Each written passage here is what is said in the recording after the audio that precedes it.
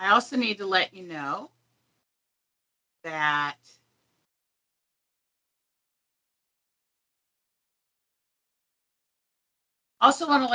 we record all of our HAB committee meetings. And so this meeting is being recorded, and we post the recordings under the Hanford Advisory Board section of hanford.gov of the Hanford website.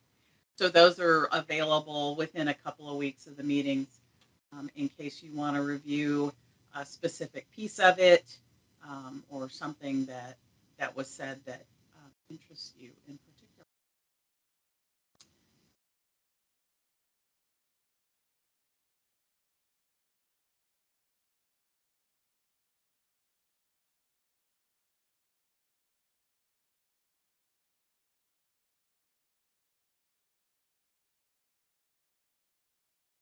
Jeff, are you ready to start? Let's do. Okay, so Gary is going to be Stan. So Gary, you're up. Good morning, everybody, and welcome to Monday, and also welcome to this meeting of the PIC. I don't have the full script in front of me. I do apologize, but of course, we welcome input on a variety of topics concerning Hanford cleanup. We look forward to the discussion, and ready to go for you, Jeff. All right. Thank you. Let's begin with a review of what our agenda is going to be. I see that Shelley has raised her hand. I'd also like to maybe just go around the room and see who's here today from the HAB. Ruth, what order do you want to do things in here? Yeah, let's let's go around. Well, do you want me to read who I have on the list? I don't have any just phone-ins.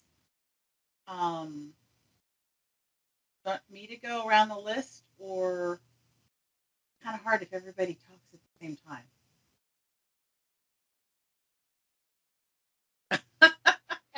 hadn't thought through this as well as I should have. Yeah, I just want to see some faces and some good mornings. That's a good way to start the day. I want to know who's here, if it's not too much to ask. There you go. Just a little wave sometimes is nice. Hi, Tom. Hi, Shelley. Hi, Dan. Hi, Tom. Good morning. Good morning, Dan. Good morning, Both Dans. Denise. Good morning, Shannon. There. I needed to see who's in the room with us. So thank you all for that. Ruth, are there any other names on the list that haven't yet? Denise, good morning. Denise is here. Tom Gallardo, I see.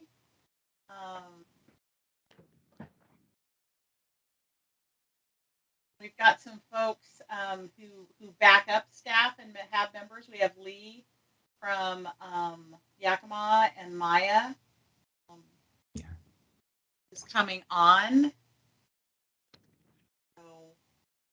Great. Well, thanks. It's the simple rituals sometimes. Shelley. Thanks, Ruth. Thanks, Jeff. It's nice to see everybody. I have a question for Gary. I know everyone's interested in understanding whether the packets have gone in, the membership packet to headquarters, and if so, what's happened with replacements for organizations like Hanford Watch and others, and where is everything in the process right now? Thank you. Sure, Shelley. Good morning. I'll be happy to tackle that question as far as I can. We have completed the recruitment for this particular season, and we have added at least one new organization, and we're discussing a second organization. It looks like Washington Tree Fruit Association will be filling the spot that Hanford Watch had vacated about 1.5 years ago. Washington Tree Fruit Association is a consortium of tree fruit organizations, apples, pears, cherries, things like that, predominantly in the central Washington area. They are based in Yakima, which is one of our target areas for recruitment.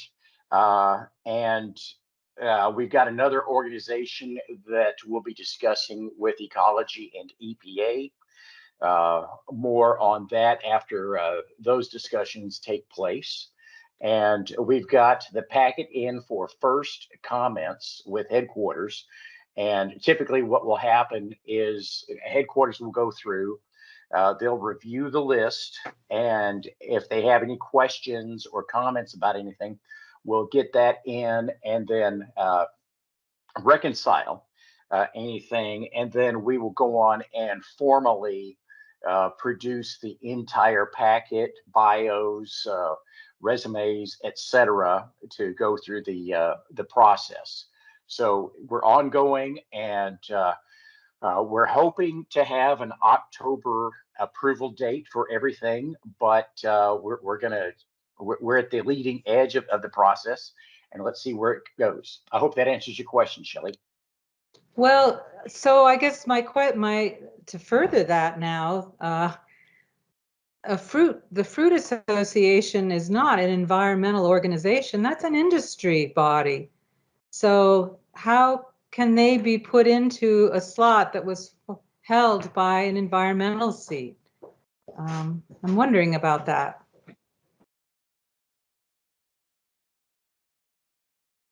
That's where we chose to put them for now.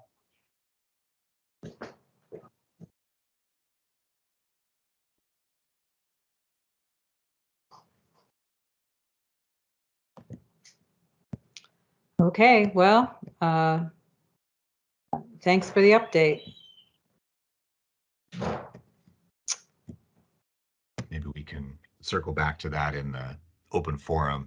I wonder how that coincides with what's in the MOU about those seats and being drawn from and nominated by those people. But we can.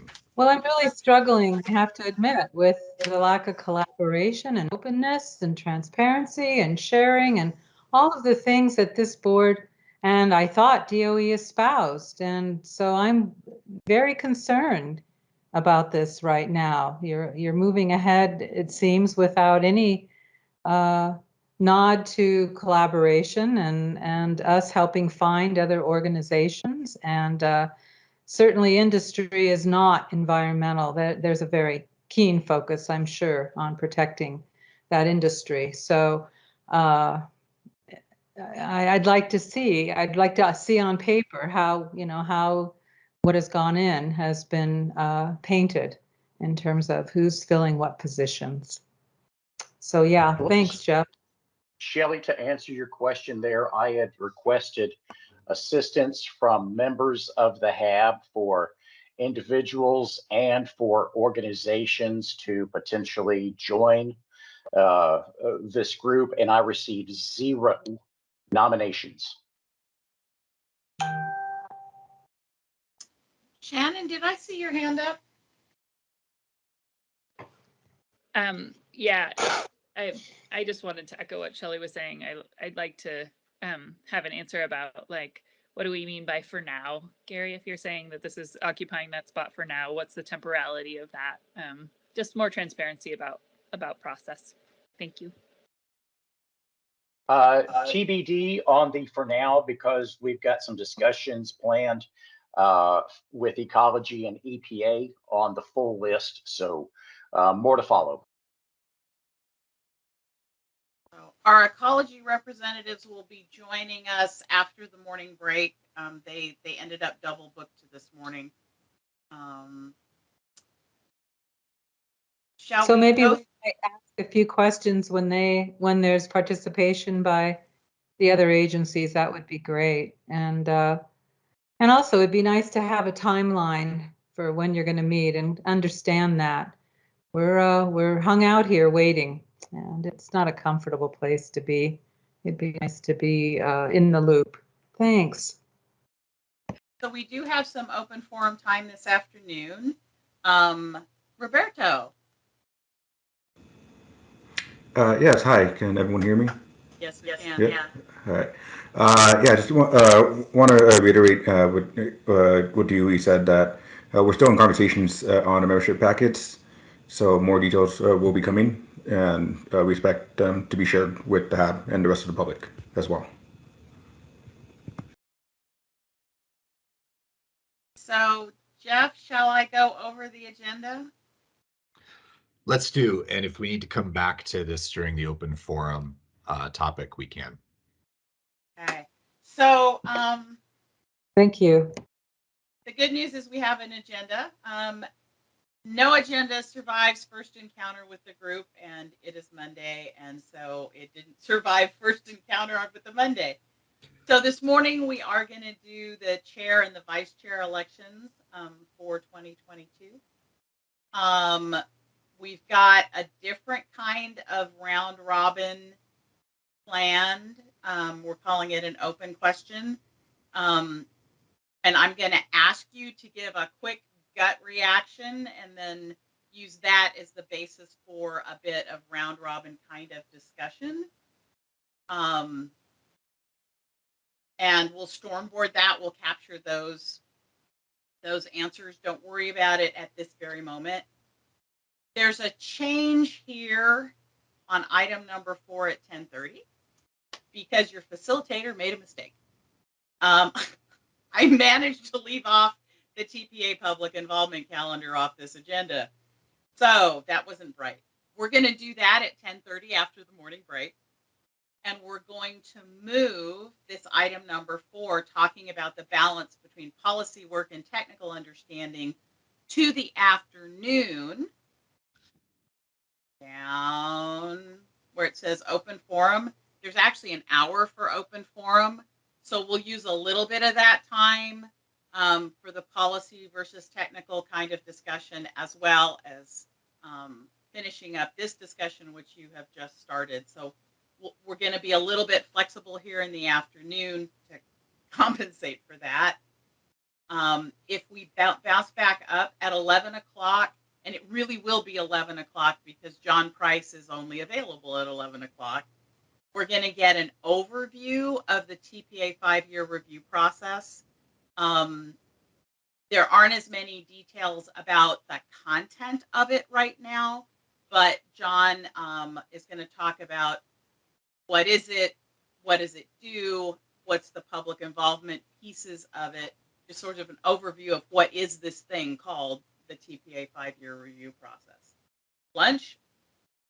We do have the draft work plan for the HAB for the next fiscal year. Gary's going to go over that, and then we've got a chunk of time to discuss that work plan, how it applies to PIC, and any other questions you have on that. It's going to go into the leadership workshop in May and probably come before the board for adoption in June. So this one's on a very deliberate timeline. And then we wrap up the day with the open forum, like we just talked, HAB member self-assessments, and looking ahead to the leadership workshop and your next meeting. So that's the snapshot of today. Questions, comments?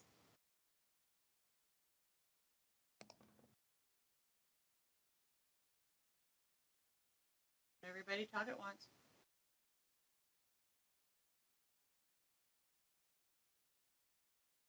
So we've got a couple of things to do before we jump into the open question. We've got meeting minutes from both December and February to finalize. The December minutes we put off at the last meeting. Folks hadn't actually had a chance to read them and didn't want to adopt something they hadn't read. I don't have any comments on these. Josh, did you get any comments on these? No, received no comments. I do Yep. have one. Yeah, good. In the February minutes, in the nominations for chair and vice chair, third paragraph, you describe Liz Matson as a former vice chair. She was a former chair, and maybe a vice chair too once upon a time. So just wanted to make sure that was accurate for the years of work put in there. Otherwise, no comments other than, wow, these are long now. It's a lot to read through. And on some level, I appreciate the back and forth, a lot of the he said, she said. But, you know, now that we're videoing these things too, I wonder if we could maybe hone them just a little bit. So I go both ways on it. Historically, the tension of how much is too much or too little, it's a pendulum that just keeps swinging. I understand it's constant and it's well written, so you got that going for you. But it's a lot to read through. I'm trying to get ready for these meetings. Any other comments on the notes, or should we move to approve them?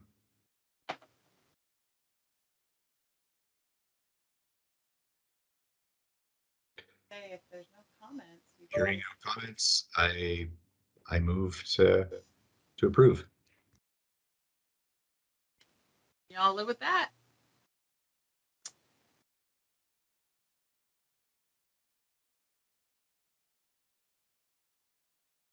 Right. And we got to get back to in person so we can eat your caffeine and sugar. Right. The other thing that we needed to do today were elections for PIC chair and vice chair. I don't actually have any nominations for chair and vice chair. So, are there nominations for people who are willing to serve?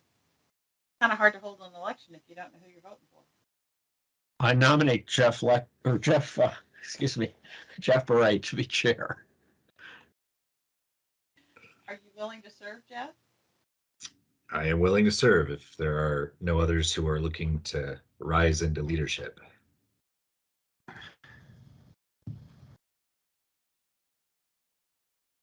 Just means you guys are going to be stuck with me and my tap dancing on these days.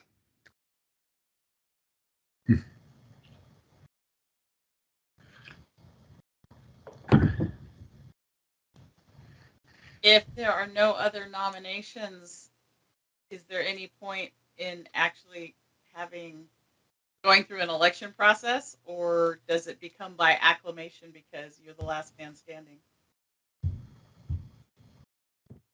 We need to vote by acclamation. Sounds good. I still think we should vote. Yeah. Okay. So hang on to that thought because I'm going to have you do it chair and vice chair together. Unless you think.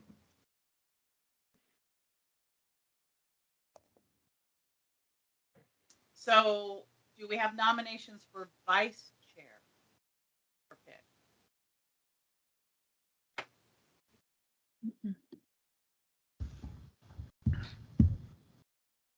Anyone?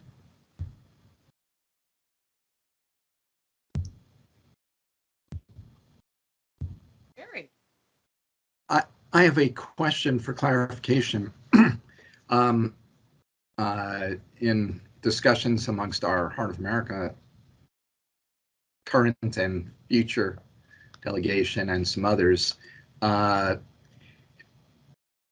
does the term work for this if someone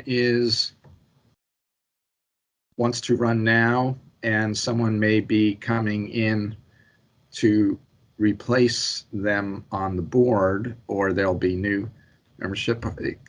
I had trouble with Teams this morning, so I missed and came in partway through the discussion about what's happening with appointments. But so if, for example, someone was nominated now, but their seat will be changed to someone else sometime later this year. How does this work? And can we select someone out of new members if that happens? I'm just going to go out on a limb here. I would think that any current member or alternate now could run for vice chair.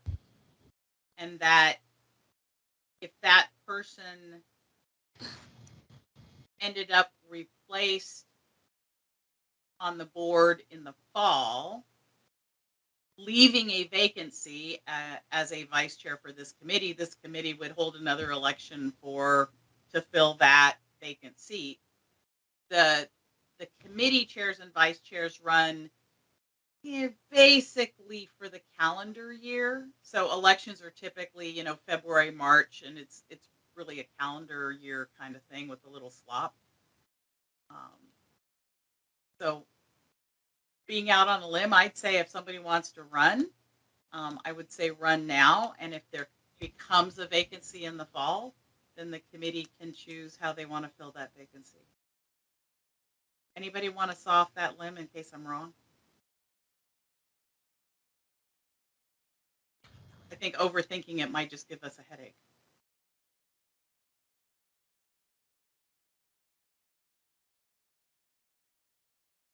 Does that help, Jerry? Yeah.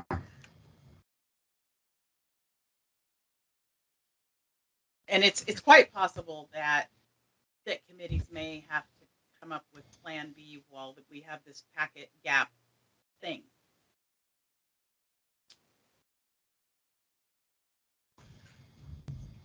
So Liz, for example, has said she's willing to fill in as vice chair, knowing that at the end of June she's cycling off the board, but she's willing to help out here in this short time frame between now and June. Are there others who want to throw their name in the ring?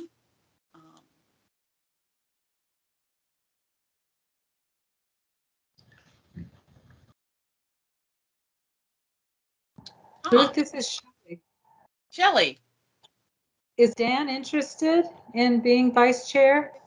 Well, funny you should say that, because Tom Galeotto just nominated him, and I was going to ask Dan if he is willing to continue to serve as well.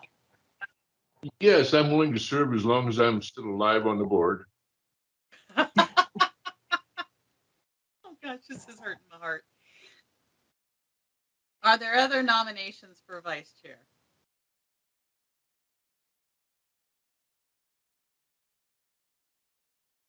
So I have Liz and I have Dan Solitz. So here's your process.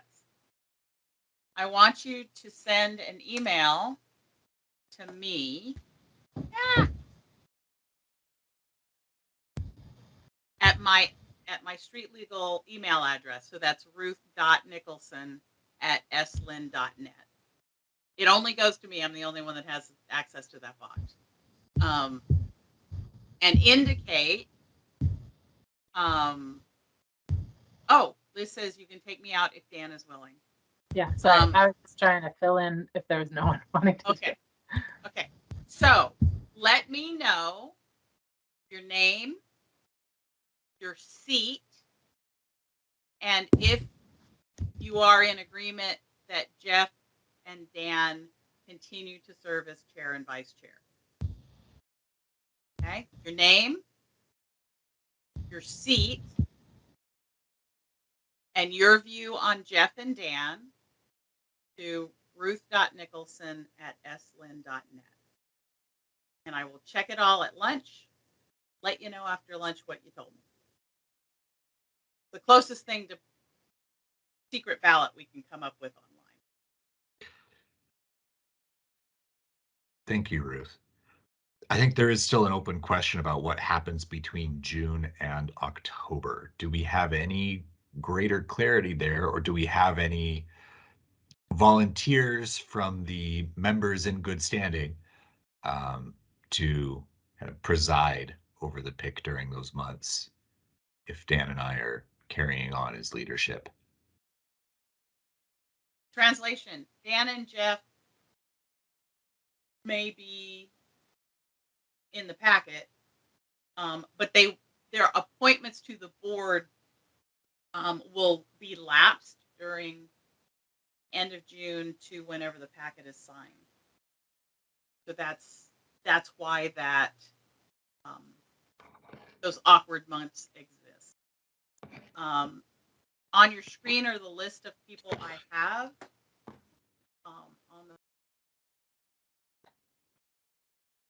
on this committee.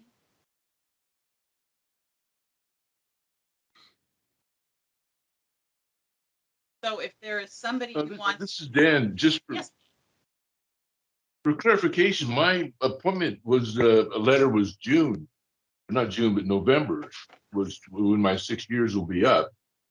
So I feel like I'm being chopped off about 4 or 5 months early. I don't quite understand that. I just looked it up. Gary, My acceptance letter was. So your appointment runs through June through November? Well, if it's 6 years from the first time I was appointed, yeah. Gary, you want to help us out on that? I'll have to take a look at your latest appointment letter, Dan, because you should be receiving a new appointment letter every 2 years, because that's how terms operate. And I'll have to get back to you on that. Okay, Yeah, thank you. Yeah, I have Dan's renewal date as 6/20/22. My paperwork.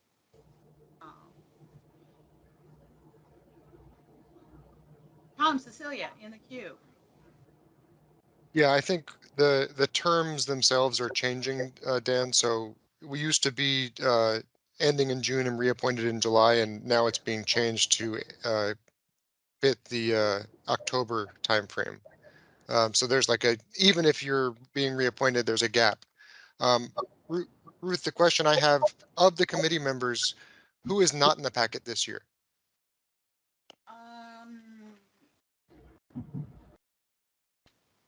I think I'm doing this on the fly, so Amber's being renewed this year.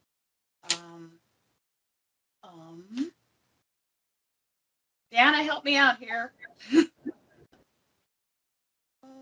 Why don't we take the question and get back to this a little bit later? Yeah. Dana, if you wouldn't mind ground truthing that, because I don't think I can do that and do the queue and facilitate the meeting. What was the question one more time, please? So of the existing PIC committee members, whose appointments run through this year? So Okay. they're not in the packet. They're not caught in this packet gap. They're just. I can tell you that right now. Oh. Amber is up for renewal, moving from alternate to primary. Dan Solitz is over his term limit. He's nominated as alternate. We're going to write a request for extension for him. Fred Brink went off the board last year. Jerry Paulette is outgoing. He's nominated a new primary and alternate. Jeff Burright was submitted to this in this packet for renewal as alternate. John Trumbo is outgoing. The city of Kennewick is not submitting anyone this year. Liz Matson is outgoing. Tom Carpenter has submitted a new primary and alternate, replacing himself and Liz. Shelley Simone is outgoing. Columbia Riverkeeper has submitted a new primary and alternate. Steve Anderson is renewing as the primary for Grant and Franklin counties. Tom Galliotto is good for another year. He's not in this packet, so he's in the middle of his 2-year term. Tom Cecilia is also renewing like Jeff Burright, so he is in this packet to be updated for an alternate. And Dan Strom is moving from alternate being nominated to primary, and so he's in this packet. I hope that answered the questions. Okay, so Tom Galeotto, you're the last man standing for the summer. I have Chris We're Shannon. in trouble then. We have Chris Shannon and Jerry in queue. And Jeff, I'm going to suggest we take the queue, knowing that we're running into the discussion time for the next agenda item. Okay. Chris? Yeah, just as a point, I received my letter 2 years ago in October, and I asked Gary Younger when my term was up. Would it be in October of this year or some other time? And he said my term was up in June of this year, and that I should, possibly receive a letter in October, November. So at least for me, and probably people that got their letters in October 2 years ago, our terms are all up in June. Shannon and then Jerry. Just as a point of reference. Thank you, Chris. Shannon and then Jerry. I'm just curious. I was looking at the HAB packet a couple months ago, and I was curious about this like unofficial committee members list, because isn't everybody on PIC, and you can be on 2 committees and PIC? I was curious about this distinction between the two. I'm going to have to get back to you on that, because you are correct, and I actually was surprised when I pulled it up this morning that block exists on this committee. So clearly, I've got something to fix. And so would that mean that if you were on the sort of weird unofficial committee list, you couldn't be one of the interim people or whatever? Not sure I understand. Oh, well, we're talking about sort of in this like awkward summer months. Oh, okay. In that case, off of that list, Jan Cottrell and Pam Larson are both in the middle of their appointments. I have to look up Jacob. But yes, given that Jacob's in the packet. So the 3 people who are eligible to shepherd the committee are Tom Galeotto, Jan Cottrell, and Pam Larson. I see. And we need to fix this. Okay, thank you. Jerry.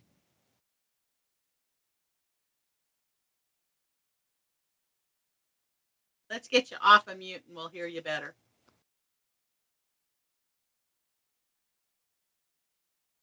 There we go. There you are. Sorry, I was I had a question very similar to Shannon, so that's underway being answered. And then just to be clear, Heart of America also asked for consideration of me as an alternate, given the intense difficulty of having people from regional organizations travel when we return to travel meetings, and the imposition on us for doing so, to have volunteers who have to take time from work to travel to 3 days of meetings. So I just want to be clear and hope that that is under consideration. So we can talk more about the membership packet during open forum. Ecology reps will be with us this afternoon. So I don't want to cut you off and let you think that you're not going to get to continue the discussion. But I also want to move us to the next.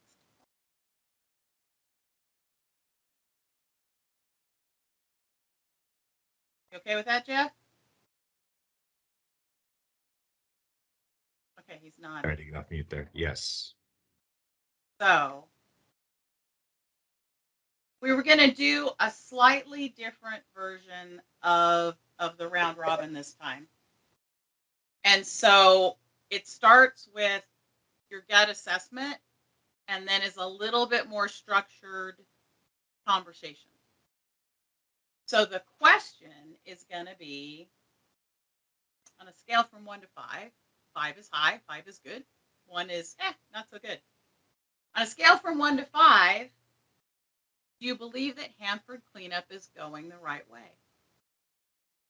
I want you just to take a minute and give it a number, whatever that number is.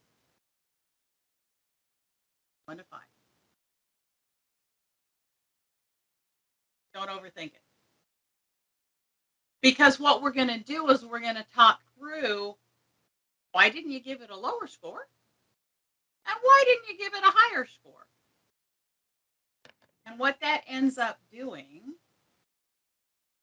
is helping you identify, the good stuff and the bad stuff. Be really blunt about it. So you've got your number. Go with your gut. And I want to open it up. Jeff, do you want to actually go around the room, or do you want to just popcorn it? Let's popcorn it, and then we can do cleanup at the end, if we aren't getting a whole lot of people volunteering. Right. So all of you are welcome to participate in this. I don't care who you're with, where you're from, are you a member of the HAB or not, doesn't matter, right? So when you think about the number you just gave, that question, why didn't you give it a lower score? Somebody tell us, why didn't you give it a lower score? Dan Solitz.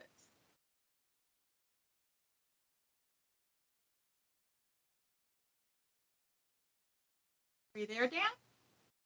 Yes, I'm here. I'm having a little bit of difficulty getting the slash crossed off my microphone. Oh. But I got it now. It takes like 3 or 4 punches. I got a new phone, and maybe it's just not used to this.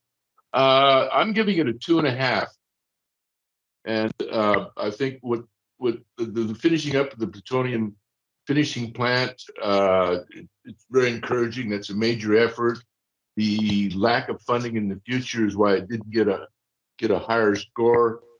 And I'm concerned about the hotel costs being extended, and that money being better spent on cleanup. Early money is better than late money.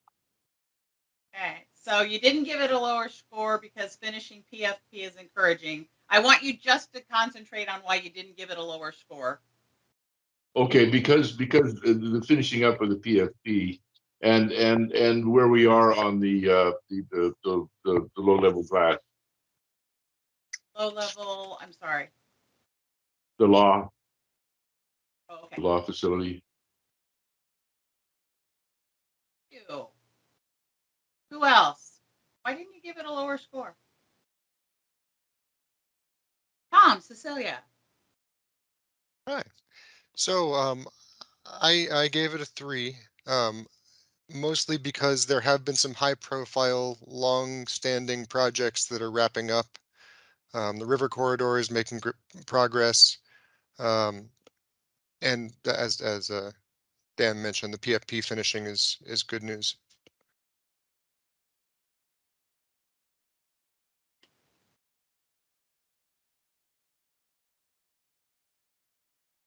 Others.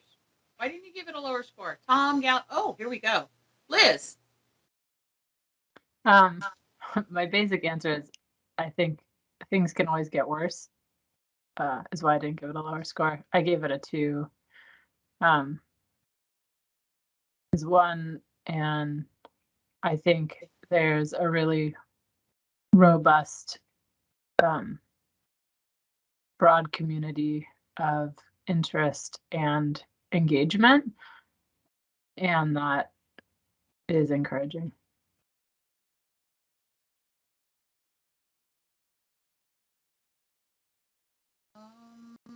Tom Galiotto. Okay, I would give it a 2. I can give you the positives on that side, but if you want the why did you give it a, I'm not sure what you're saying here. Now, why didn't you give it a lower score actually ends up giving positives? Okay, well, anyway, I'm not sure I still get that, but I think DF law and TISCR activities have been good and well prioritized to finish up. That's on the good side. On the bad side, the poor side, I think the engagement of the public has been poor, at least effective engagement. And the response to advice that has been submitted by HAB to DOE and the response from DOE has been rather poor. And also the acceleration that we have requested on some of the other cleanup items, for example, 324 or the capsule movement, has not occurred as we have identified as critical for the last 2 years or so to be accelerated. So save those for the next piece of this, if you would. Oh, okay. I want to capture them. I'm being a little bit linear. Gotcha. Out of desperation. Chris Sutton, why didn't you give it a lower score? I give it a 3, and I didn't give it a lower score because there has been a lot of progress in cleanup, particularly with regard to remediation of groundwater through the various pump and treat facilities. And I'm encouraged by the progress that DF Law is making toward hot commissioning and passing their operational readiness review next year. So I think those are all good. I didn't give it a higher score because I think DOE still needs to be better at discriminating between nice to have and got to have in cleanup. I think there's way too much oversight from Washington, D.C. and headquarters, and maybe not enough local autonomy on what to do. And I'm really concerned about funding in the future. I think, as we heard from John Price, if you don't get enough funding each year to meet a compliance baseline, cleanup is extended by 6 months. So, and I think we've already seen that. So that's my reason for not giving it a higher score. Right. I'm going to ask you for that again because I can't. I won't remember it again. Okay. Jeff? All right, thank you. So keeping with the metaphor of, are we going the right way? Is the Hanford cleanup going the right way? I scored similarly to Dan Solitz and gave it a 2.5. The reasons why I didn't score it lower are, like many of you have said, I can look backwards on our path and see that we've gotten somewhere. I can see that, waste has moved off of the river and into these engineered disposal facilities, which are long-term a safer place for them to be. I can see that we've gotten waste out of tanks and into staging for a safer place to be. I can also see that there has been a lot of evolution in the modeling that is done on the site to try to frame the decisions that are ahead of us in the context of risk. And that it feels like right on the horizon are a lot of those kinds of decisions that are going to be informed by the models to maybe finally once and for all show us how the decisions fit into the larger picture of risk. And so that looking backwards and seeing how far we've come on modeling is a good thing.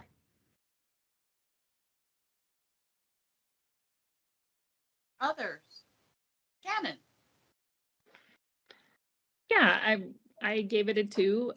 Again, sort of thinking about trajectory as as what was informing that number. And it's just like what others have said, like, obviously, if you look back, material waste management has happened. And, that's why I didn't give it a lower number, because things are happening. Waste is being moved away from the river and more secured than it has been in the past. Kind of a low bar, but yes. So I appreciate that effort. That's it.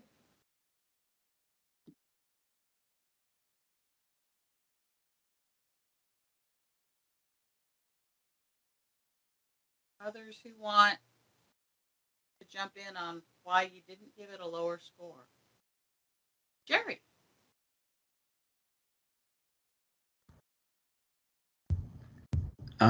Liz captured in the exact words I was going to use. Things could be worse. I did my ranking, thinking about this and getting some input in advance of the meeting, looking at the perspective of our thousands of members who are trying to engage in the course of Hanford cleanup. And from the public perspective, you can look at Hanford cleanup and say, where's the public trust and confidence in the things that the public believes are important to be getting done? So you can look at what happens if the Cascadia earthquake or an earthquake, design basis earthquake, occurs before 2026 when capsules haven't been moved. You can look at the fact that there has been zero effort and movement on the top public concern of responding to a leaking high-level waste tank. You can look at the budget priorities and lack of access and say, things are pretty damn awful from public trust and confidence in the direction of Hanford cleanup. Anyone can knock down a building, but can you knock down a building without spreading plutonium? That's a disaster. And giving oneself a pat on the back for knocking down a building contaminated hundreds of workers and spreading plutonium is not something that we think is a feather in anyone's cap.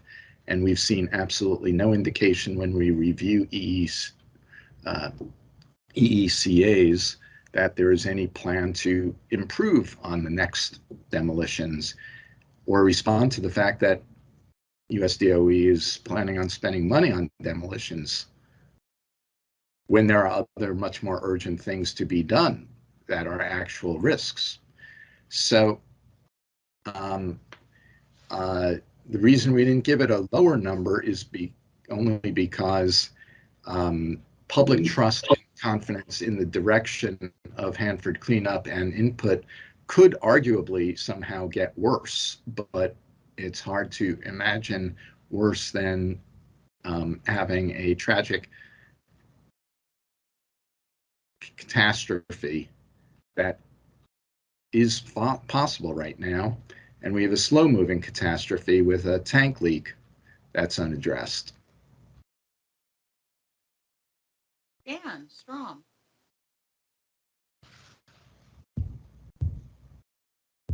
Let's get you off of mute so we can hear what you're saying.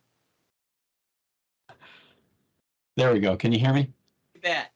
Yeah. Why not a lower score? I give it, I just pulled 3 out of the hat. I agree with other comments, DFLAW and Tisker. Those are successes.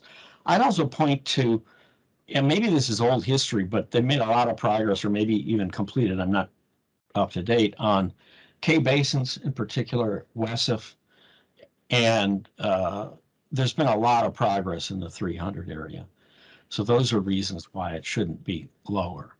I cannot sit here and not complain about Jerry Paulette's choice of language, catastrophe and tragedy. You know, those you can apply to COVID-19. But get a grip, Jerry. You know, and I will add that you know, if you want to do personal attacks, I'll just leave it at that. Okay. yeah, you know, that is just wildly inappropriate. Wildly inappropriate. Why don't you say, you could say it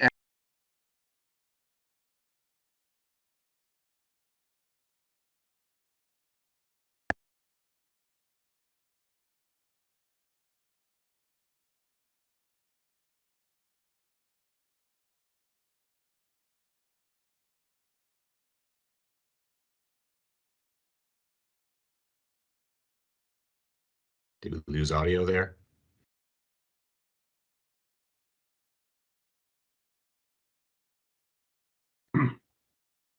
I'm hearing nothing. Me either. Okay. I muted all of us. Sharing an opinion about language is one thing, but we're not going to do personal attacks in any direction. Okay? And I will use the mute button, guys. So Chris, are you helping us move on, or?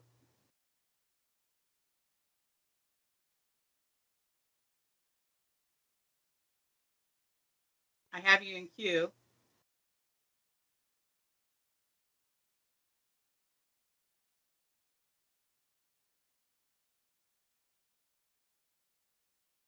Chris? Showing I you. just wanted to add one thing about why didn't I give it a lower score? And this is something that no one has really addressed. Okay. The workforce out there is really very dedicated. They take a lot of pride in the progress they've made, and they work their butts off. So I think one of the really strong things that the site has going for it is the workforce, and I see that workforce continuing to be that way for the long foreseeable future.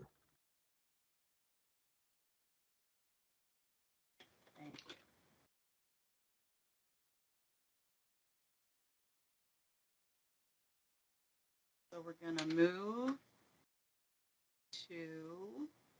Sorry, can I add one more, Ruth? Yeah. To the other one, just to tag onto that. Workers and whistleblowers are willing to put the truth out there, even if it hurts their careers, and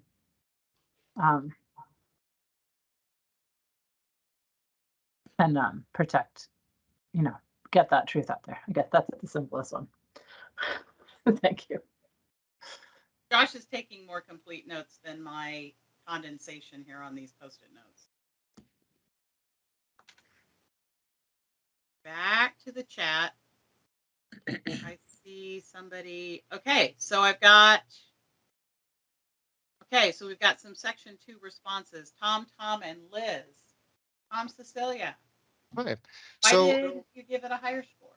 yeah, I didn't give it a higher score because the only metric I have for progress is the milestones. There's no schedule for anything other than the tank mission that's public that I've been able to find. So I don't know if cleanup is progressing on pace or whether it's lagging. I know it's lagging the milestones, but I don't know what the schedule looks like.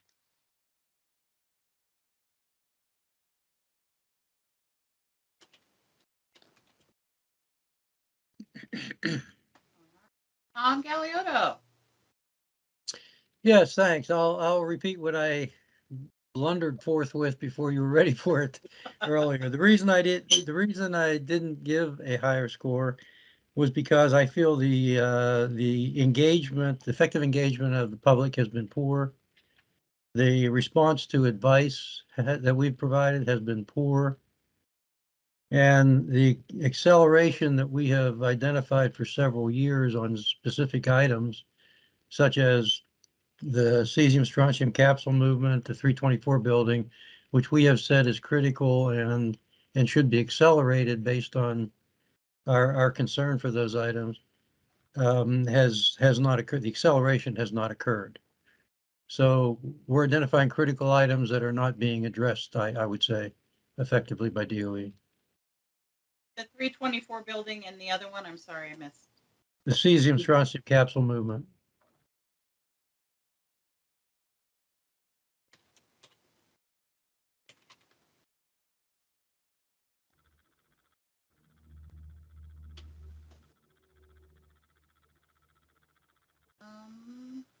Liz.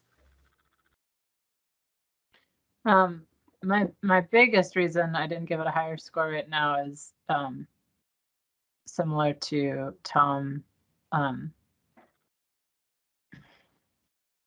A lack of effective engagement with the broader public And I mean, it has more depth to that. You can leave it like that for this post, but it feels like kind of the yeah, so lack of engagement with the broader public and just kind of a lack of transparency with information sharing.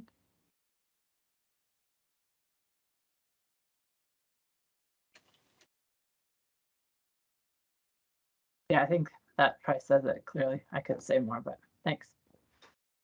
I've got Chris, Jeff, and Shannon. Chris.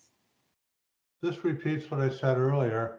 I didn't give it a higher score because I think on DOE's part, there's not enough discrimination on technical matters between nice to have and got to have.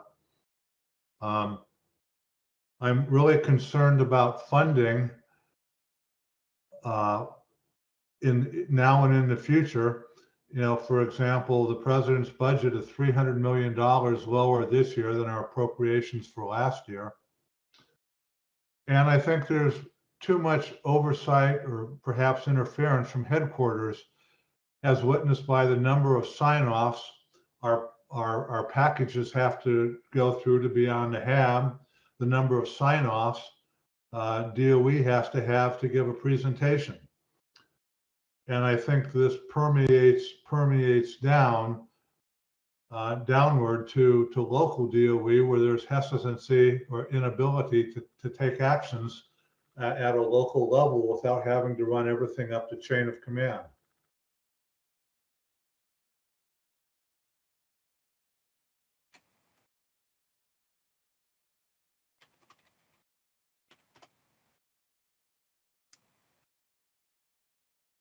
Yeah. Okay. I'm going to mix a couple of metaphors here, so bear with me. Big question is, how can you know that we're going the right way if you aren't clear on the destination? You know, we talk about our desire to discuss end states, and there have been discussions of end states a long time ago, but it's not a once and done thing. I see the end state conversation as a painting that you continually have to touch up, and you have to revisit places and have conversations over and over again and remind people, here's where we're going. And here is why each step we are taking is getting us closer or farther away from that destination. So understanding how actions are fitting into the end state, I think, is important. I think that we are in the middle of a change of direction. Again, coming in the, are we going the right way? It's hard to know if we are in the middle of a change of direction. That involves how we are defining certain types of waste, how we are defining what the assumption is for institutional control on the plateau, which has a huge effect on how much waste gets left in soil, what happens to things like the cesium and strontium capsules and the Tisker columns. There's rulemaking about greater than Class C waste that's going on out there. There's the inner area principles. So there are all of these, well, and the holistic negotiations even. We're in the middle of this direction change, and it's not clear to me which stakeholders have a hand on the tiller right now and how to be meaningfully involved in that direction change. Other things why I didn't score it higher, you know, we have true waste that we have to get off site, and there's a ticking clock on that. And are we acting in a way that we're going to meet that deadline to get the true waste off of the site before the WIP disposal option closes? I'm also not clear on whether we're doing the research and development that we need to do to face the problems that are ahead of us on our path, to make sure that we're going to be ready. And again, like, are we going the right way? I think a lot of the chart ahead of us is going to be based on what models say. And right now, the models, I think, are still quite a bit of a black box that just say, trust me, you're going to be safe. our experts did the math, but I think that there are some human parameters in there that need to be discussed. I have to take an emergency call, but I do have something I want to chime in later to close this out. Pardon me. So we've got Shannon, and we'll circle back to Jeff when he comes back up for air. Sounds good. Yeah, I basically just want to say to like ditto to everything that Jeff just said. But my main reaction to the framing question is just, I don't know how to evaluate it if we don't have a shared definition of success. Like, what is the future that we're trying to achieve with cleanup? What do we mean by clean? Like, whose life are we using to evaluate that? Whose future? Whose body? I'm really concerned. The reason I didn't give it a higher score is because I'm concerned about that lack of really transparency about what do we mean by clean? What do we mean by the end of cleanup? The end state conversation, I think, hasn't happened in a transparent, shared, collaborative way yet, to my satisfaction.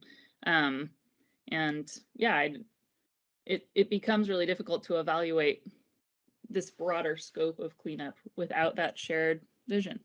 I don't necessarily think that the current framing represents all stakeholders in this conversation.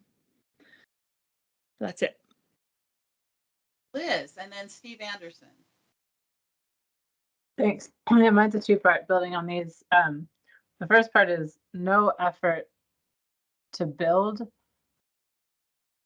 a collaborative vision for cleanup or gather different visions. So that doesn't necessarily have to be a collaborative vision. We might, I don't know if we're going to get there on the collaborative, but just even a process to gather it. We have no process right now to do this. And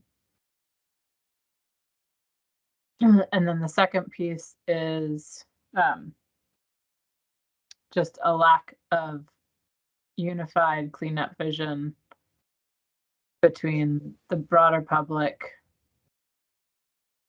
workforce, tribes, and agencies for cleanup end state. So you could just leave it there or that.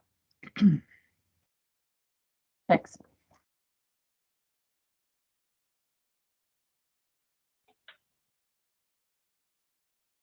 Steve Anderson. Hello, everyone. Sorry I was a little bit late due to some issues this morning I needed to attend to. But I didn't get to vote in, but I was clearly in that 3 range. I do think that the site is vastly different and I think improved over the last 20 years. It's clear to point out many things that have been accomplished, but there are still a tremendous amount of burdenous paperwork under the structure of federal DOE guidelines, principles, legal parameters that cause things to move extremely slowly. It's disappointing to still not be as far along as we all clearly believe we should be, but that's probably the biggest reason why I can't give it any higher score or lower score, just because things have happened. You know, end states have been discussed, and clearly we need to have better definition as to what those are. Glass is really the one that people recognize as a clear step toward an end state. Is it the end state? No, we need to put it someplace. But you know, once you start seeing volumes of glass being produced, clearly people will be a bit more positive on what's happening. But yes, I do definitely agree. Education needs to be a big part of what's needed for the public to voice its opinion and be a part of the process that hopefully can improve.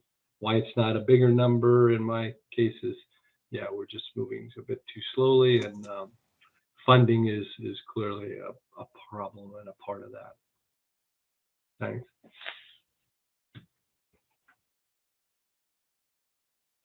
Yeah, have you solved the problems of the world? Ha. No, I actually missed the call. Whoops. Oh. Someone else's problem, I guess. So to finish my thought, there's are we going the right way in terms of, are we taking bites out of the cleanup to get us toward an end that we know what it is? That's one question. But there's also are we going the right way in such terms as we're moving toward a cleanup that our future generations can look back on and trust was done right, that resource values were protected, that health was protected, that the right decisions were made along the way. And I think that is a question of process and attitude and how trust is trying to be built. And so when I think about, are we going the right way? I ask myself questions like, are we going toward trust or away from it? Are we building bridges or burning bridges among the people who are going to carry the memory? Are we showing the information and showing our intentions or concealing it? Whether we intend to or not, because sometimes we know, we've discussed this in the past, that the technical barrier can be exclusionary, whether you mean it to or not.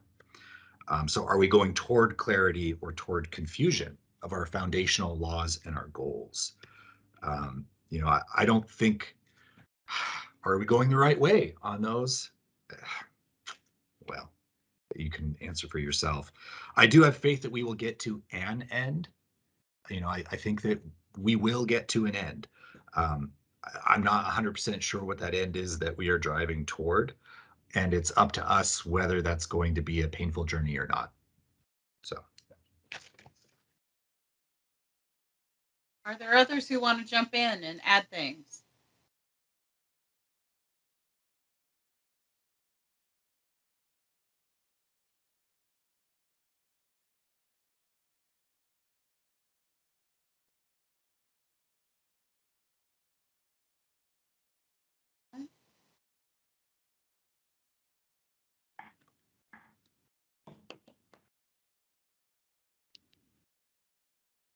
Liz. Just one more.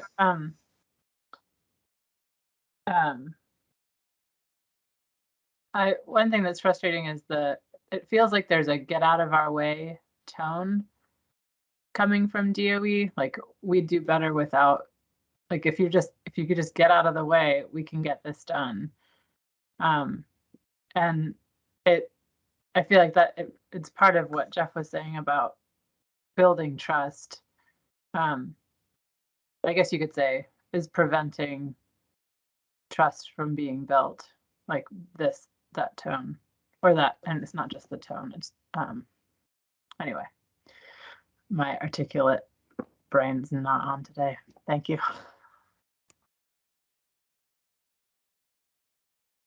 I know we had some new folks, relatively new folks on with us. And want to make sure we don't hear just from folks who've been around a while.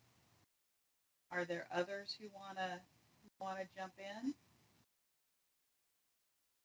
I don't want to make you uncomfortable by calling out your name, but I want to encourage you to speak up.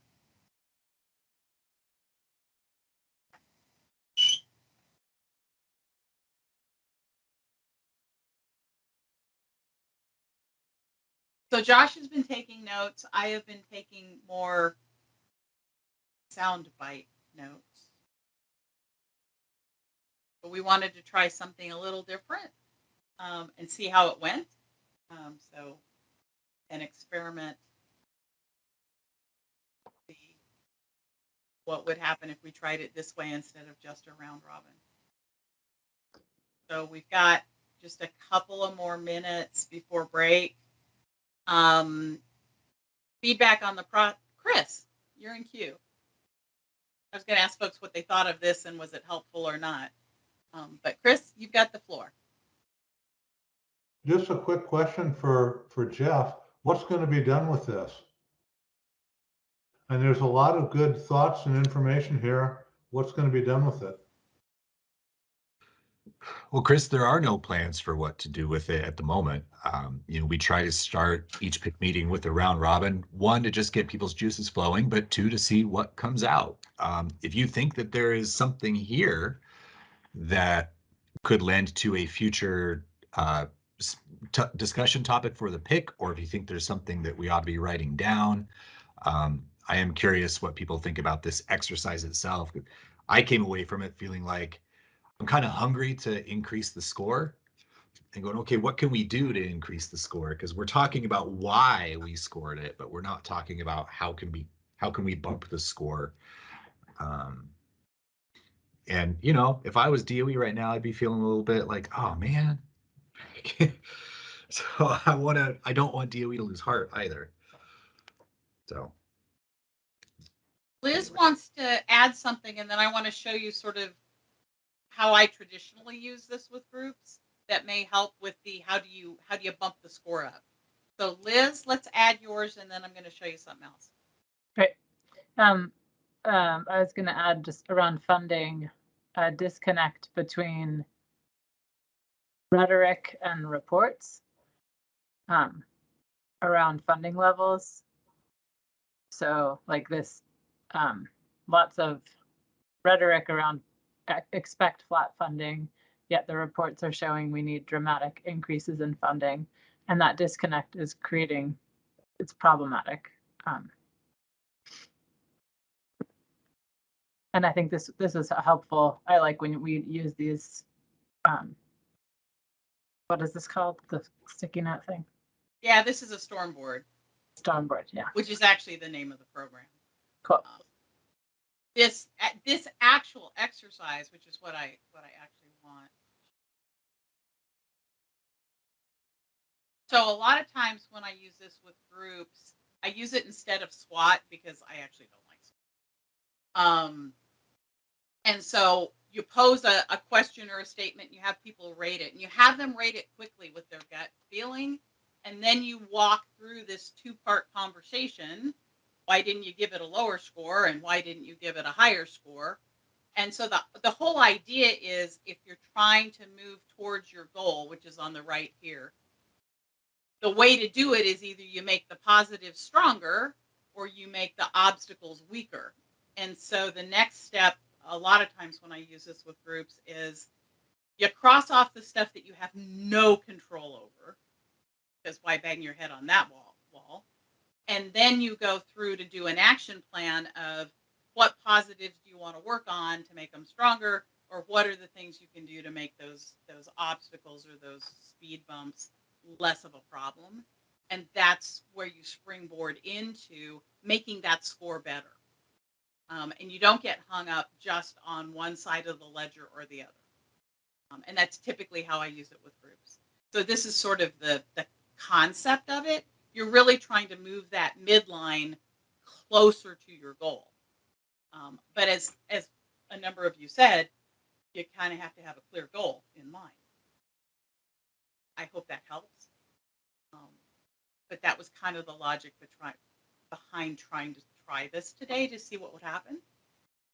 And as Jeff said, we're really curious as to, did it work for you? Did it not work for you? What do you think?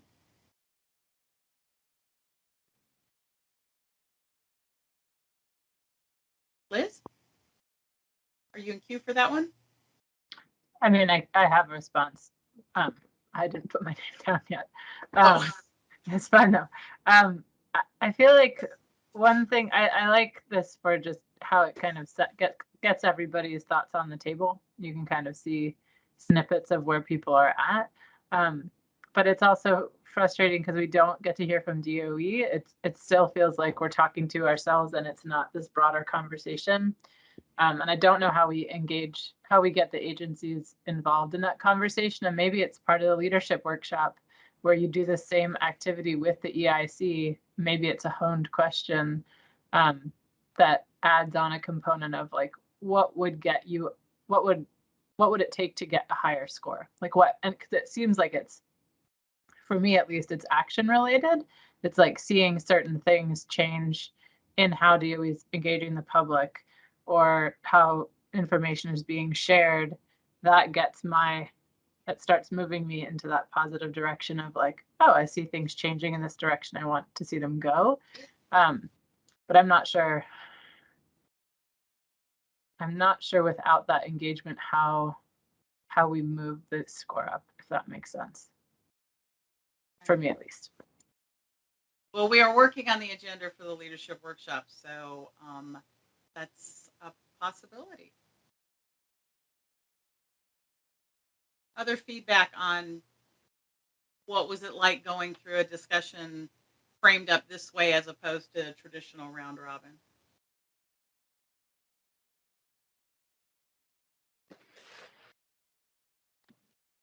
I do feel like it's nice to have some visual representation and have it captured in that way, just so you can kind of look back and see everything side by side.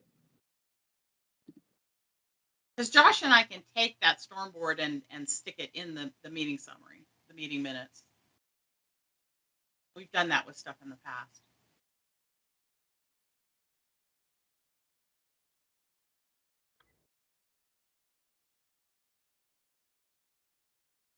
Well, if you come up with more feedback, let us know. It's okay if it's good or not good. It's your feedback. Jerry. I just have to say, I felt like when I saw it on the agenda, and I feel like still an exercise that's just like hanging out there in space with no connection.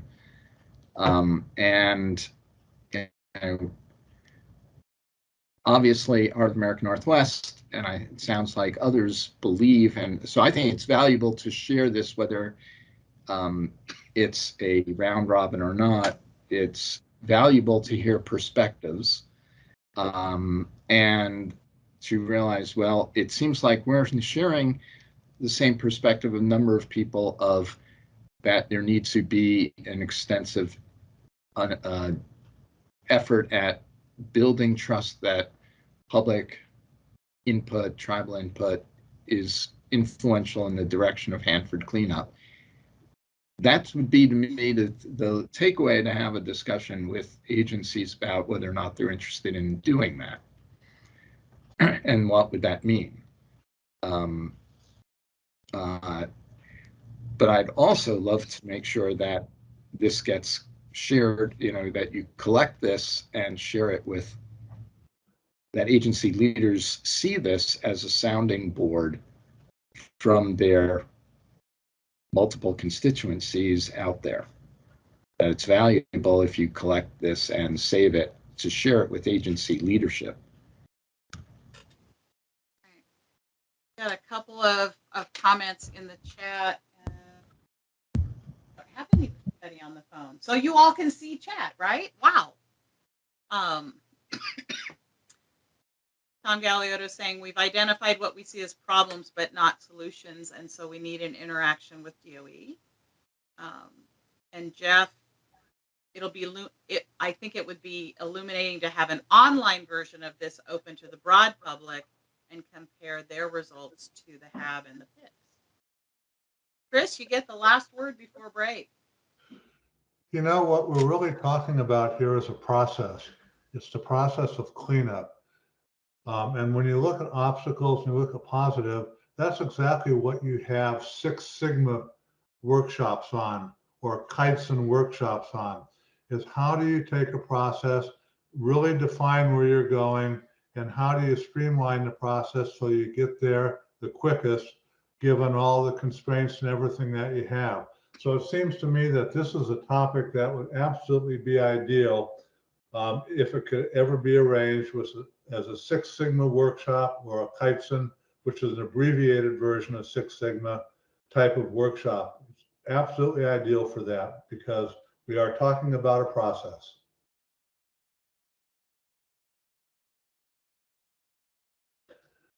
And it would be something that you could have DOE participate in, the agencies participate in, ecology and EPA as well. It'd be great if something like this could be arranged on this topic. There are a number of process improvement kinds of approaches that do those sorts of things. Before we take a break, to remind you that at 10:30 we're actually going to do the TPA public involvement calendar, and we're going to talk about the balance between policy work and technical in the afternoon to make up the blooper that I left the calendar off the agenda. So I suggest we take a 10-minute break and come back at 10:30. That work, Jeff? Yeah, and thank you for everyone who chimed in.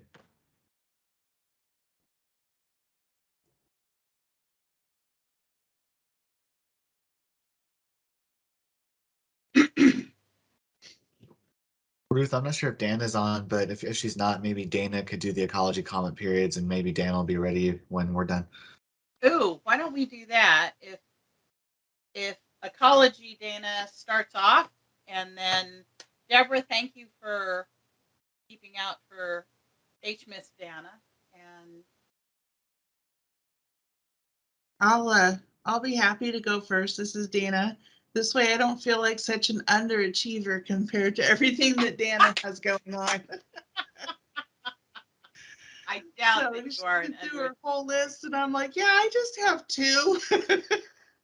So alls we have going right now, well, not alls we have going, but what's showing up right now for ecology public comment periods, we've got an agency initiated comment period that's on the WTP high level waste radioactive liquid waste disposal system and the ancillary equipment that goes with that. We have no public meeting at this point, and it goes all the way through to May 20th.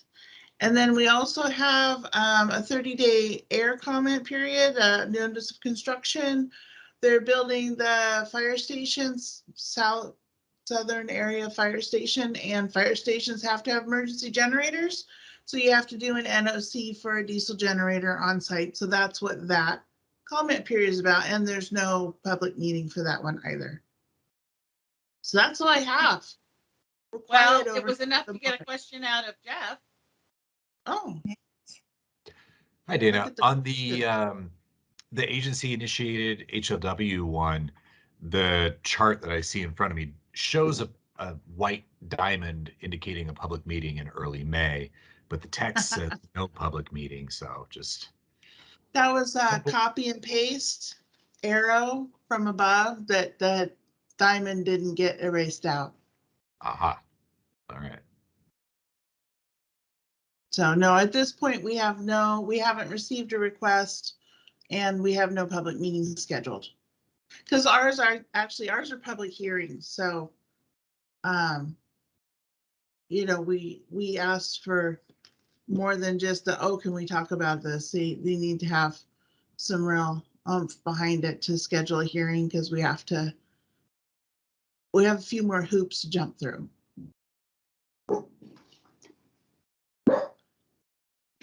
So Dana, we invited ecology to kick off with their couple of things so that you could gather your thoughts. Yes, my apology. I'm so sorry I wasn't back from break in time. My bad about that. So Dana, thank you for covering. Thank you for moving ahead. So and we'll just start quickly at the top. The Hanford Life Cycle Scope Schedule and Cost Report. That was going to conclude April 15th. We did receive a request for extension on that comment period, and that's been granted. So that comment period will be running till the end of April, and I will get that attended to on the events calendar as soon as I can get to it. The Hanford Site Cleanup Priorities, many of you participated in that public meeting that was on March 15th, and that will conclude April 15th. We are scampering off a little later for a dry run to get ready for tomorrow night's combined public meeting on the leak detection upgrades at the 242A evaporator and the LERF ETF systems with the ongoing, new construction that's going on out there. That's going to be tomorrow night, April 12th at 5:30. Then coming up on April 26th, we'll have a public meeting on the groundwater monitoring plan at LERF ETF.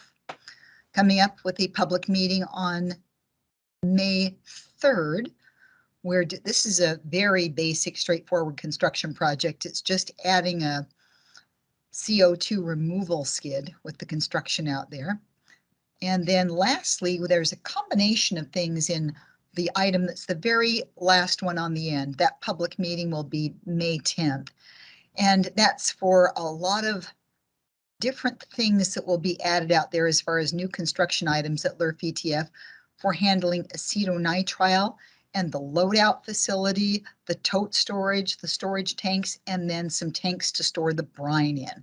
And that's all for processing the waste as we move on with DF law out there. And I know that's a mouthful and we have a lot of comment periods burning right now. So I'll do my level best to answer any of your questions. And I've got my documentation pulled up here. So anything I can tell you more about. Questions, Jerry? Excuse me, Jerry. Yeah. For the public's point of view, having all these multiple public comment periods on very closely related items about LERF and ETF, I have to say is very confusing. It is to me. And I really like to hear if there was discussion by the agencies of combining them. Because, for example, the storage tanks are closely related to, in terms of key issues, leak detection.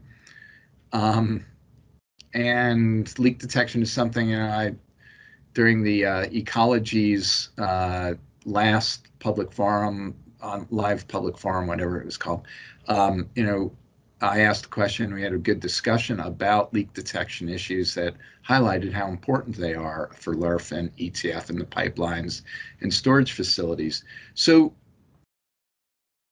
where's the coordination on this? It's as if public involvement considerations are not even under consideration as these comment periods are scheduled for permitting, instead of putting them together,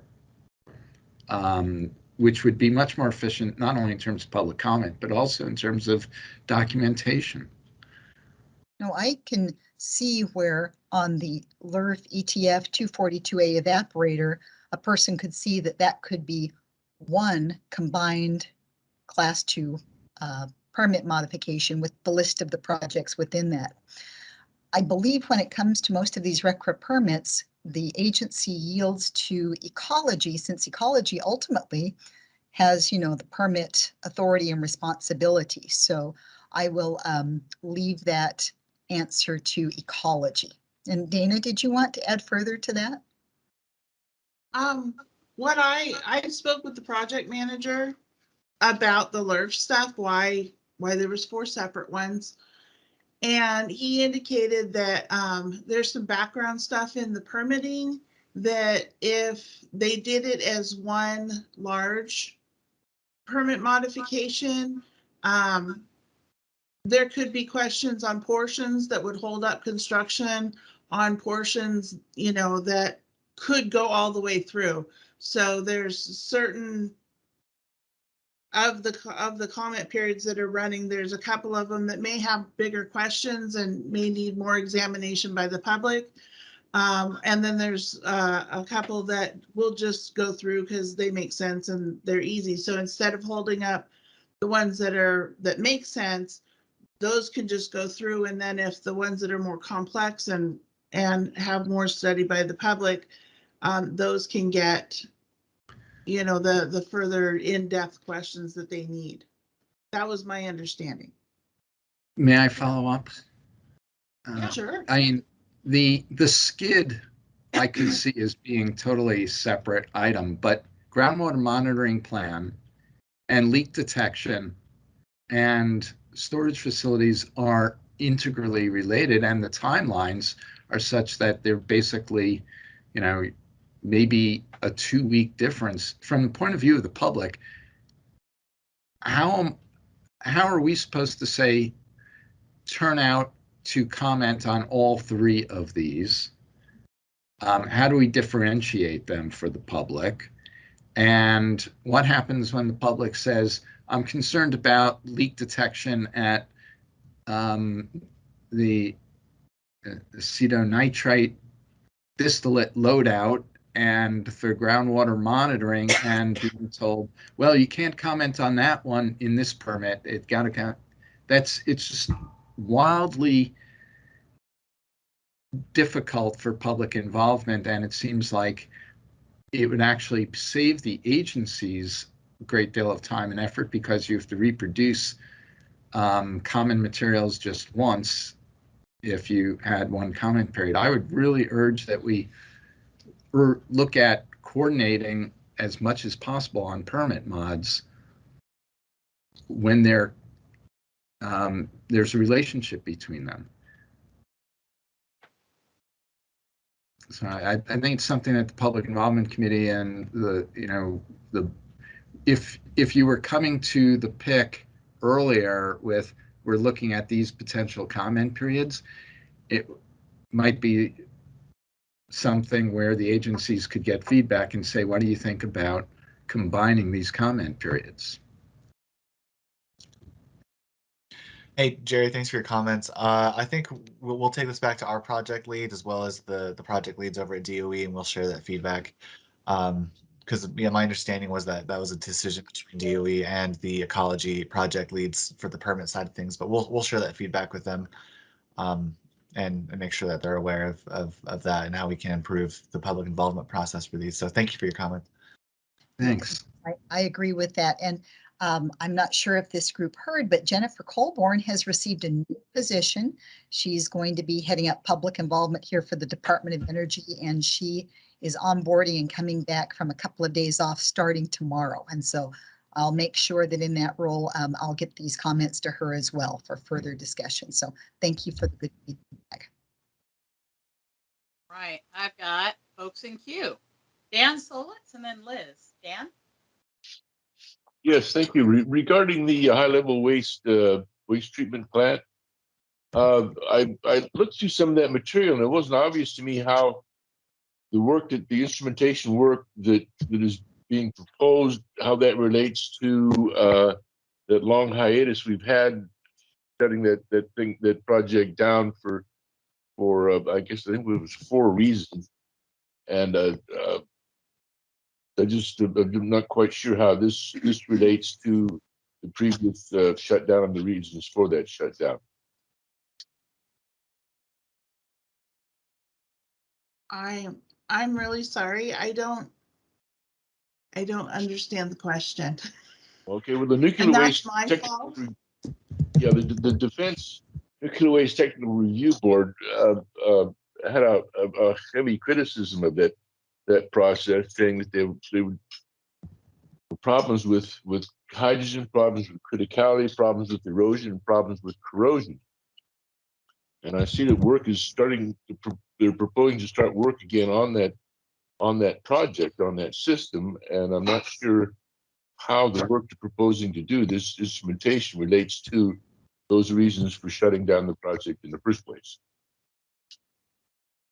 Is that still unclear? That may be something that Dana and Ryan might need to take back to the technical staff. They may not actually know the answer. Yeah, okay. I don't know an answer to that, but I can certainly pass that on and see if we can get an answer. Yeah, I would really appreciate that. Thank you. Sure. I'm going to jump the line just to second what Dan is saying. Part of the story of why the waste treatment plant shut down was that we had these technical issues identified by the DNFSB, as Dan is saying. And if these agency-led changes relate to that story or are a continuation of that story, I think that including that in your public meeting narrative would be helpful. Yeah. Oh, go ahead. Yeah, the translation, DNFSB, Defense Nuclear Facility Safety Board, it's a mouthful, is a heavy-duty regulator in the nuclear waste space. Right. Well, and all of that back in the 2012 timeframe is what led us on the direct feed low activity waste path, because we halted pre-treatment facility and high level waste facility while we sorted out those technical issues, some of which involved the tanks there in the facility, while we then shifted toward direct feed low activity waste just to get things going. And so if this is somehow related to that whole story, it's good to know. And if it's not, that's good to know too. So if you're new and you just got lost, don't be afraid to reach out to any one of us to translate part of the story that we just tried to tell. Okay, I don't want you to remain lost if you're still lost. Okay, we will get you answers. Liz, thank you for waiting. Yeah, of course. And just one note on the high level waste technical issues. Those issues were flagged by whistleblowers on site who were being harassed and silenced. They brought those issues to the DNFSB and then they elevated up from there just to keep that worker piece in the mix. And I think even a step above this meeting, ecology, this might be a good let's talk about Hanford topic to just say, where are we at with the waste treatment plant, to take that step back and kind of go through a big overview of, you know, we started off on this path to make our tank waste into glass. Where are we now? And then kind of how these permit modifications fit into that picture, I think would be really helpful, because it's been a while since we've had an update on the resolution of those technical issues. And it would be great if DOE wanted to participate in that. I know we've been asking for that too. And maybe Jen in her new position, and congratulations to her on that, may have, you know, I know DOE has, there's more hoops to jump through for DOE to do those meetings, so it might be faster for ecology to pull it off. But just to put that out there. And then I think similarly, just to tag on to what Jerry was saying with the confusion, like this chart is really more for people on the like PIC or people who work on Hanford issues. And then we've had a few people from the public be like, what is going on? There's all these meetings. It's like an alphabet soup. Especially with LERF and ETF, since there are so many comment periods, I wonder if there could be a landing page, a web page for LERF ETF that just gives you an overview of what's coming. So I don't really know how to break it down. We're struggling with it too, because there's so many comment periods coming up. And it seems like there could be some way to package this information and make it more accessible. And if you missed it, there's an article just came out on the acetonitrile issue related to vapor concerns and really high levels of acetonitrile that are being flagged. But we'll talk about that more in tank waste, but just to flag that in case people missed it. Thanks. Hey, Ruth, if I can quickly hop in front of Liz here. Liz, thank you for your comments. I agree with a lot of what you said. We've had discussions with our staff about doing a waste treatment plant option for Let's Talk About Hanford. I think the big issue is just workload, and I think we're going to try and do one in the next couple months now that I think they have some staff capability to help us out. So I'm still reaching out to them to nail down when they're able to assist us with one of those events. And the comments on the high level waste comment period, we can certainly pass on some of those comments to our technical staff. We also would urge you guys to definitely include those in your comment periods you submit on the, or your comments you submit on the comment period, because as you know, especially through ecology comment periods, we go through and we'll respond to every individual comment. So feel free to please submit your questions and concerns to the, as public comments in the public comment period. So, but thank you everybody for your comments. Thank you. So we did have somebody join us on the phone at 5999. I'm not sure who you are, but I wanted to check in with you and see, do you have any comments or questions on the TPA public involvement calendar? I want to make sure you can participate as well.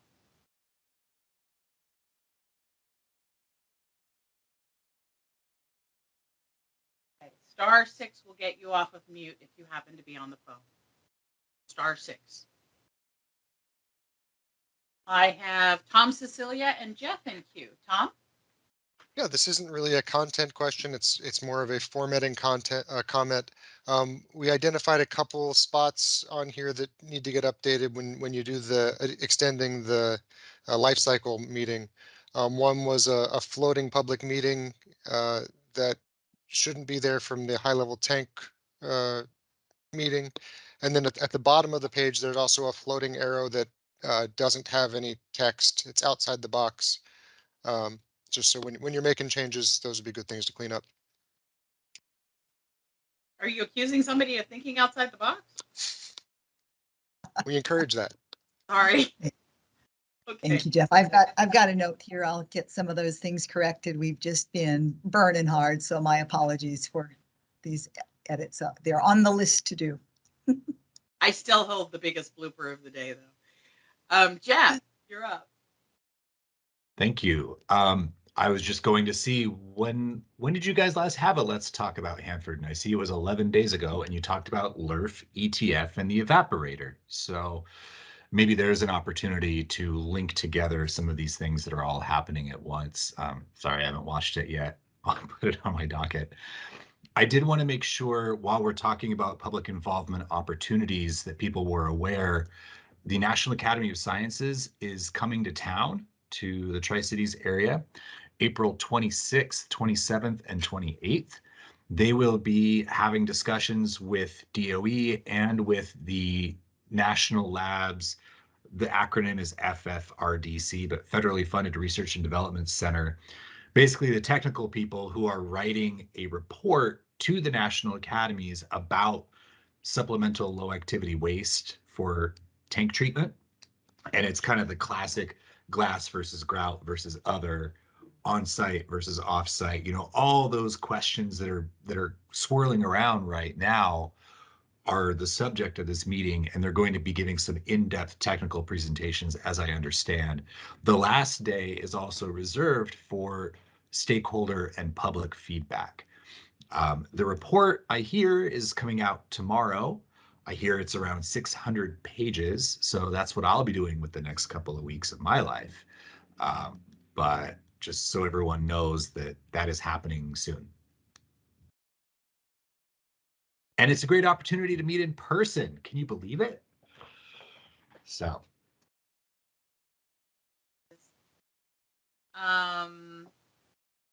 So in the chat, we've got a link to the Let's Talk Hanford LERF ETF evaporator conversation from Ryan. We've got a reminder that the Oregon Hanford Cleanup Board has a virtual meeting on May 2nd. If you want that link in the weekly update, Tom, you can send it to Josh. He's the weekly update king. And Chris Sutton, you're in queue. If that technical report on supplemental waste comes out tomorrow, can members of the HAB get a link to that report from somebody? Yeah, sure. I don't know yet how it's going to be put out there, if it'll be a link on their website or if someone's just going to send some PDFs around via email. I'm happy to post it on the team site once I get a copy of it. Or maybe send the link to Ruth and she can give it to all HAB members. I can do that too. Yeah, we could stick it in the weekly update if it's an easy link. We just stick it in the announcements. As I'm making more work for Josh. Jerry.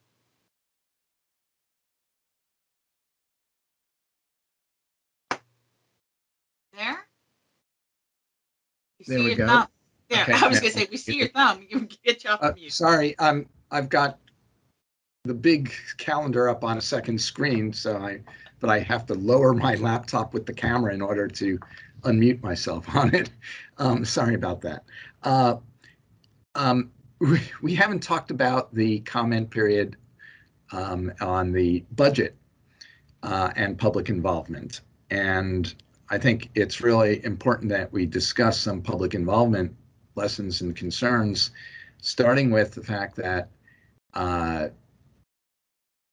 March 15th at the public workshop, I asked if the FY 2023 materials would be available so that public could use them in commenting. And as far as I'm aware, when I looked on Friday, they were still not available. And I'd like to know if the agencies are looking at extending the comment period until we at least have the Department of Energy's actual funding request breakout beyond the field office totals for FY23. in order to look at what is being funded in 23 to comment on priorities for 24. You know, it's in the past, we've struggled with the fact that we don't have any detail on the planning year, which would be 24.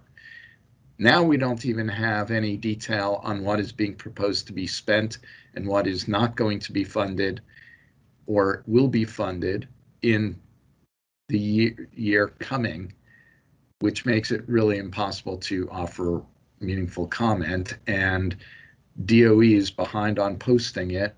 Why not extend the comment period till we can see the FY23 breakout of projects?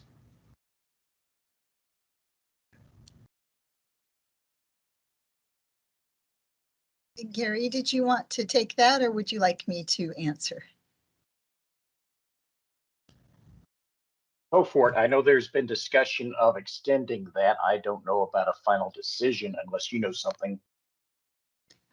No, to the best of my knowledge, we have not put forth more materials for this comment period, for the prior comment period. I don't expect any more materials to be coming out to be posted or shared.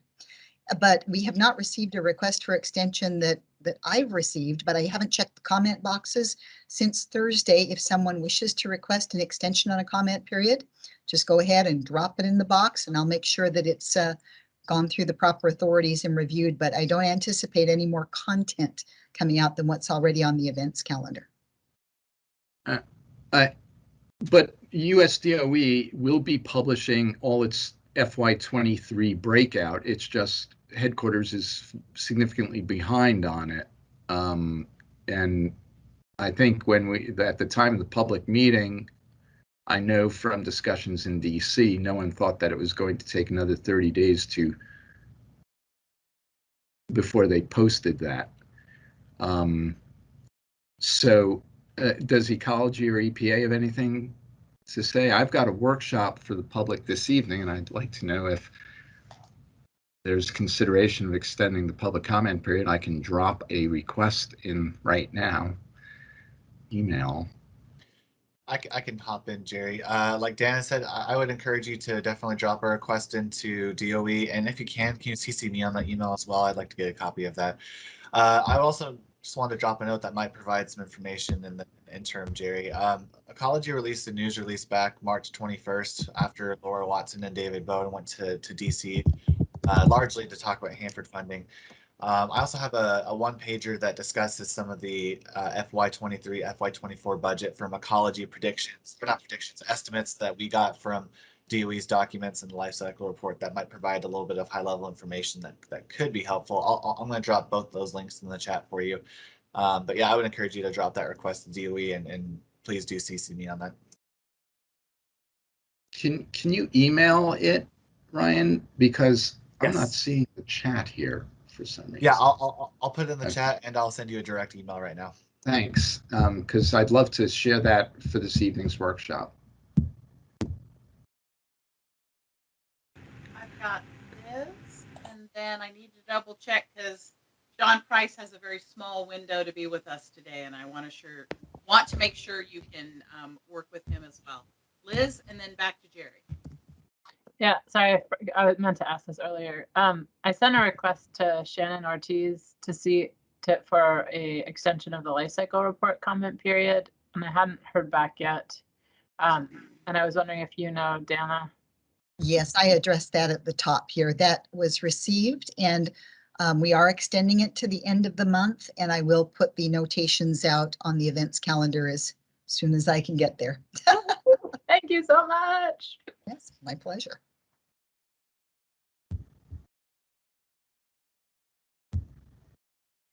Oh, okay. Thank you, John. So Jerry, you get the last word.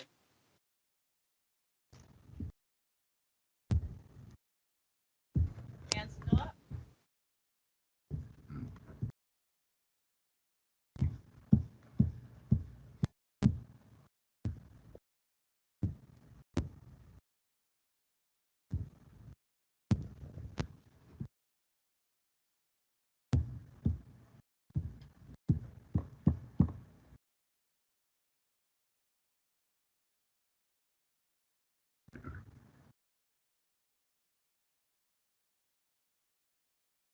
Looks like Jerry might have frozen. Yeah. Okay. Sorry. There he is. I've been trying to lower my hand there, and yes, that was froze.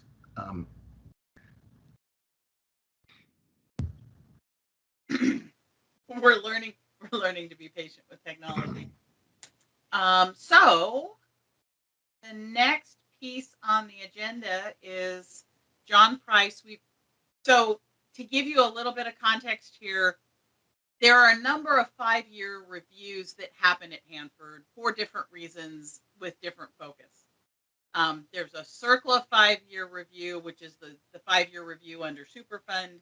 There's the TPA 5-year review, and there's ongoing 5-year plans and 10-year plans, and sometimes it gets really confusing. So John Price agreed to join us today to give you an overview of what is the TPA 5-year review, why is it there, and what is it for? So I will leave it to John to translate the TPA 5-year. Yeah, it is confusing. I know I was at the Oregon Hanford Cleanup Board recently, and I had a slide actually explaining, or a couple slides explaining the difference. So the TPA has a requirement that every 5 years, the agencies get together to identify any necessary changes to the agreement. And then the other part it says is to determine if there's been substantial compliance with the agreement. I don't know that we've really ever talked about that second part, but in terms of identifying necessary changes, one of the things that DOE's contractor does, and DOE's contractor has a TPA office, is they keep a running log of, I guess, things that need to be updated in the TPA, or, whether they're, for whatever reason. So, and then as we're approaching the 5-year mark, the tri-party agencies get together and go through that running list of changes that have been, or potential changes that have been kept, or anything else that we think might need to be changed. And we reach agreement on which of those things need to be changed and develop change control forms to make those changes, basically. And as you may know, when we do changes to the TPA, there's some, I don't know if I want to say criteria, but there's some wording in the TPA public involvement plan that says we need to evaluate whether or not those changes are substantive enough to require public comment. So at this point, we've got a number of kind of administrative changes that we're going to make that probably don't need public comment. We had, in the group of changes that we were going to make, we had 2 that probably merited public comment. One was updates to paragraphs 148 and 149 of the TPA, which pertain to the DOE budgeting and planning process, which I think you were just talking about as I came in on the end of the discussion. And we met with DOE, including DOE headquarters, several times, and we're at an impasse on changing paragraphs 148 and 149. So we're not going to be making any changes to 148 and 149 this time. And we didn't make any changes last 5-year review either, because we couldn't come to agreement with DOE. The other change that I think is significant enough to require public comment is going to an all digital administrative record. Because of the COVID work restrictions, we started doing some things all digitally that maybe had been done in paper before. And the 2 things are, the agencies had been notifying each other in writing. So if, we had significant findings on the part of the regulatory agencies or document transmittals on the part of DOE, those could either be sent by certified mail or hand delivered. And of course, we weren't doing that during the COVID work restrictions. So we've had some temporary allowance for doing that digitally, and we're going to be making that a permanent change. That probably doesn't require public comment. The other change that we're making in terms of the digital work world is going to the all electronic or all digital administrative record. Up to this point, DOE has been required to maintain a hard copy administrative record in one of their offices on Stevens Boulevard, and the expectation was the public could come in and look at any of those documents. Well, of course, that has not been happening during the COVID work restrictions, and we've been making a temporary allowance for the administrative record to be digital, and we're expecting to make that change permanent. The reason that requires some public comment is because there's probably some environmental justice implications. If you're going to, for example, if you're going to make the administrative record all digital, meaning somebody has to have computer access, it raises the question, well, what if somebody doesn't have a computer? How do they access the administrative record? So the fix for that is to provide computers in places that are generally accessible, like public libraries, so that people can access that record. So that's something that requires probably some public comment on it. And then we have a few other administrative changes, and just to give you an example, Section 4.3 of the Tri-Party Agreement Action Plan describes the members of what's called the Tri-Party Agreement Senior Executive Committee, and we've had some changes in the titles of the EPA offices. So that's going to be a TPA change. That's not something the public can really comment on. So that's kind of the quick rundown. And just to recap is every 5 years we get together as tri-party agencies, identify changes we might want to make to the TPA, and make those changes. So did I answer the mail there, Ruth? I think so. Okay. Do folks have questions about, because this sort of thing has come up in a number of different committees where people just end up confused about which 5-year review are we talking about. So, Jeff. John, did you want to finish your thought before I jump in? Just to answer what you said, yeah. So I think you teed it up already, Ruth. But the different, 5-year reviews or 5-year periods at this point are every 5 years, EPA and DOE review the records of decision that have been signed and decide whether or not those decisions are still protective. Every 5 years, the tri-party agencies get together and decide whether there need to be changes to the TPA. And then I think now annually DOE publishes its 5-year vision. So those are all things I guess the public could comment on potentially. So Jeff, you had your hand up. Okay. So John, this was a topic that I really fought to get on today's agenda. And the reason why, it's something that we've been talking about since December of last year. The Hanford Advisory Board passed advice number 310 in the middle of last year about foundational documents, those kind of storytelling documents. And a lot of it was triggered in response to the inner area principles, also known as the Central Plateau Principles and Parameters, that was first brought to the board 6 years ago for some comment and some discussion. It was then taken back by the agencies, and there was apparently a lot of negotiation that occurred behind the scenes. And then the next we heard, it had been adopted, formalized, and finalized as an appendix to the tri-party agreement, without any kind of callback to the public or the board to say, and the board provided advice on this, by the way, to say, here's how your advice got used. Here are the changes that we made from what we showed you originally or not. And, the board put out this advice specifically requesting that there be a public engagement effort and a comment opportunity on that final inner area principles document. The response that we received from the agencies, we discussed it in December, and there was, I think, a fair amount of disappointment, I'll say. But there was a bright spot that said, regarding the request to conduct workshops, or no, wait, I'm sorry, wrong one. Regarding the Central Plateau Inner Area Cleanup Principles and Parameters document, the TPA agencies previously conducted public involvement 6 years ago. And then it says that the TPA agencies will be considering revisions to this document over the next year as a 5-year review of the tri-party agreement is conducted.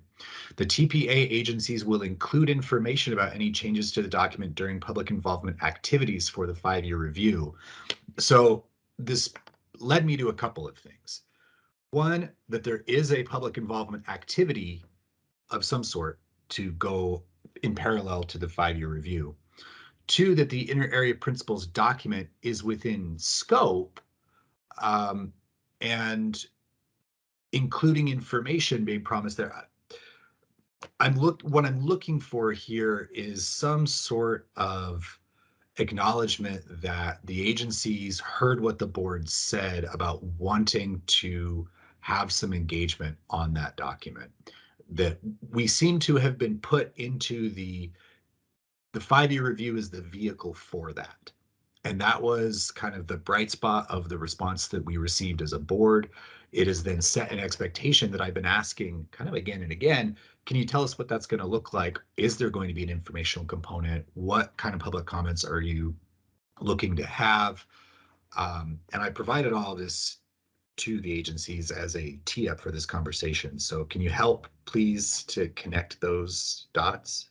Sure. Yeah, and it's probably useful to go back to the real origin of the Central Plateau Principles. So if you go back to actually, there's a special board report. So back in the early 2000s, there was something called the Exposure Scenario Task Force. And you can find that on the HAB website. And I can put the link in if you want, but you can find it. It's under Keyboard Products and Special Reports. So there was a number of workshops, and Jerry might remember those workshops. I'm not sure anybody else on the call would do that. I don't know who else is on, but there was a number of workshops, and that resulted in actually a report by the board on exposure scenarios. And so that then was taken into HAB Advice 132, and the agencies wrote a response to advice number 132. And you especially want to look at the attachment to advice 132, because that was really kind of the genesis of the Central Plateau inner area principles. And then, I think you referenced the earlier public involvement process. So, that basically the theme of that advice 132 response got carried forward into the inner area principles, and we got some advice on that 283 and did a response to that as well. And so at that time, the agencies were just taking those Central Plateau inner area principles and repeating them in each of the work plans that came out. Eventually, DOE came to Ecology and EPA and said, rather than repeating the text each time, can we just lock it down in a document that we can incorporate by reference or incorporate, as an appendix to a document? So that's really what happened with the inner area principles being an appendix to the TPA. So that's kind of the whole background. So in the current 5-year review, and Mike Klein's on, he might help me out. I don't think there were any really substantive changes to that document. I think there were maybe some minor changes, and I'll give examples. So, and this is a little bit techy, but when you do risk assessments, you have different parameters. An example of a parameter would be, and I'm going to drill down in the weeds here. Sorry about this, but it's kind of relevant. So when you do risk assessments, you might calculate the excess lifetime cancer risk from a particular chemical. Well, there's a formula for doing that, and one of the things in the formula is called a slope factor, and that basically says that basically indicates how likely somebody is to get cancer from a particular chemical, and scientists revise those every once in a while. And so I think there were a couple changes like that in the document, but nothing else really substantive. So I think to get at the heart of it, if you're wanting to comment on the document itself, I think that's a different thing than commenting on the changes. Because I think what we'll do as far as public involvement this time is basically just say we reviewed Appendix F, and we updated a few things in this document. We don't think they're substantive, and there's nothing really for the public to comment on. So I'll pause there. That was a long monologue.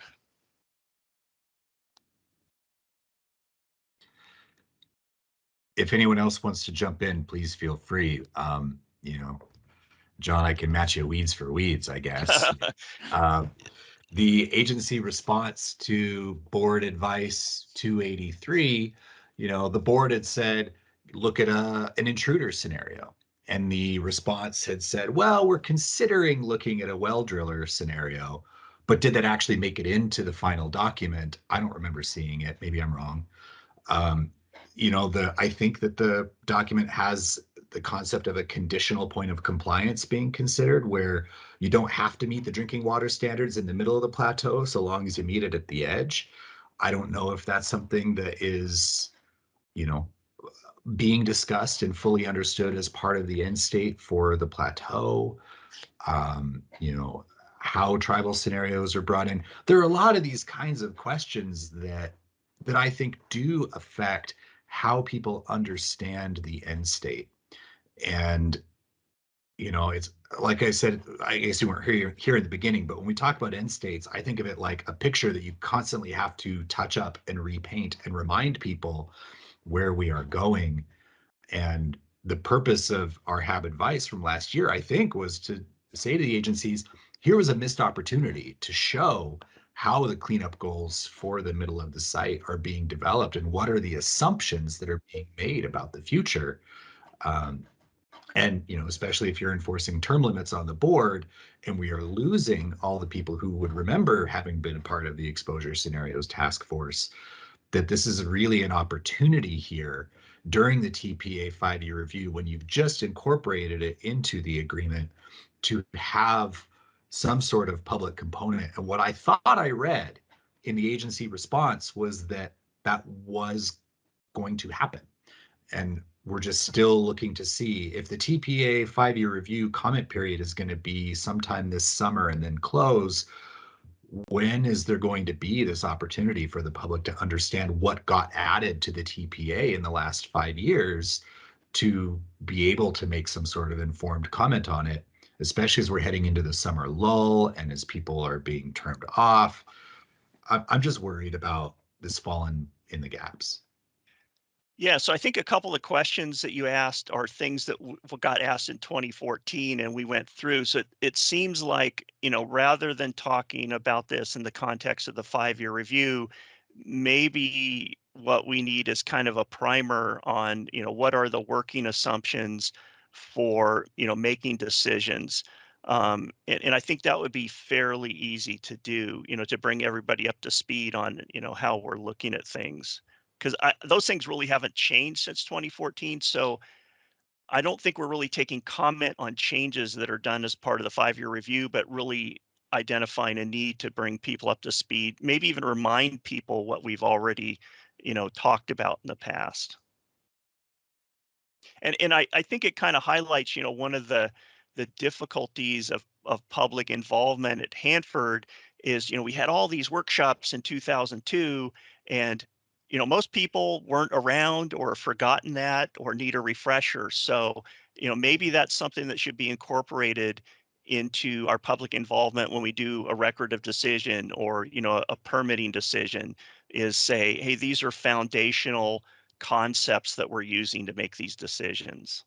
Yeah. Well, and I'll tell you, even beyond the documents, there needs to be an anointed Hanford storyteller who can fit all the pieces together and repeat, here is the end state vision, at pretty much all of these meetings, so that you can, and we were just talking about this morning, are you going the right way?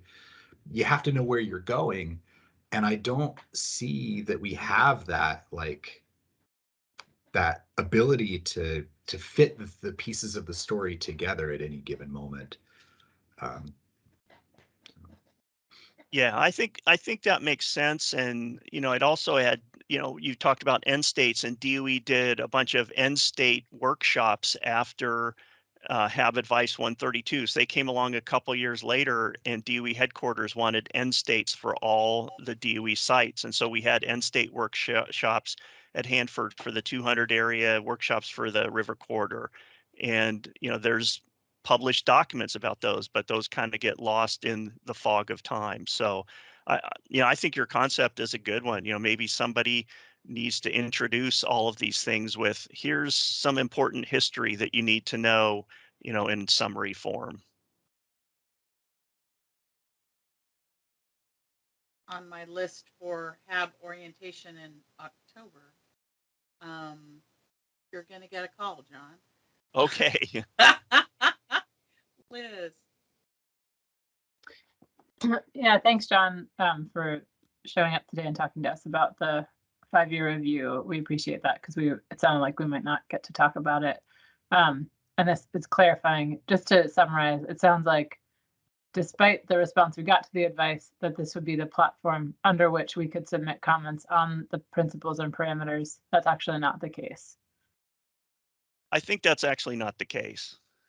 And I do want to call Mike out. I saw him join. And Mike, can you, or Jason is on here, did we end up making any changes to the principles and parameters, or maybe just some minor changes? Because can one of you weigh in on that? Hey, this is Jason Capron. Yeah, we didn't make any changes on the principles and parameters this time around because it was finalized in October 2020. There really hasn't been any changes in the parameterization. We did check back across all of the regulations and guidance that it references, and there simply had been no updates to make. So other than a few catching some what I'll call editorial errors, a miscitation of an OSWR directive, and noting that there weren't any changes on it this go round. And so just to clarify, there weren't any changes since it was issued in December 2020. Correct. Okay. And I guess this gets me to this issue we've been talking about at Hanford Challenge about intergenerational equity and consenting for future generations. This idea that we've had the conversation, so we don't need to have it again, which is Jeff was getting at that too. It seems like, I mean, I guess it's frustrating.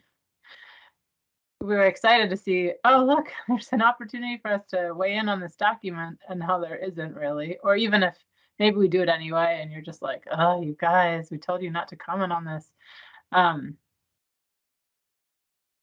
It just feels like we're stuck with relying on these foggy memories that inform things, but maybe aren't where people are at in the present. Like, just kind of how do we get this evolving picture of Hanford cleanup to incorporate the past and also pick up input from the present? And I really do think, and you missed this, John, but I think you would have enjoyed the conversation this morning around, are we on the right path? Like, to me, like there are small things like that would make my score higher, which would be like, yeah, we put this out in December 2020. Let's just open up a comment period about it. We want to hear what you think about this document because there's interest. And yeah, I think it's, it's bigger than just that document. It is this end states conversation that hopefully we're having on May 17th with the HAB too. But I guess it just feels frustrating to feel like there isn't a mechanism to get these bigger concerns on the table in discourse with the agencies and decision makers, and have that conversation feel alive and not just dismissed because it doesn't quite fit into the comment period, or it's something we dealt with in the past that kind of got set in stone and we're not revisiting it. I don't know if I don't really know where to go with this, but it feels challenging. Yeah, well, let me help you. So, when I do orientation for new ecology employees about the TPA, one of the things I pull up, and I think it's in the TPA itself, it may be in the public involvement plan, but it says that we're supposed to have an interactive relationship with the public. And what I express is, our interaction with the public is not limited to public comment periods. Anytime anyone has a concern or wants to talk about something, we should do that because it's important. And so you shouldn't feel limited by the public involvement period. If you think it's important to talk about the principles and parameters, we should talk about that. I've got Tom, Cecilia, and Shannon in queue. Tom? It's funny that you should mention that. We've been trying to get a talk of it on the RAP agenda for since it came out again, and hitting the wall. So maybe this is something for next year's RAP agenda again to get on the agenda. I think I wanted to clarify what Jason said, that there have been no changes since 2020 to this document. I think the question was, were there any changes between 2016 and 2020 to the document, that's between the last HAB advice and the publication? So Tom, yes, what happened, we took the format, as John mentioned, the principles and parameters have been incorporated into several Central Plateau work plans already. So we used what was the foundational component there. There's no changes in the underlying guidance and whatnot in it, but what we did do was incorporate, just make it a little bit more easily homogeneous and incorporate some language so that it could be reflected on the WMAs as well as the OUs. The previous text had really been focused on the operable units, and we just integrated recognition of the waste management area, the tank waste management area components in there as well. Insofar as the actual underlying guidance, the only other piece was there have been some references to how we did ecological risk assessment that tied back to the river corridor. And with some good suggestions and inputs from the parties, we actually incorporated some of those parameters rather than basically having previously it was a reference that pointed to a reference that pointed to a reference. So we brought that forward into the document so it was more transparent basically. But otherwise, in terms of the framework, Tom, no, I can't think of anything in the actual foundational guidance that had changed since we last put it in a work plan in 2014. Thanks. And I haven't read through it in a couple months, but I think I remember the Rascal team was referenced in the new, the 2020 version. I'm not sure if that was in the 2016 version. No, you're absolutely correct. Sorry, I'm scanning across the document as I was answering your question. We did bring in that Rascal piece too, so that was reflected in there. That might be considered substantial for the TPA. So for new folks, WMA, waste management area, OU, operable unit, those are places that have cleanup plans attached to that location. An oversimplification of acronyms. Shannon. Yeah, hi. I also just wanted to advocate for some sort of normalizing a practice where we are always sort of telling the story of Hanford's future in a way that's accessible to the public. So we're at the PIC meeting right now. That's sort of my framing. But calling cleanup done without saying like we've decided that the Central Plateau is going to be an industrial exposure scenario or something, and articulating that as it changes how people imagine what we mean by clean. We all know this, but I just want to advocate. I like the idea of Jeff saying like maybe we need like a Hanford storyteller or something just to kind of have that check in again, because I feel like we lose that, and it makes me nervous in this intergenerational context. If we don't necessarily even have clarity about what the end state is, how are we supposed to believe that we're going to be able to communicate that over generations through time? Like it feels strange to operate with that abstraction always in place. What do you think, John? I'll go ahead. Yeah. So I just opened up the document just to confirm my memory. So if you look at chapter 1 of the principles and parameters, it's 5.5 pages. That should concisely summarize what's going on. And you got more technical stuff in the rest of the document. But I think a good starting point for you all might be to look at chapter 1 and say, is that really telling a story of the end state or not? And 5.5 pages is pretty easy to deal with.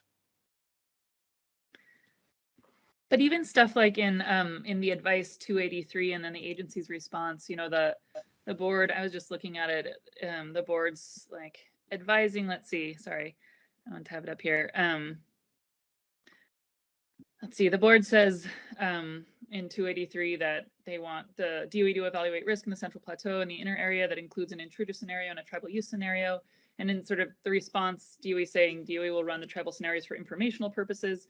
And so like even that is kind of something that I feel like needs to be articulated, the difference between like informational purposes versus like organizing principle, how we think about like the way that we're imagining likelihood of exposure.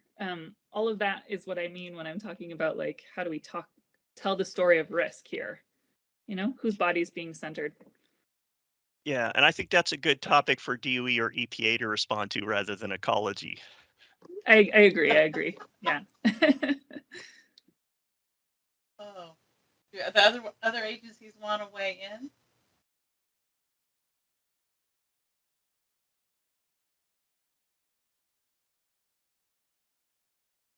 So I can tell you what I'm taking away thinking about orientation in the fall, which I know that seems like, yeah, that's months away. But the what are the working assumptions around how decisions are made in those contexts, and thinking about how can how can we help new members to the HAB have a grounding in some of those basics as we orient probably a number of new folks to the board and to Hanford. So there are a number of links being put in the chat. Josh, let's capture that link to the Central Plateau Principles for the notes. Are there final questions, comments for John in understanding the TPA 5-year review, not the others, just the TPA 5-year review?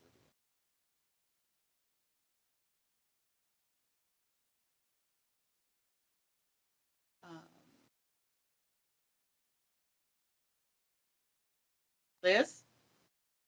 We've got folks on the phone, which is why I'm pulling people out of chat, because the folks on the phone can't see what you're typing. Oh, sorry. I was just asking, maybe we need an issue manager team that's a reading group. Like we say we're going to read it and then discuss it as an issue manager team. I don't know if that would help, or maybe it's a bigger discussion. Sometimes it feels hard to know where to go with this, because we get enough information, we get teased around the ideas, and then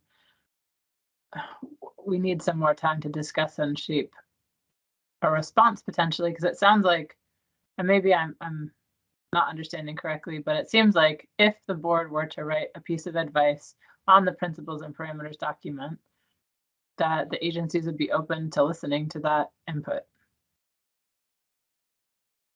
Well, I can speak for Ecology. We'd be open to listening to that input. Okay, thanks, Sean. It might be a starting place. Yeah, and this is a report article from EPA. Also, I'd like to reiterate that we would be open to that input as well. Barry?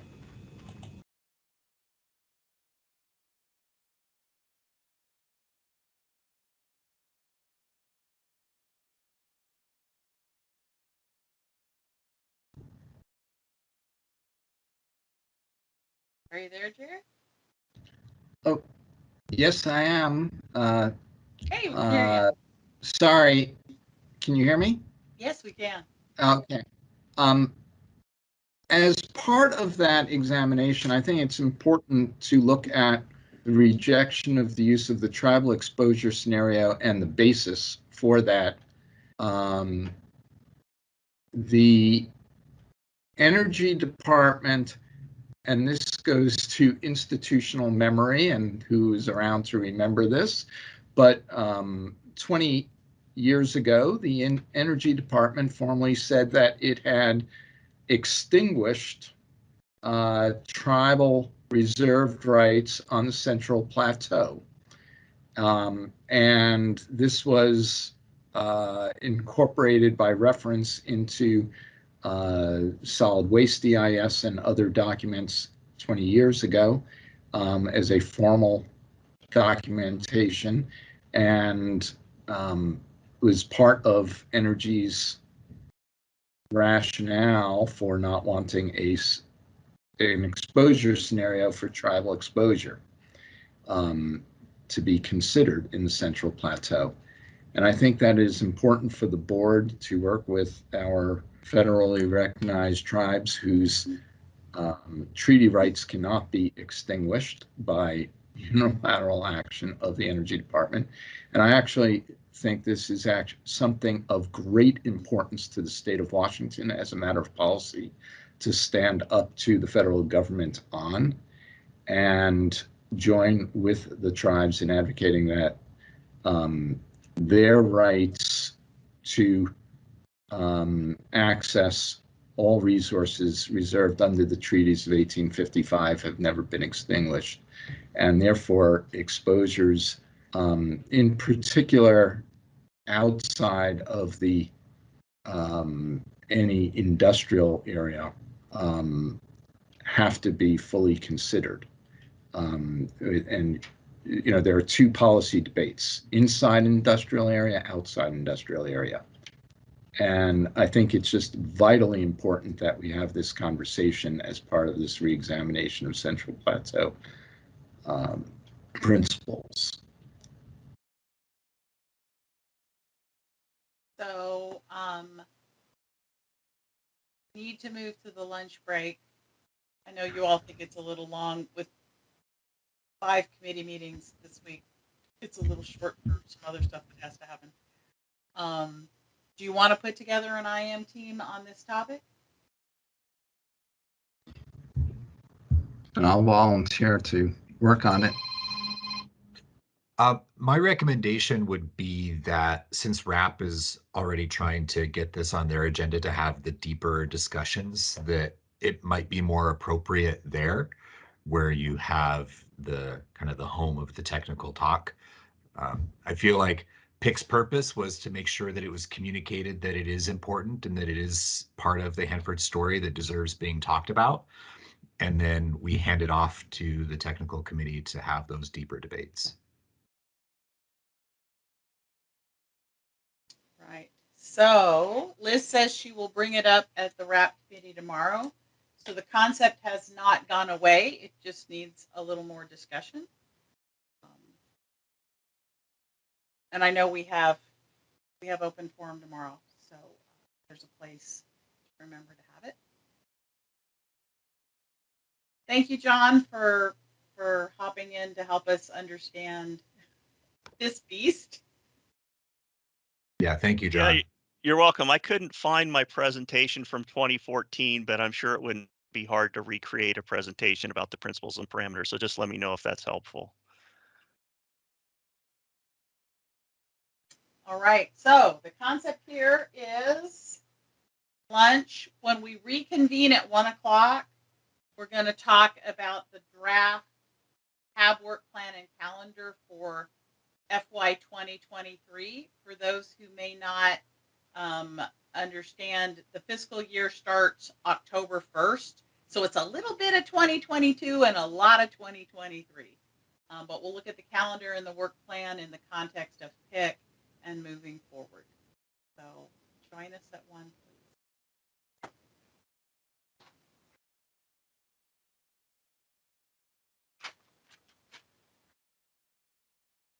You good to go?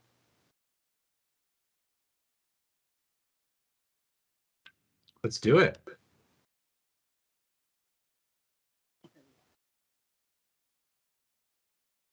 Well, hello, everybody. Gary Younger here. And for the next 15 minutes or so, I'm going to talk about some proposed changes to the next draft work plan, which starts in October. And we're looking at this document as a conversation starter, and that committee input will come in at the leadership conference next month.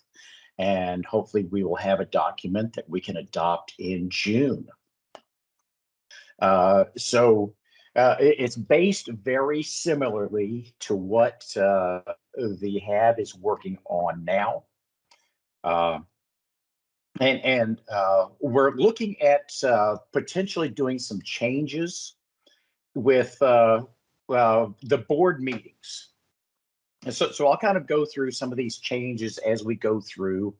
And then Ruth, hopefully a little bit later, you've got the calendar that we can pull up so that people can get a visualization there. But for board meetings, we have found that trying to do things quarterly hasn't really worked as well as we had hoped it would. So what we're looking at doing is moving board meetings to every other month. And then we're going to throw in a component that is new, but it's based on some of the feedback that we have gotten from folks, both internal and external to the HAB, where we're going to be adding an evening component for presentations and access to senior leadership.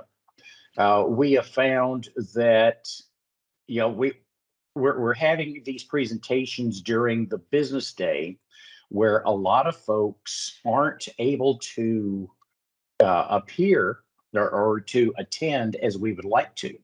So we're looking at experimenting starting later this year in October with presentations every other month from 5 p.m. to 7:30 p.m.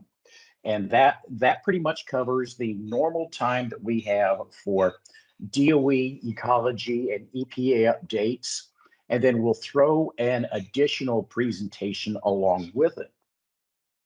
The intent is not for the board to conduct business during that time period. This is primarily a presentation period at a time that makes it more conducive for the public to attend. And we're looking at doing some things differently with board meetings that we're going to try it and see how it works. The next day after the presentations, we're going to have 2 4-hour sessions. The first session will start at 8 a.m., which is an hour earlier than what we've been normally doing, and running until 11. Actually, those are 3-hour sessions so that discussion can be made at that point for anything that either happened during the presentation meeting the night before, or there's an issue that the board wants to discuss, and that will be the time to do that. If there is action that the board wants to take, then there's an afternoon session that will be added from 1 to 4 p.m. for those particular actions. This is a little bit different from what we've done in the past. So we're looking for feedback and to see how this might be implemented. We're also looking at adding in a quarterly committee of the whole. So at the end of committee week, the second committee week, and I'll get to committee presentations here in just a few moments, looking to have a 3-hour committee of the whole every quarter, as opposed to what we have this year is a single full day 8-hour discussion, and that being the first one we've had in 2 years. So we're hearing some of the comments about the schedule, and we're looking to do something a little bit differently. Looking at committee meetings, we're looking at, instead of 1 day 8-hour blocks, we're looking to spread that out over 2 months and 3-hour blocks each. That way, we're not trying to cram so much into one meeting. Give people an opportunity to discuss some items, and then any action or additional discussion on top of that. So of the 2 meetings there for committee meetings, we envision having presentations during the first period, and then any discussion or board business in the second period.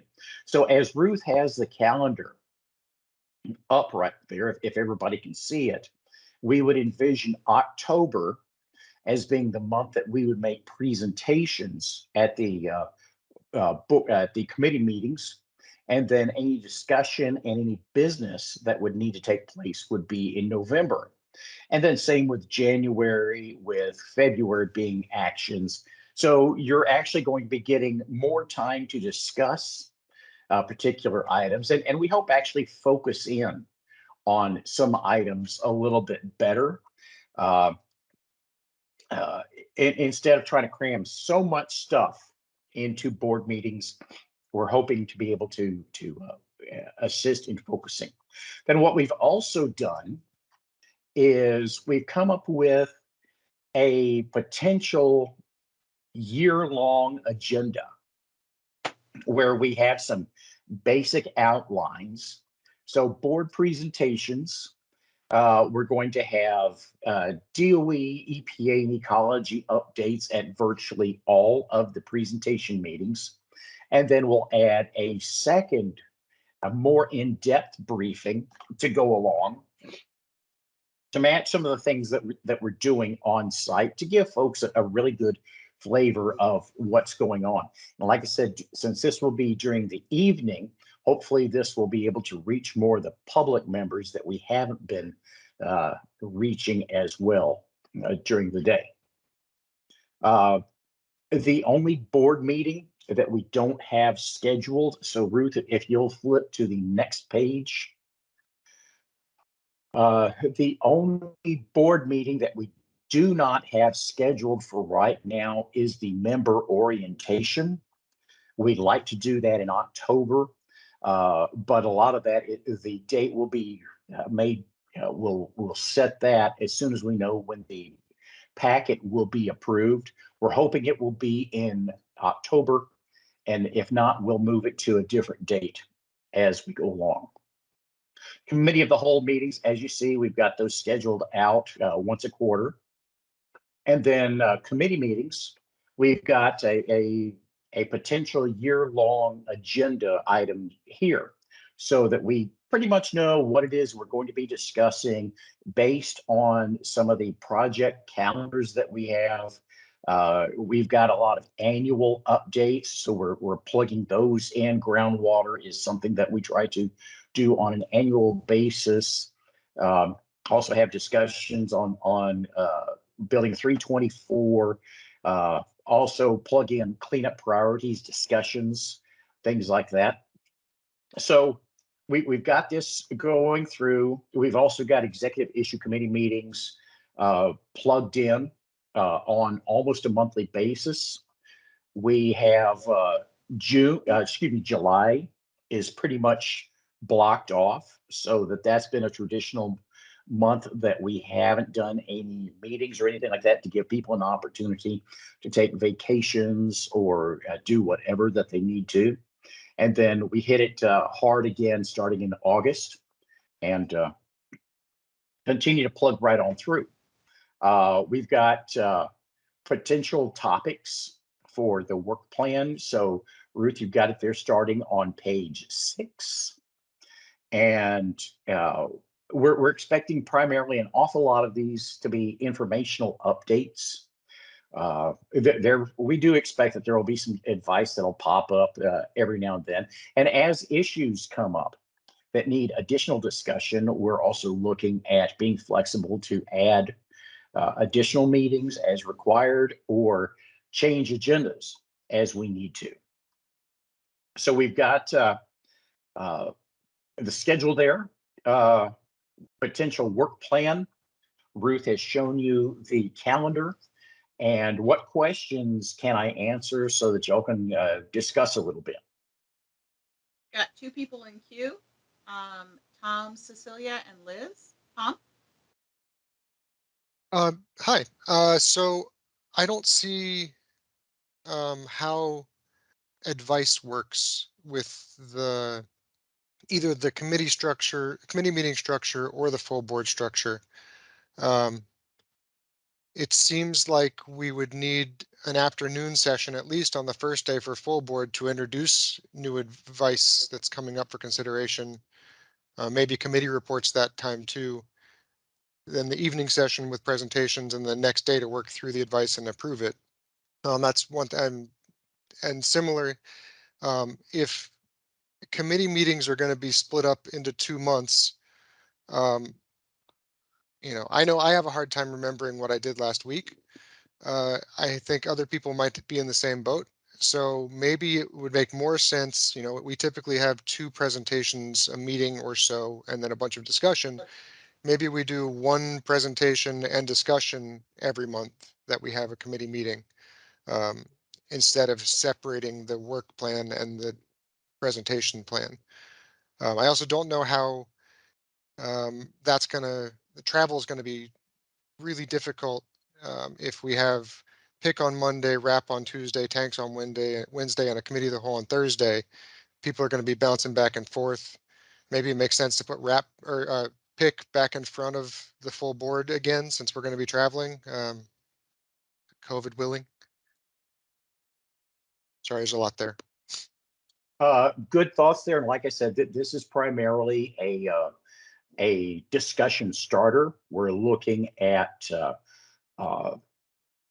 making adjustments based on feedback. And for the near term, What we're looking at is coming up with a permanent a meeting area. And we're still looking at some options that we have on there instead of bouncing around to a couple of different facilities like we had in the past based on facility availability. What we're also looking at is for the near term, having travel only for board meetings. For the near term, we're looking at keeping committee meetings on virtual. That way, you know, as we get into this hybrid world, we're unsure of what costs we're going to be looking at. So as we move into this brave new world, and maybe brave new world isn't the right term for it, but as we look to make adjustments, we need to learn what we're doing and how much it's going to cost to do what it is that we're going to do before we open up full in-person meetings for everything. So committee meetings will stay virtual for the near term, and we'll see where that goes.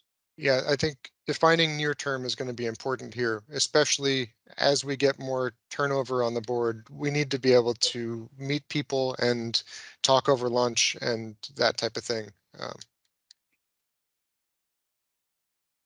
Yeah, don't disagree. Liz? Thanks, Gary. I'm always open to try new things, and I want to make sure that there's a way to make sure that the board is able to do its work. And I share the concern about having a presentation only meeting and then a discussion meeting a month later seems like this is not going to work to remember what's going on. So it might just be more frequent meetings. I love meeting more frequently. I think it helps keep the conversations alive and board interest. I don't think it's a horrible idea to have a shorter meeting if they are virtual. I think if they are in person, which I think there's high value in having in-person meetings, you need to look at a different schedule. So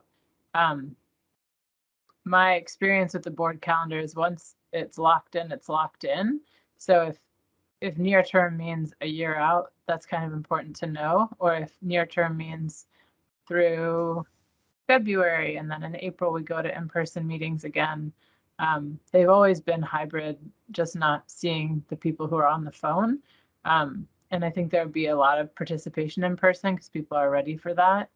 But I guess I'm more concerned right now just thinking about the preset like what of these topics are preset? Is this just the tri-party agency's first stab at here's some ideas we have? Is this just DOE? Was this a joint, is ecology and ecology and EPA on the same board with these topics that are in here? And I guess a specific question. So where it says, thanks, Ruth, you're like exactly where I want you to be. For October 3rd and November 7th, are you saying the only topic would be environmental justice and Justice 40? Or that's just, for sure, DOE wants to brief the HAB on that, and then we can add other topics to it. Sorry, that's a lot too. Yes, Liz, that is a lot. And as I opened up with, this is a conversation starter. So there's nothing in stone just yet. And these are ideas. We trying to focus things better. I'm also trying to make things easier on staff to be able to support these things, these particular topics. I'm trying to figure out ways to draw in the public. As we were going through recruitment, several of the comments from folks was that the meetings are too long, and looking at ways to try to break them up where somebody may not be able to sit in for a full day meeting, but maybe they can sit in for a half day meeting. So we're looking at innovations, different ways to do things. Like I said, conversation starter. So let's jump in and check in with EPA and ecology. And Jerry, I've got you in queue. Roberto?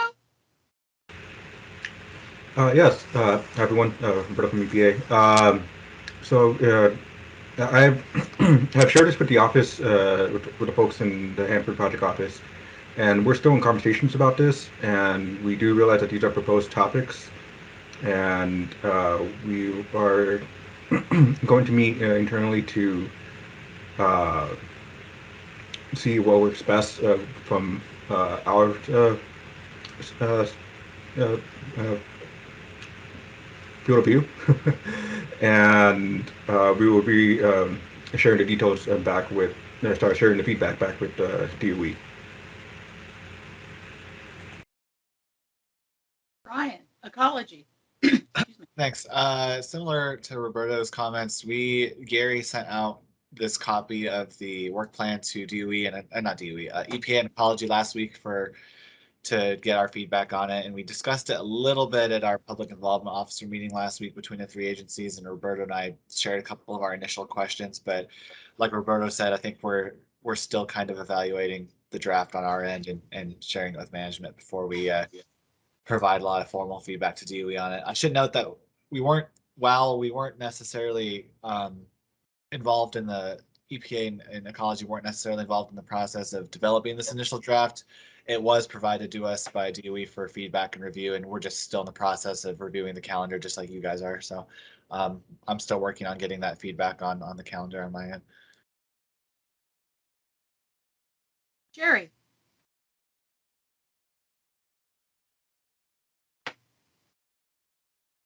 Let's get you off mute. It'll make the communication There we work. go. There you go. So,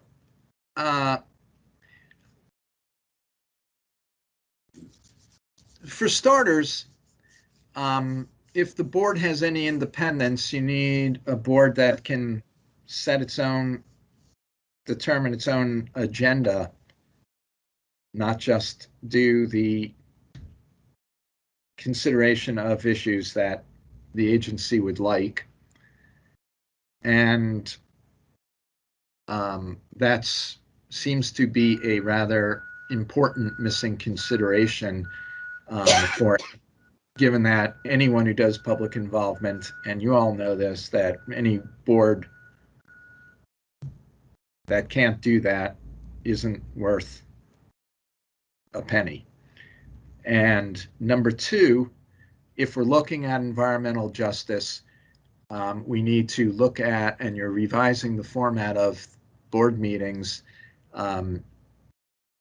we need to look at evening meetings, especially when we're doing online. But there's no justification for not doing evening meetings other than the fact that staff doesn't want to be around in the evenings.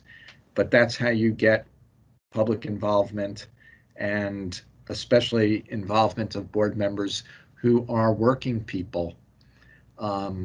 So I'd like to know why, it's not a new idea, why we wouldn't be doing, evening meetings as part of anything. And then my third question is about moving to in-person meetings at this point in time. And this maybe should have been my first question, which is, for in-person meetings, are people going to be required to have proof of vaccination and a recent, within 24-hour negative test?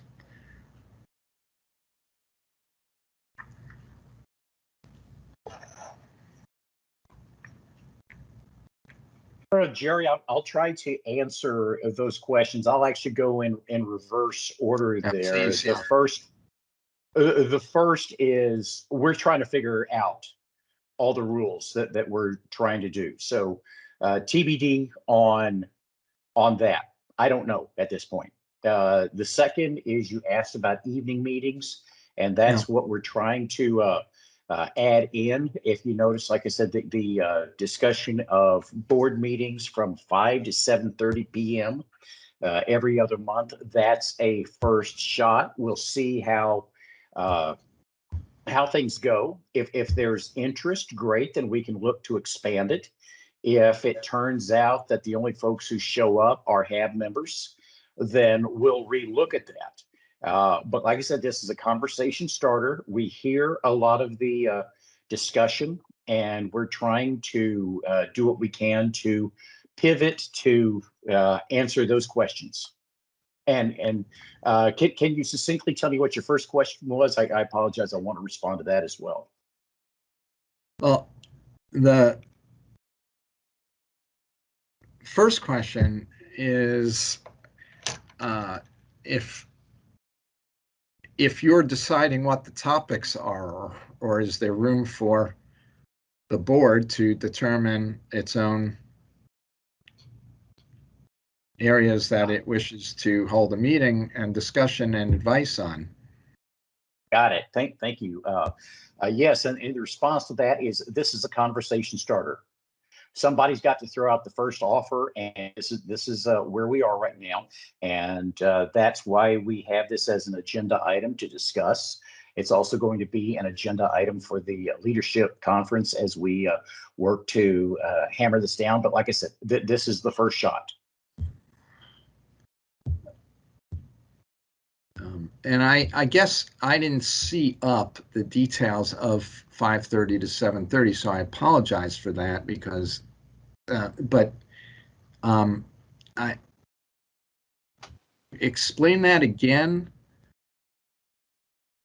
Yeah, Jerry, what we're trying to do is take the component that we've had at the beginning of our board meetings, where we've had DOE, ecology, and EPA updates. And we're going to be starting those meetings at 5 p.m. And then we will throw on an additional update after that, with the primary purpose of reaching the public. We're not doing a very good job at that, and we want to see if this is something that the public will be able to respond to. And of course, the public is invited to come to the next day discussion meetings, but we're trying to at least start with an appetizer, as it were, where people can get involved, because we get it during the day. A lot of people are working and can't attend board meetings. So this is an attempt to try to reach out, and it's based on a lot of the feedback that we have gotten from the public. So we're trying, and we're going to evaluate, see where it goes, and that's where input from the HAB is important. So I didn't really get that before, so I'm sorry for that. But I do think if the public can actually ask questions and comment rather than just observe, that this would be a worthwhile thing to encourage the public to participate in. And it was along the lines of what exactly where I was going, and hoping you were going here about evening meetings. So the board members, as well as the public, is what you're saying, would be able to participate. But it's really important that the public actually be able to ask questions or offer some, like that's when you would do public comment, if you're going to actually encourage participation. Yes. Great. You and I are thinking on the same thing there, Jerry. Good. Got it. Thank you. I think that, that would be workable as long as we could tell the public that they're going to have a comment opportunity to participate.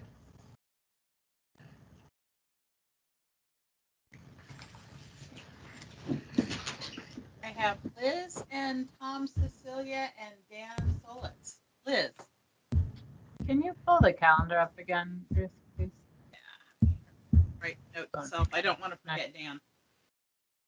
Oh, no problem. Okay. I thought I didn't see that one there. So I guess I have a bunch of questions, but I'll be at all the committees this week, so I can save some for later.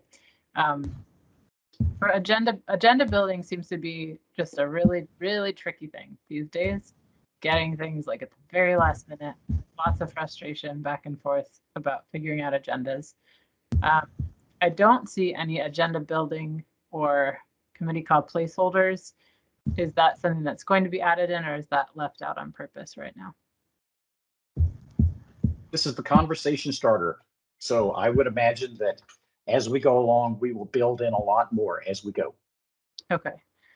And I guess on that, so the topics that are in here right now are just the idea to seed the conversation, not saying these topics are fixed in stone and we can't add anything. You're right. This is the first attempt at trying to build things out. Okay. I guess the follow on to that, I was just assuming that these are the meetings and two blue blocks equal 1 full day of committee work. We only end up with, and I may have done this wrong, 4 full days of committee meetings per year, which seems insane when I think about it that way versus what we've had before to get work done. I totally get these are long days, and I mean, I feel it on these days. This week is we're gonna be destroyed by the end of this week. And I also don't want to shortchange the board and the work we have to do by cutting out so many meetings. So I think if we were gonna take the committee meetings and break them up into 3-hour chunks or 4-hour chunks, we would need to add in committee weeks to December, March, June, so that we have more time for the committees to meet and discuss things. Knowing that issue manager teams can meet on the side, it just seems like taking out a lot of time for committees to meet. Whereas before we had those break months because we were meeting all day. I think that would be a different scenario after a shorter meetings. And also just like, I don't know how it would work for the leadership committee, the leadership workshop, to think about having flexibility between October and November to have a back-to-back. So if PIC was meeting 3 hours on Monday, it could meet again 3 hours on Tuesday to have that follow-up right away. So maybe it's 2 committees per month and they leapfrog instead of it being, just as an idea. And I'm open to talking about it as, I'm glad this is not set in stone. So thanks for clarifying that.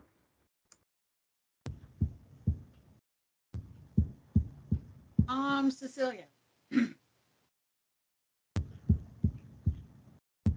think I'm off mute. Okay. So sort of what Liz was talking about with the agendas, I definitely feel that. And if we were going to be having sort of a set agenda that everyone agrees on for the year, I'm hoping that that's already been shopped to SMEs and it's already on their calendars.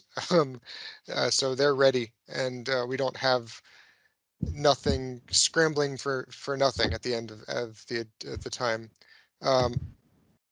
Wanted to try to steer the conversation back to PIC because Jeff and Dan need marching orders for next month for topics for PIC to talk about at the work plan.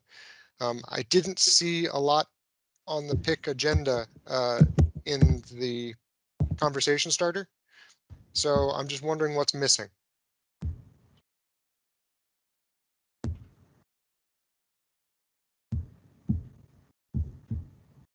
I'm not following you exactly there, Tom, but basically, like I said, this is flexible. It's Gumby, and looking, like I said, these are first ideas. And if there's a better way to do that, then this is the opportunity between your discussion period today. You can also have, if you want to create an IM team for PIC to discuss this, you're also going to have the opportunity to discuss it during the leadership conference. Like I said, this is a conversation starter, and it's not perfect, and it can be better. And I'm looking forward to somebody coming up with a better plan that we can latch on to.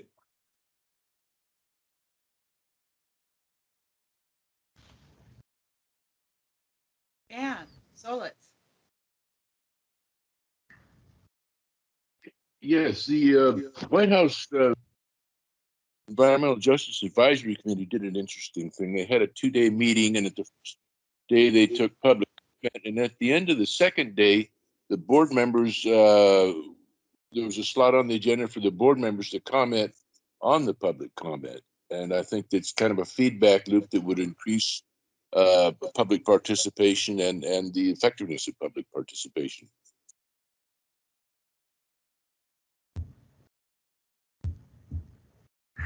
Over. Thank you. So, Dan, are you suggesting that instead of the current habit of folks make public comment, but neither the agencies nor the board responds, that we build in that feedback loop in some fashion for this work plan? Yes. There'd be a slot on the agenda before we close on the second day for the board to respond to the public comment they'd heard the previous day. Thank you for that clarification. Yeah. Thanks. So Gary, I'm getting the sense that this was just put forward as a conversation starter. Appreciate that. To echo what Tom had said and what you've said, Gary, I think one of the big things that we can provide today that I'm looking for from you all as committee members is the what's missing from the list of topics that's being proposed for future meetings. To the extent that we could identify as many agenda topics as we could ahead of time, that would make this whole thing so much easier. I do think that we need to still define what an emerging topics process would look like. If we wanted to get something added to the agenda on relatively short notice, I think that is something that we should discuss at the leadership workshop to make sure that there is a process in place that everyone agrees on and that can reduce conflicts down the road. Would be really nice. I had a couple of just thoughts for consideration. I'm going to go through them one at a time so we don't just do the deluge. First, under the vision for full board meetings, where we have an evening meeting and then basically another full day of HAB business split across lunch, when does the board have time to do the wordsmithing after parties that are pretty common? And to my mind, we should be accounting for them. Is that you're constricted to do it over lunch and that's that?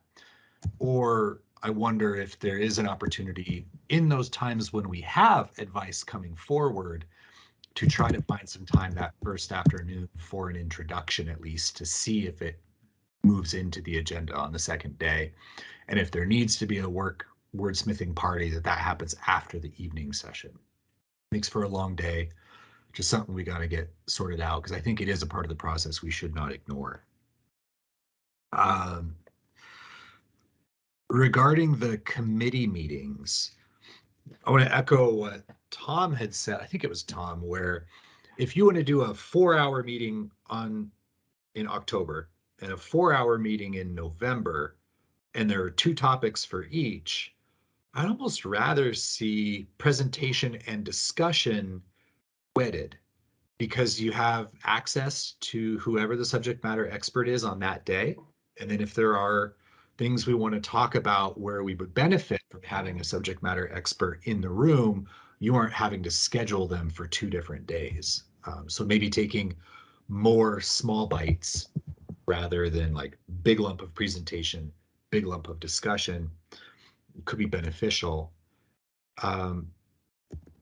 We also need to figure out when things could actually move forward to advice, because as I was looking at the calendar and trying to map out, okay, we learn about topics in October and we discuss them in November, and then maybe we make an issue management team. And then that issue management team works on advice that maybe makes it through the committee, not in January, because that's not a business meeting. They would have to wait till February, when is the next time there's a committee business meeting. Which then, okay, you passed committee on something you first talked about in October down in February.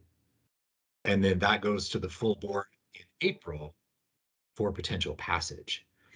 And similarly, you know, if we learned something at our January informational meeting and then made an issue management team in February, and then they don't get to move that forward, then you're looking at June or August, and really there are only 2 board meetings through the whole year when advice gets put forward. It just, I want to understand that flow a little bit better. Taking a breath here. IM team meetings seem like that's when things are going to happen. If we make ourselves a topic, and I wonder if we're only doing half-day meetings for our formal committee, maybe issue managers who are extra dedicated take that extra half of the day that's not being used to actually work on advice, because those days are already kind of blocked out.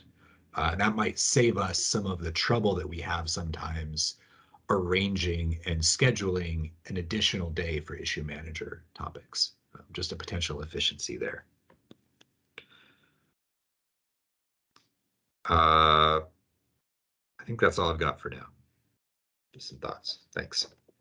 Yeah, Jeff, basically take your suggestions, all of the above, looking for feedback. I have a couple of constrictors on what I have, and that's time for staff. And I'm talking about more along the line of facilitation and admin staff, trying to be more efficient with their time. I don't get overtime for those folks. So trying to help them out a little bit so they aren't so slammed to be able to facilitate and administer board meetings. The other is, you know, like I said, this is a conversation starter. And I recognize this is not the final product by any stretch of the imagination. But if you don't start the conversation, don't start the journey, you're never going to get anywhere. And this is part of that collaborative part that people want to discuss. And I'd really like to get away from talking about collaboration and Gary being the one doing all the work. Whereas I throw out something and somebody gives us something else so that I can take it back to my management and the negotiation back and forth. So that's where I'm hoping we're going to go with this one. Well, and I'll just say, Gary, credit to you that we are seeing a work plan this early, that the committee has a chance to think about it and ruminate on it and give me their feedback before the May leadership workshop so that I can go represent the interests of the PIC. I think this is good process. So well done. Thank you, sir. Kelly. Thanks, Ruth. Gary, I really appreciate seeing the work plan. This is nice. I've got some questions. Boy, it's amazing how much you can get done, you guys, in talking. And I missed the first 8 minutes. So Ruth, if you could go to the agendas page that we have that speaks to environmental justice on the calendar for the first fall meeting. And because maybe this was already explained, and I missed it. What are we talking about? Are we talking about environmental justice and how that impacts our board, Gary, or are we talking about environmental justice and application of those issues to the work site? How are we talking about this in the context of cleanup? Shelley, good question. And I don't know nearly enough about this. My understanding is that, well, it's not my understanding, is within headquarters at Hanford, we are looking for a person to manage our Justice 40 team and how it's going to impact work at Hanford. What that's going to look like, I don't know, because that person has yet to be identified, or at least I don't know who that person is. It has been identified to me. And how will the administration's initiatives play out here at Hanford? That's part of the learning process that I have to go through so that I can get it into schedules and discussions. I don't have anything more to add about that right now because I'm still early in my understanding of this. But as we go along, I will have more information. Well, I guess what I want to say to that is, I think we all need to keep our eye on the prize, and the prize is cleanup. So, and for all of us, every single one of us at the table, every organization, every single person there, the prize is cleanup.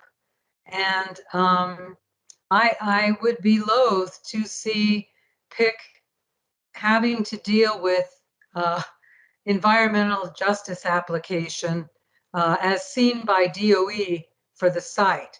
I want us to talk about cleanup. That's what this board is about. And so, you know, if there's going to be this group, this group that's going to deal with environmental justice, then come back and do a presentation to us sometime and talk about what they're doing and how there's oversight about environmental justice on site.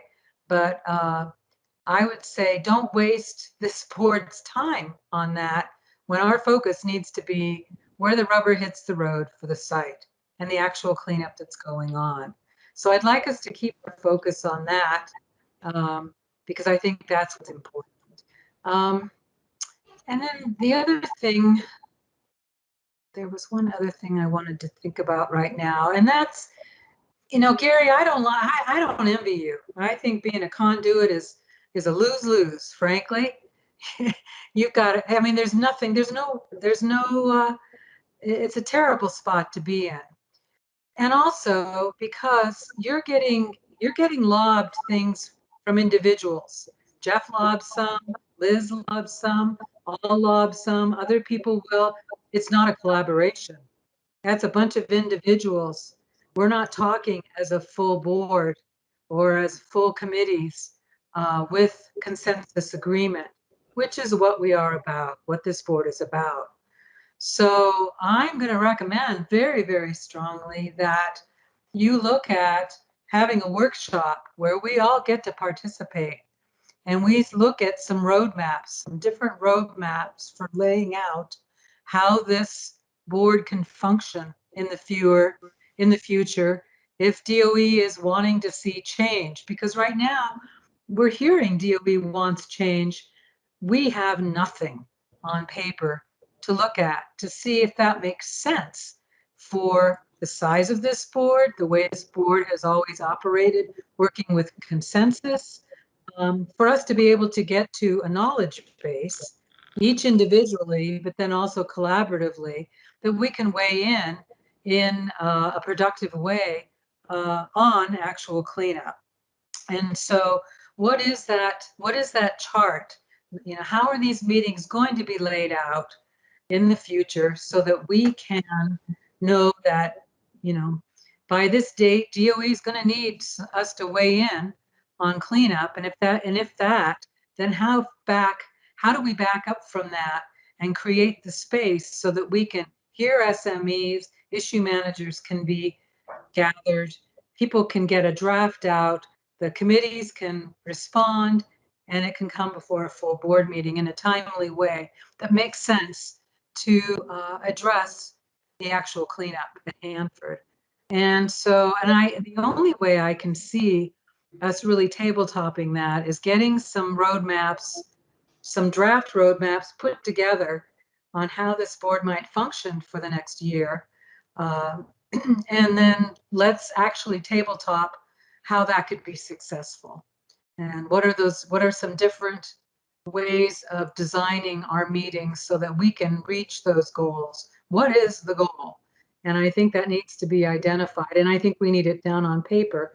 And I think you'd be a lot happier not having to hit, you know, softballs from each of us, but rather in an arena where there is full collaboration by the committees and then by the full board. So I would recommend at this point that, you know, we look to a committee of the whole in the very near future to talk through what are some potential scenarios for changing operations.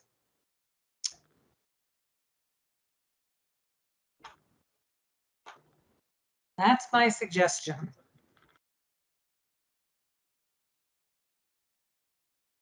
Gary, do you want to respond to that, or do you want me to keep going through the queue?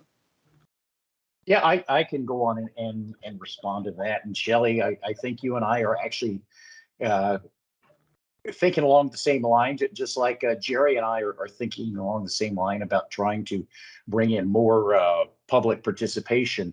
Ruth and I had a discussion just last week of creating a meeting where we do nothing but go through some of the operations and what do things look like. Frankly, last week was not a good week to have that discussion because we were busy trying to prep for this week. So we'll discuss it after the dust settles from this week. What we have just isn't working, and or it's not working as efficiently as it could or should. And how do we make it better? And we've got a lot of changes. And you're right, I kind of in the middle.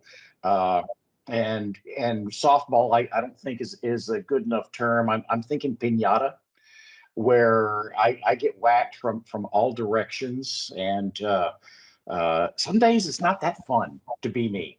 But that being said, we've got I've got a big job ahead of me, and trying to understand how to make this board better, how to make the dynamic between the tri-party agencies better, and at the end of the day, as long as we have a better product than when we started, I think everybody wins, and that's something that we're looking at, trying to find space in the calendar to kind of take a knee so that we can slow down so that we can go faster later.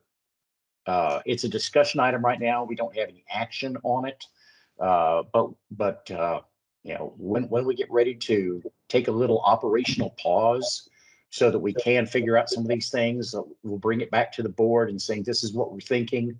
How do you want to proceed? So is this, I guess, Gary, then the question is, are June, July, and August the decide, announced, and then defend in the fall time? Or is there really going to actually be collaboration where this board gets to help you find a goal? I still don't understand what the goal is. We don't know what the goal is. And as a consequence, we can't help. And unless you have a target, I don't know how you can synthesize what we're sharing in any kind of holistic way. I can't. And so that's why I'm saying, you know, I think you need to really talk. And I think the regulatory agencies absolutely need to be there. You know, part of this board was collapsing down from the state of Washington governor's board. And so the state has a stake in this. And I'd like to hear from the tri-party agencies. But I think we really need to have a conversation where we're all in the same room and come and look at this so that we can get to something that's productive. Right now, I have no idea what the goal is. I don't think anyone else does either. And I think it could be a lot simpler and maybe even more creatively productive if there are more people in the room.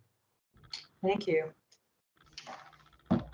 So I want to check. We've got one person on the phone, 5999. Do you have a question or need to be in queue? Don't know who that is. Tom Cecilia, who remembered a question, Liz, and then Chris. Thanks. I'll be quick. So you mentioned you wanted to have one meeting place that was locked in stone and we always met at. Where does the regional board meeting fit in this calendar? To be determined.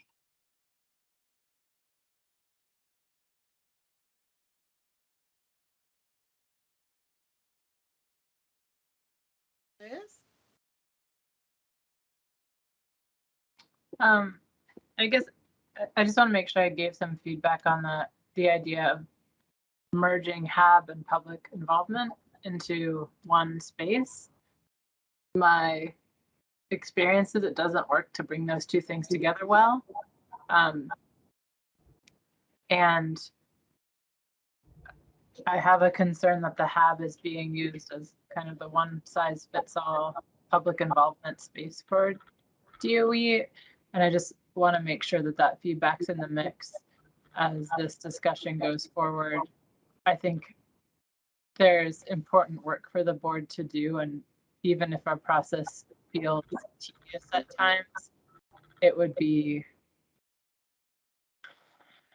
I just think it could take away from the board's work to be focusing on trying to get more people to get, instead of trying to get the public to the HAB meeting, I think it's better to step back and say, how do we engage the public effectively in a meaningful dialogue about Hanford cleanup?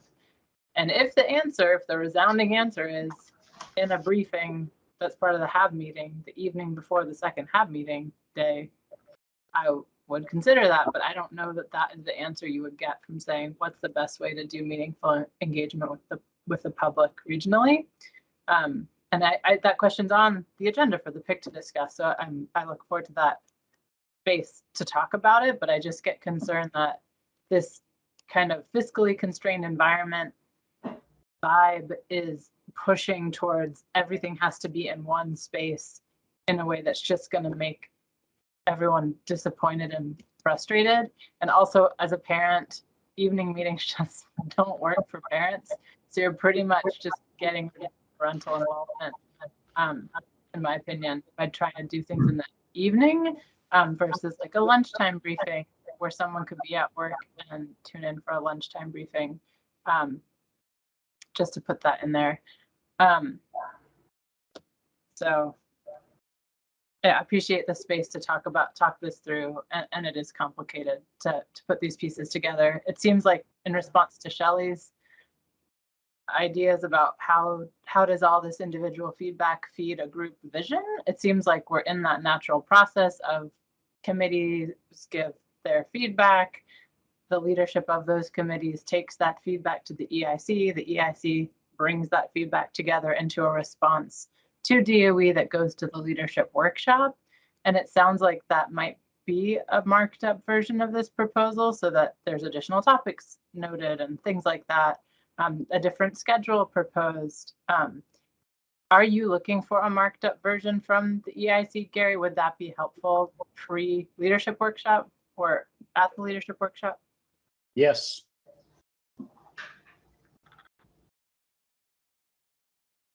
Okay, so let's give Chris the last word, and then the question I want you to think about is what does the committee need to give Jeff and Dan as your leadership going into the leadership workshop? Okay, so think about that while Chris does his last question so that your leadership is prepared. Chris? Yeah, Gary, I have two thoughts for you. One is I agree with Shelley's comments on environmental justice and cleanup at Hanford. So one of the things I suggest you do is when you talk to your coworkers about what environmental justice means for cleanup at Hanford, cleanup is driven by the TPA agreement and by milestones. And so you might ask if somehow environmental justice is going to be incorporated into cleanup, what does that mean for milestones and the TPA and changes to those? Because that's not a straightforward process if you have to change those things. So that might be one thing you might want to ask about. The other thing is, on Thursday, I'm going to be talking about the life cycle report. And one part of it, I think, is going to put increasing amount of stress possibly on you and your staff. This year, PBS 0100 is funded for $8.6 million. That's the appropriation for PBS 0100, which is public involvement and regulatory support. And I assume that's where you and your staff get money for things like the Hanford Advisory Board. If you look at the life cycle report, from now until 2078, it is estimating that that PBS is only going to get yearly increases of $100,000 a year. If the appropriations exactly match that life cycle report, you're going to have less effective money each year to do things that you would like to do. And that's going to impact the Hanford Advisory Board, because $100,000 a year for the next few years is only 1% increase, 1% escalation. If you go out 20 or 30 years, it's going to be 0.8% or 0.9% or 0.7%. So it's not going to keep up with inflation or what the rest of the site gets for escalation. So I think money is going to play a big role in funding and what the Hanford Advisory Board can do. Maybe not so much next year, but going down the road 5-10 years, I think it's going to put a lot of stress on you or whoever takes your place. Thank you. And yes, you're right. Money drives everything. So I appreciate it. And I also look forward to your discussion on Thursday. Okay, Shannon? Hey, yeah, I just I want to offer a different perspective that I really, really hope that the PIC has an EJ, environmental justice topic. I think there's some not a shared understanding of what that means and its relationship with cleanup. People thinking that environmental justice issues are separate from cleanup. I think that sort of tells me that we don't have a shared understanding of what that conversation even means to have.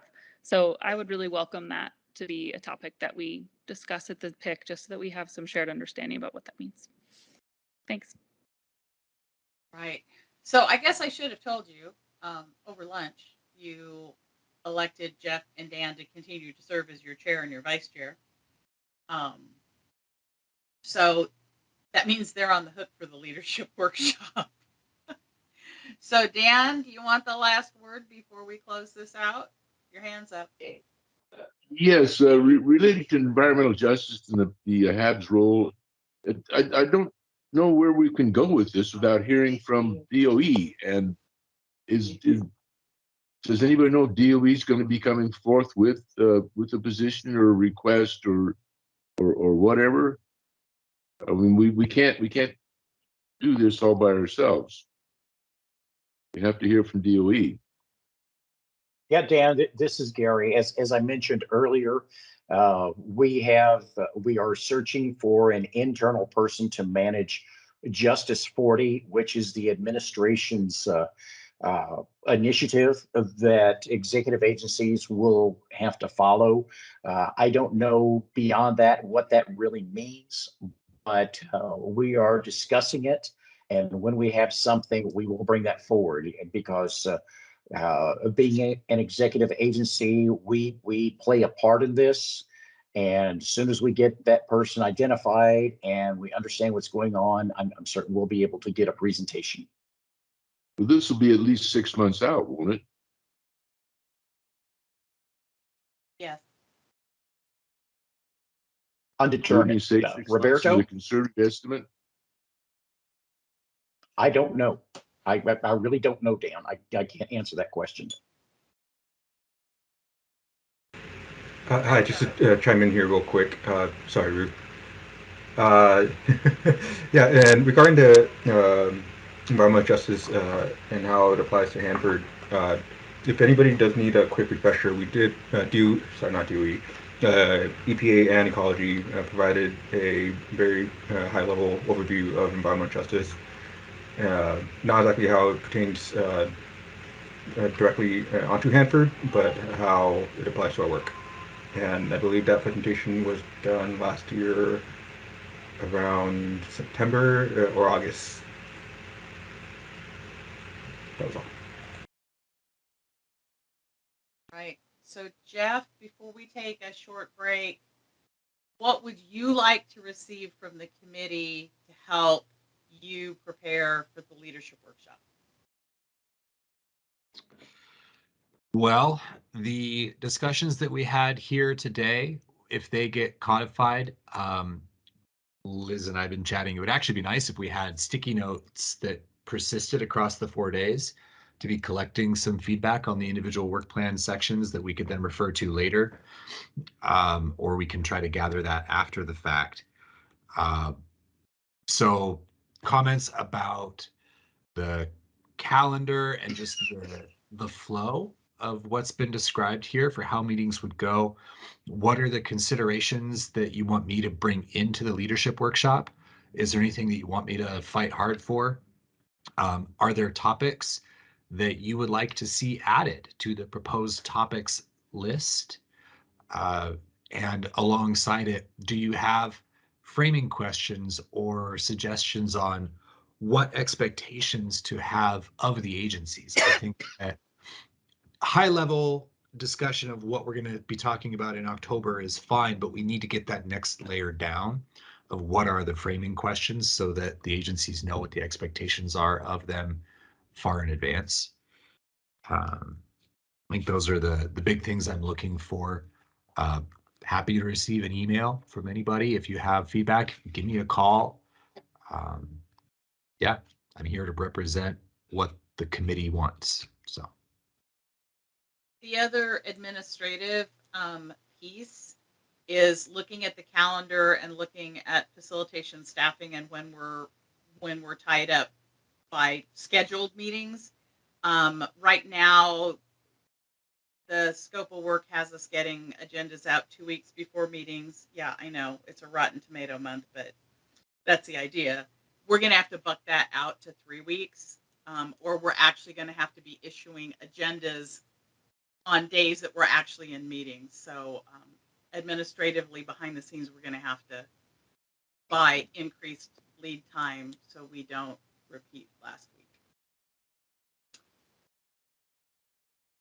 With that, I'm going to suggest we take a real short break till 2:15. And at that point, we've got open forum with a couple of topics in mind. One is talking about policy work and technical work, as well as part B of the HAB packet discussion that was part of this morning, plus whatever other open topics you have in mind. So it's a bit of an amalgam right after break, but we'll take a lap around the living room at 2:15. I'm sorry, what time are we getting back together? 2:15, you said? 15, unless you want to push it a little and have more of a break. No, that's fine. I'm just connecting my ears to my brain. Thank you.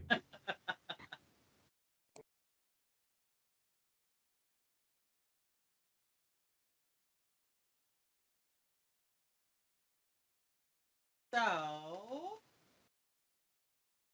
the next hour I had scheduled for open forum, and there have been a couple other pieces that have popped up as we were adjusting the agenda this morning. One was we moved the issue manager team update on assessing the balance between policy work and technical understanding to part of this time slot. So we've got Jeff Wright on deck to talk a little bit about that.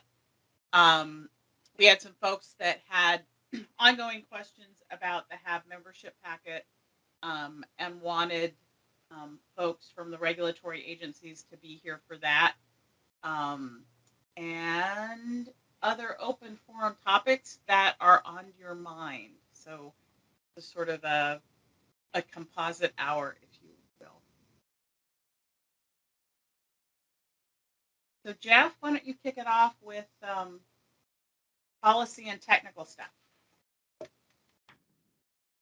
Okay. Thank you. I wanted to spend a little bit of time during this meeting to revisit something that we first talked about back in September of last year. There was a Government Accounting Office report that came out last year about tank closures and why are they so hard and can we improve them? And one of the main recommendations relating to public involvement, public information, was a recommendation that DOE engage the public in the decision-making process for tank closure and communicate in a way that addresses concerns regarding technical challenges, and providing transparent information about the science and rationale behind decisions.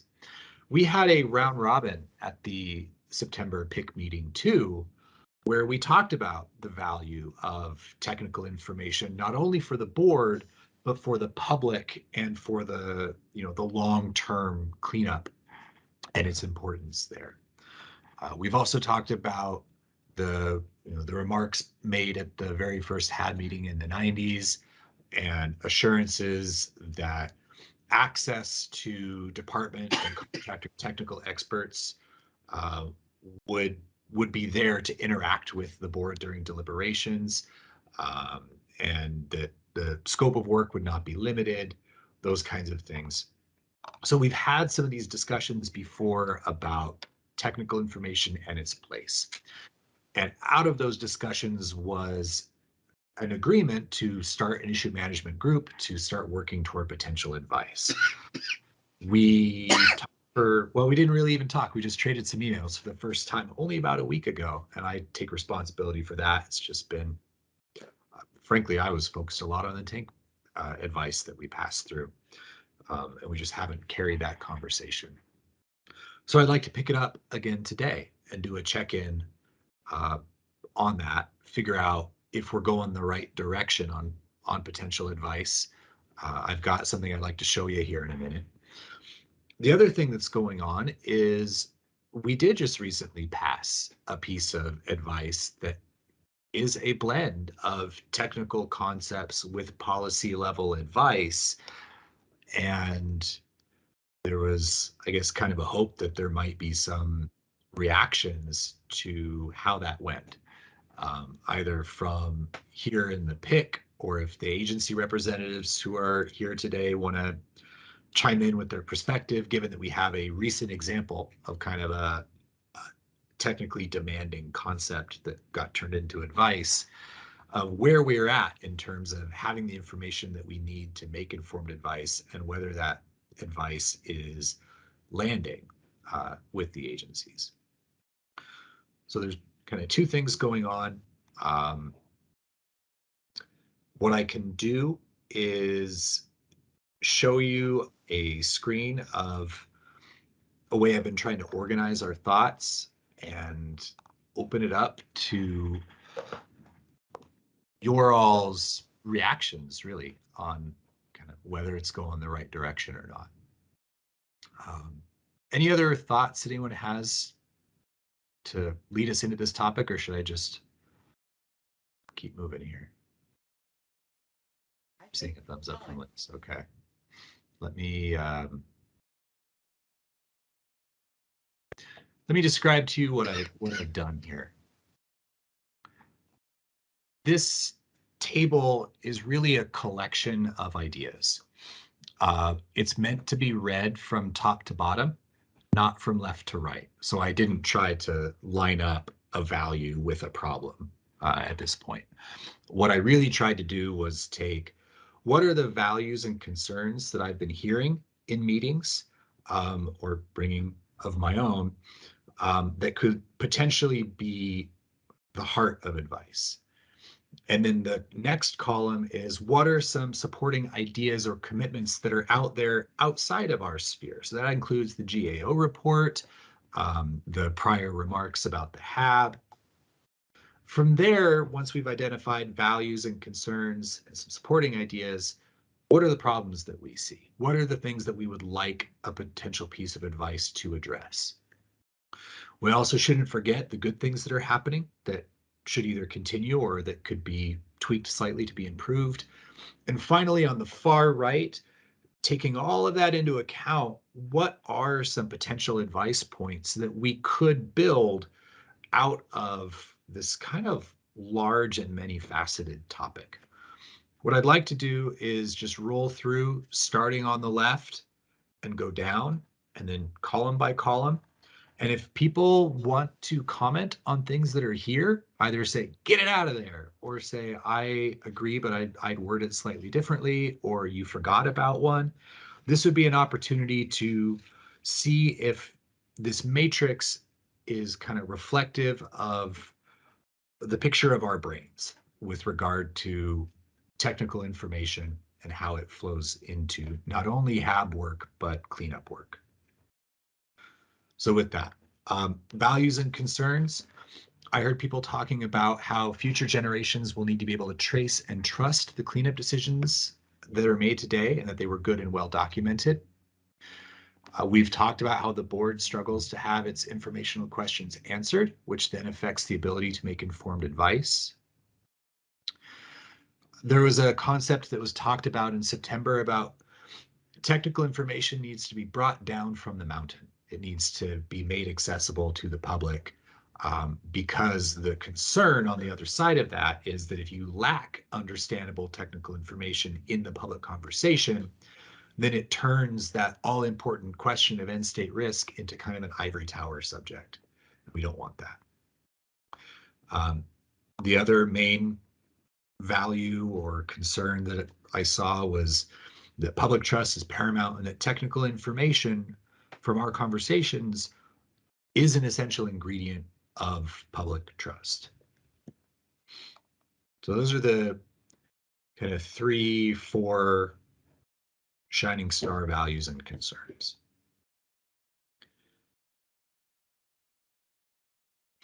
Moving on, supporting ideas or commitments. We have the GAO report, and here I've quoted the essential piece of their recommendation, where they recommended that DOE communicate in a way that addresses concerns regarding technical challenges, provides transparent information about the science and rationale behind decisions. And this was in the context of tank closure, but I think you could probably apply it across the site. You also have the HAB opening remarks that I mentioned before. You have my assurance of your access to the departments and our contractors' technical experts who will be here to interact with you during your deliberations. DOE will not presume what you need to know or when you need to know it. We will not limit the scope of your work. And then the why of that, I thought was really great from the point of view of the DOE representative. At the time, the creation of the board has a simple driver where the board's advice was needed. I need you to understand our mission and goals and how we propose to achieve them and the limits on our resources. I need your thoughtful judgments about major decisions we must make and how we should go about making them. To my mind, that includes both the quote unquote, the policy and the technical, to be informed. Before I move into the next column, should we do a check-in? I see a couple people have jumped into queue. Let's see how we're doing so far. Jacob?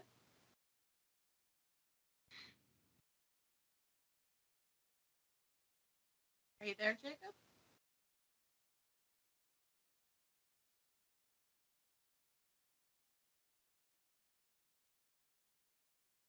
Have you on mute? We're not hearing you. Showing you is muted.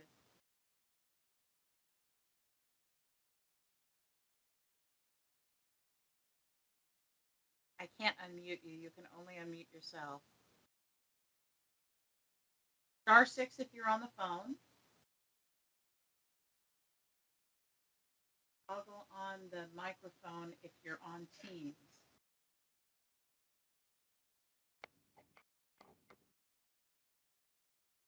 Okay. We'll come back to Jacob. I'm not going to leave him out of queue. Okay. All right. So what are the problems that a potential advice would be aimed to address? And I'm going to take a page from our previous topic. This is really just intended to be the conversation starter. This is the centerpiece around the table that we can all comment on. This is not intended to be the final product or anything like that. So many perceived layers of approval needed for presentations, and we talked about that a little bit in previous meetings and a little bit this morning as well. I think that there are still some questions out there that I'd like to see answered about what would it take to deny clearance so that we can understand what the true barrier is here. I see Jacob, you're ready to go. We'll take a pause here. What's on your mind? Well, if you're on a roll, go ahead and keep on the roll. But I guess my whole question, when DOE says it doesn't like getting technical advice, I don't know what they mean. This is not a social problem we're talking about here. This is nuclear waste, which has social aspects and the public perception aspects and all of that. But in the end, it's hard for me to completely dissect policy advice from technical advice. For instance, when you talked about we just put out advice that was a mix of technical advice and policy advice, I immediately jumped to our spending priorities because that's highly driven by technical aspects. And so I'm not sure exactly what they mean there. That being said, I, as a employee, feel like I'm really in a sensitive spot here because I have a conflict of interest related to an awful lot of stuff that we discussed. So there's some things that I have technical expertise in that the HAB discussed that I sit and keep my mouth shut because I don't want to get in trouble. So I believe the nature of the discussion would change if I could discuss those subjects differently. And I'm sure that I am not the only one on the board sort of in that position. And I look at a great example. The last advice that I felt that was purely technical that the board put out was one on saying, DOE, we think you should build new tanks. And we actually reiterated that on our spending advice. That came out on my first day on the full HAB meeting, and I wasn't even sure if I was a full board member at that point or not. So I just kept my mouth shut. I especially had a conflict of interest on that subject because I had been personally asked to study that subject for Department of Energy. But I look at that and I believe technically the HAB got that wrong. I do not think that that is very good technical advice to build new tanks at this stage of the world. Now, I'm kind of a get along guy. If the HAB wants to say build new tanks as a policy advice, I'm willing to go along with it, even if I don't think that's the smartest technical thing to do. But I just wanted to point out that there are some decisions that I think if you had known the technical information that I had that I did not share, you probably would have come to a different conclusion about that advice.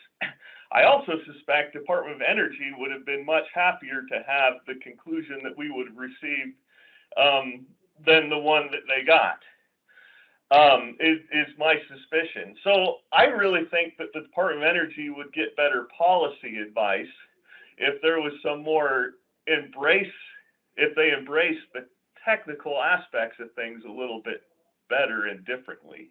That's just what I wanted to throw out. Steve Anderson.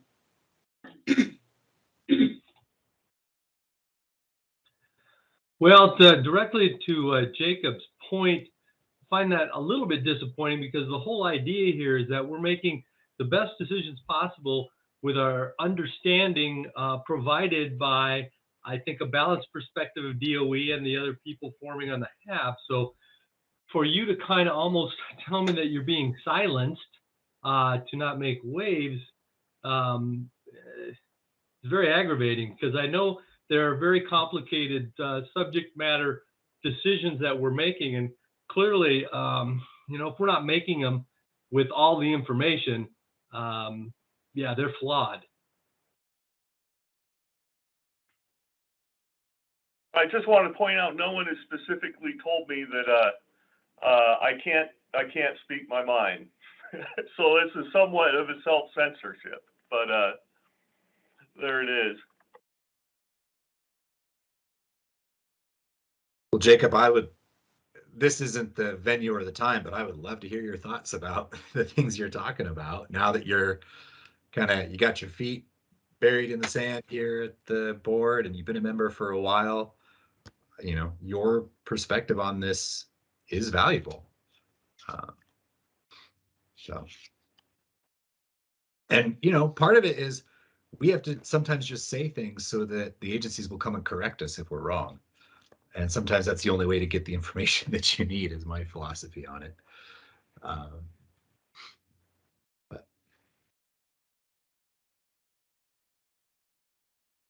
Don't have others in queue at this point. Okay.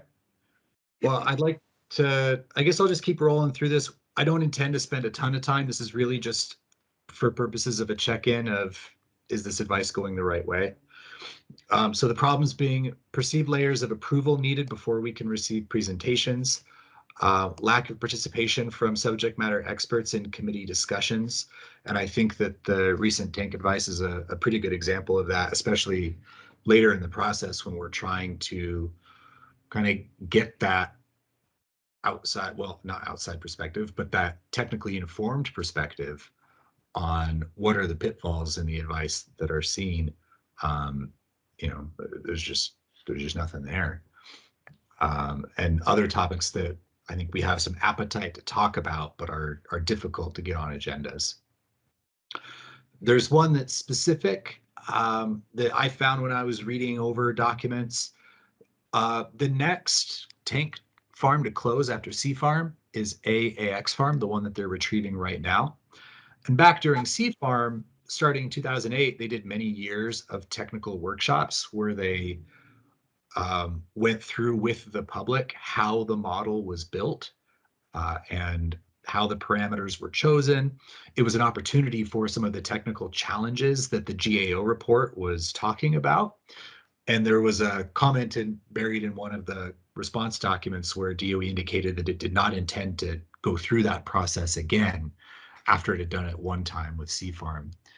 And I would argue that that's exactly the kind of stuff that the GAO was recommending continue. Another problem, if we want to agree there, the holistic negotiations have gone on for over 2 years without public check-ins or an opportunity to really affect the process. And, I keep hearing, oh, we're just right on the verge of having something to say about it.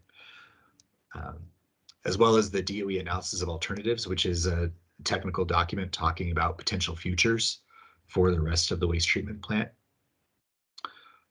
Pretty important technical information. And then here's a perspective that was from our September meeting in the round robin, that technical information sharing can at times be exclusionary, though unintentionally, where technical personnel might not be the best people to write for non-technical audiences. And this was something I heard a few different people say, how there's a lot of information out there, but it seems to be by technical people for technical people. And maybe there's a way to improve access to and contextualization of the technical information. Liz. Yeah, go ahead, can I Liz. jump in on that point, Jeff? Just to have a concrete example, Ecology had the Let's Talk About Hanford recently about LERF and ETF. And while it provided a lot of detailed information, I think it kind of had that problem of not being super accessible to the general public. And I understand how it is very hard to make Hanford accessible. Having worked on this for over 14 years now, like I struggle with okay, this is so, how do you break it down? Because before you can break it down, you have to understand enough to be able to break it down. Which feels like it's like this two-part problem of DOE asking, it feels like we're getting this pushback from DOE to provide us with the technical information we need to understand the problem. And then having that lack of access to that information be spun as, we need to be able to engage the general public in a way that's not exclusionary. However, we still need that information. It's not it needs to be teased apart. And that's why there's people and groups that have staff working full time to understand Hanford's Hanford cleanup so that they can provide input and kind of break it down and repackage it.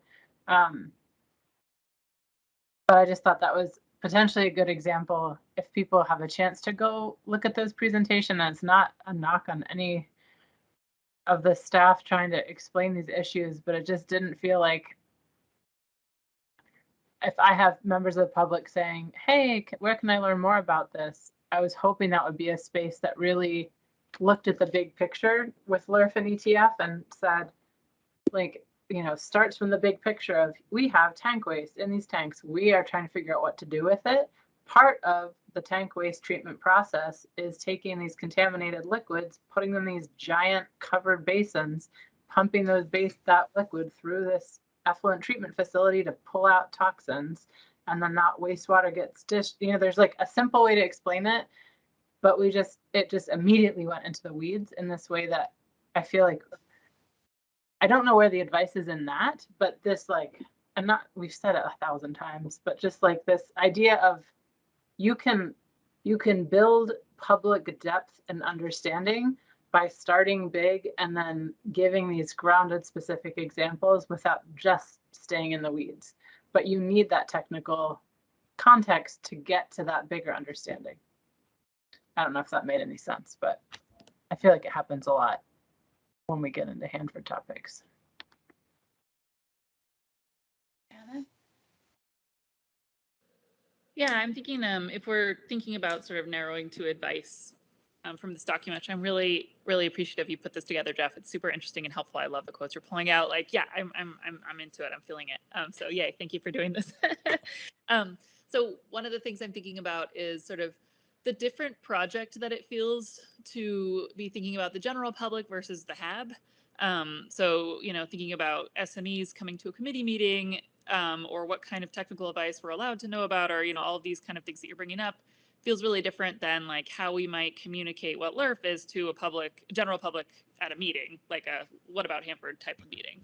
And so that's something we'd want to just narrow down in our discussion, obviously. But one of the things I think about as, you know, in the seat for the UW, oftentimes the general public or the public that I'm engaging with is students.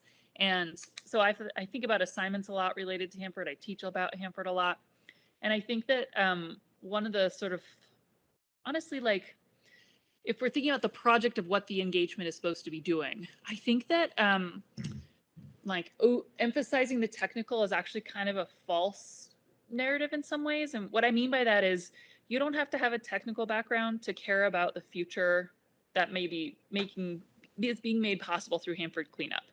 Like, you don't need to know anything about chemistry or engineering to be able to say, I hope that this kind of life is going to be possible on the site afterwards, or I really respect the fact that treaty rights enable this kind of activity on this land, and I support, you know, tribal rights to this, you know, this type of activities, or, you know, that doesn't require any technical information. And so I think sometimes we get lost in thinking that people need to have all the technical information, I'm talking general public again, in order to have any sort of opinion about safety or future life at Hanford. And that's not the case. And if we only like remain in that sort of false box that we think the public needs to know this in order to have any sort of opinion about contaminated environments or exposure, it means that we're limiting who can be part of the conversation. And so when I'm thinking about like a public comment period or something, I often think about or consider having students write responses to public comment as an assignment, right? But as we've talked about a billion times in this committee, just even the email line for the public comment period is exclusionary in terms of trying to access someone from the general public and making them think that they could know enough to care about anything about Hanford. It's like named like, you know, acronyms and, you know, 300X, like it's just like not something that some for the general public's like, oh, I definitely can engage in this. But they can if we like allow that stories about Hanford or talking about Hanford can just be about what the future land use we want on this site. And if that future land use isn't possible, then we could talk about why and we could get into some technical stuff, but it doesn't mean that we can't talk about like missions and values with people in the general public. So that's a long monologue to say that I think these are really helpful and that there's like two different kind of projects at play here. One's like, can we get SMEs to talk to us in these contexts, and how do we engage in meaningful conversations about Hanford with the general public at a meeting? Does that make sense? It does, and you may have a point here, Shannon, where this might not be one piece of advice, and I guess we can figure that out. Are we talking about different things when we're talking about HAB member access to technical information to make better policy advice versus how is technical information made available and accessible to the public? And what I've highlighted here on the screen was pulled from comments that you had made in September, where you were talking about you have to put it in a social context for non-technical people. And there were some examples given similar to what you just did about, well, what do you want to be the future of the site, and how does that then inform the technical side without having to necessarily be able to, recreate the math yourself? Perfect. Awesome. Yeah. So it's there as potential advice, but I think your point is valid on top of that of, can these two things ride together in the same car? And I don't know. I think we should talk about that. Chris, what kind of car are you driving?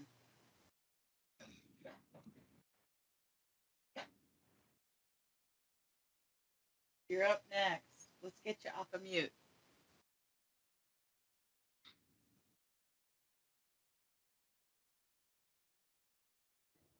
I'm looking at this in a very different way, and that is, what is our role in the HAB?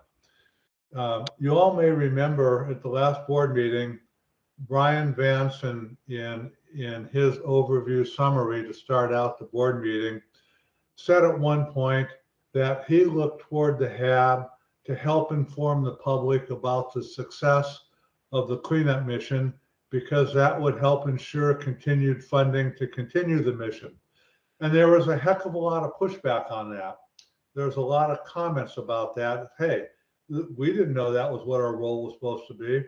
We thought we were supposed to give policy level advice concerning EM site-specific cleanup activities, waste and nuclear materials management and disposition, excess facilities, future land use and long-term stewardship. So I'm thinking when you're getting into some of these areas here about conveying things to the public, you're getting into what is our role again. And again, the context was the pushback that a number of HAB members gave to, and Brian Vance's kind of wind up in that he felt that part of our role was to present this to the public in ways that they could understand to ensure continued funding. So I think our role now, this gets right into the middle of what is our role when we start talking about some of these things.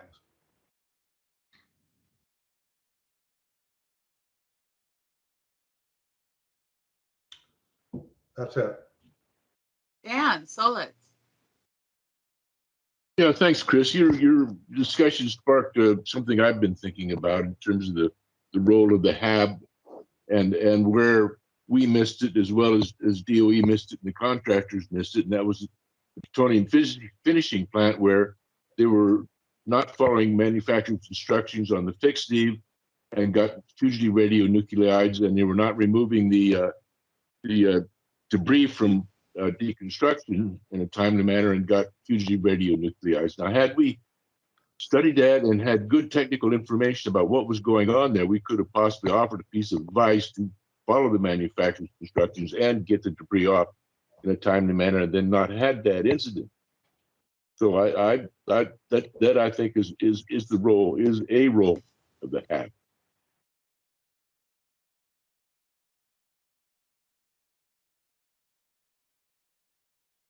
Over. Where are we, Jeff? We are rolling through good things to continue or ways to improve. We're almost there. So good things to continue. The administrative record is a good conduit for technical information. with the caveat that there's a lot there and it can seem like it's by technical people for technical people at times. There was discussion a couple of different times about art being a way to bring technical information down off the mountain, talking about artistic renderings, physical models, diagrams, even going so far as to like put dioramas at the mall as conversation starters or that kind of equivalent, that or having artists who follow Brian Vance around and draw pictures of the things he says, you know, those kinds of ways to translate. This I've talked about already, about when the Sea Farm performance assessment was being put together to support closure of that tank farm. There was a series of technical workshops that allowed the public to get down in the weeds. Here's the physical models or diagrams at the mall. I just think it's worth preserving.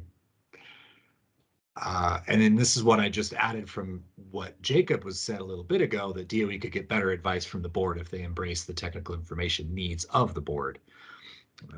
In other words, the advice that they get is only as good as the information that they provide. All right, finally, taking all of this preamble of what we value, what other ideas are out there, what are the problems that we're seeing, what are some potential pieces of advice that could come out of this committee? Again, Public Involvement Communications Committee. But also we've talked with tanks and others about what their needs are. One, we could recommend that DOE fully incorporate the recommendation from that GAO report, that, you know, communicate in a way that addresses their concerns. And we could give some specific examples of ways in which we would like that technical access to happen. There was advice in September that the HAB committees may be the best avenue to have those in the weeds technical conversations and to have the SME access at those times. But that you may need to try to increase your public involvement in those committee meetings if those are going to be your main venue. You know, we could advise that DOE acknowledge and recommit to the vision of the board as it was seen back in 1994, as opposed to the vision that was laid out at our last board meeting, or at least try to find some balance between the two, that there do seem to be some competing visions of what the board is here to do, and that we could maybe comment upon that and how access to information plays a part in that.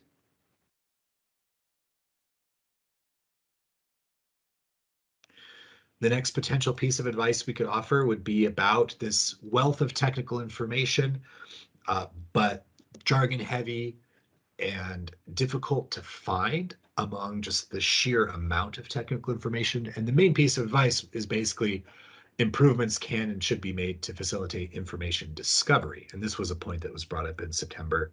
This one might need a little bit of work to figure out what exactly we mean and what kind of examples we could advise. And Liz, I see you're in queue on this, and I think this one came from you back in September. So. That's possible. And this just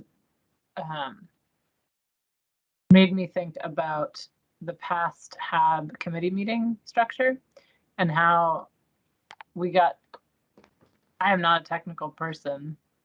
I'm not technically trained. And yet it is helpful for me and has been helpful for me to sit in those more technical discussions in committee in person with a group of people. And the in-person piece of it is why I wanted to bring it up. People could tell if I didn't understand what was going on because it was loud and clear on my face. You could read the body language in the room. People are not following anything someone's saying. You could be like, this isn't going well. Let me try a different way. When you are on a virtual meeting, you can't tell. Maybe there's people who with their camera on who are being really overt with their facial expressions, but that's not often the case. So I feel like this is one of those like, I don't even really understand. I mean, it's just part of the board culture, I guess.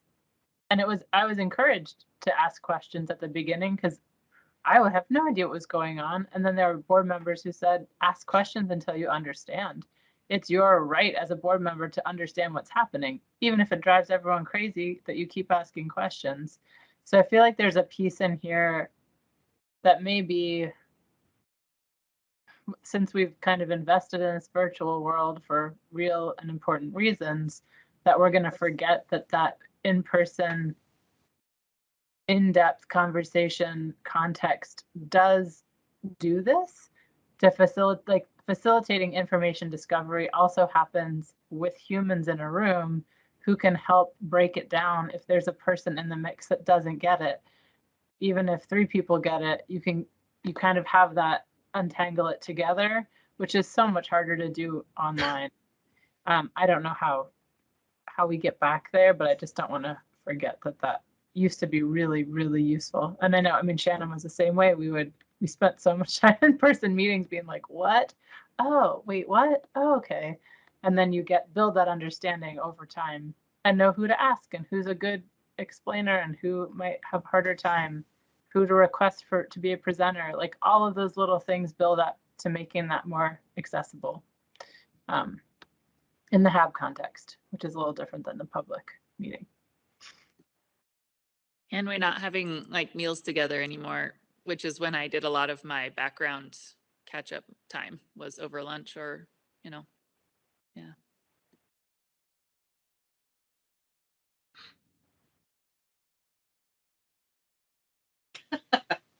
Meals are also when my 3-year-old does his catch-up time. Sorry. All right. Thank you, Liz. I've just got a few more to get through, and then let's see. People can shoot at this at will, and then we'll move on and let other things come in. Sorry I've taken so much time here. Next potential piece of advice, really trying to aim at the information sharing protocols and the ability to get presentations, clearing presentations, just seeking any kind of improvement we can get there. And maybe there's just some more that we need to learn about that to know what can change other than just asking for it to change. This is a point that Shannon already framed up so well earlier about the benefits of framing technical concepts within a social context, or fitting a technical concept within a larger picture so that people can orient themselves and orient a technical detail into why it matters. Something I brought up this morning, explanation of the activities at Hanford is not a once and done proposition. Technical questions and foundational agreements may need to be revisited multiple times across multiple generations. This is that idea that the end state is a painting that needs continual touch up, and you need to keep making your colors vivid because they will fade over time. And we need to keep revisiting these things. And it's not enough to just say, well, we talked about it 20 years ago. Didn't we put this one to bed?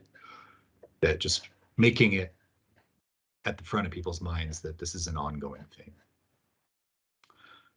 And then a very concrete and tangible one. When fact sheets are circulated to the public, have links to related administrative record resources rather than requiring a request for information.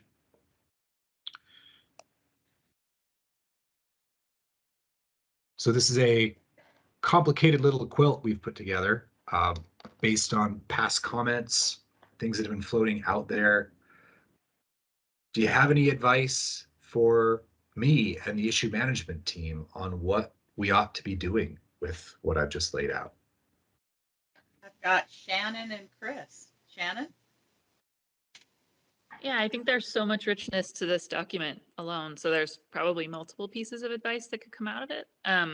One thing that really stood out to me and I think could make for great advice was, especially as we're, having a lot of conversations about what the point of the board is, who the seats on the board are. We're kind of in this moment as we talked about earlier today. I really liked what you drew out from 1994. I think kind of having an opportunity to say, like, this is how the board framed itself and its role, its relationship around advice and technical information in the 90s. Where do we think we are today? either reiterating that, kind of as you said earlier, like reiterating this, reestablishing our commitment to this framing, or articulating what we are now, because like having kind of both or contradictory positionalities around this feels uncomfortable and almost just hard to know how to move forward. So yeah, clarifying that would be great. I like that idea. Do you know which one I'm talking about in the potential advice, Jeff? That chunk? Yeah, I do. Yeah. And kind of that clarifying the HAB mission, because we have some competing visions of the mission. Exactly. I really like that. Yeah. And I think, didn't we include that in the advice that we passed in one of the advice pieces? I think that was a Tom Galeotto edition of, let's all get together and make sure we're all clear on what we're here to do. So it's already out there, actually. Excellent. With the 90s? With the like discussion from the 90s? The membership advice that passed at the last board meeting had some of those John Wagner quotes in it. Okay, sorry, missed it. But with perhaps a slightly different angle to them. Chris. Yes, Jeff, I think whatever comes out of this in the way of an advice topic, whether it be how to present technical information to best to the public, whether it be more efforts for DOE to make things more understandable, whatever the role of the HAB is going forward, all of these things, I think it always ought to be in the context right up front that, hey, cleanup is going to last another 50 years here. And that long-term stewardship could go on another 25 or 50 years after that. And I think it's the length of time that this cleanup is going to have to undergo, plus the length of time long-term stewardship after that, that requires constant iteration of a whole number of topics, constant iteration of a lot of technical things, because our children are going to retire from this site and cleanup is going to be going onward. Our grandchildren might retire from this site. There's going to be multiple generations. And so I think constant iteration of this is absolutely necessary. And I think that should be something to be brought out in whatever advice this committee gives. Great. I've added that to the values and concerns piece, so I don't forget it.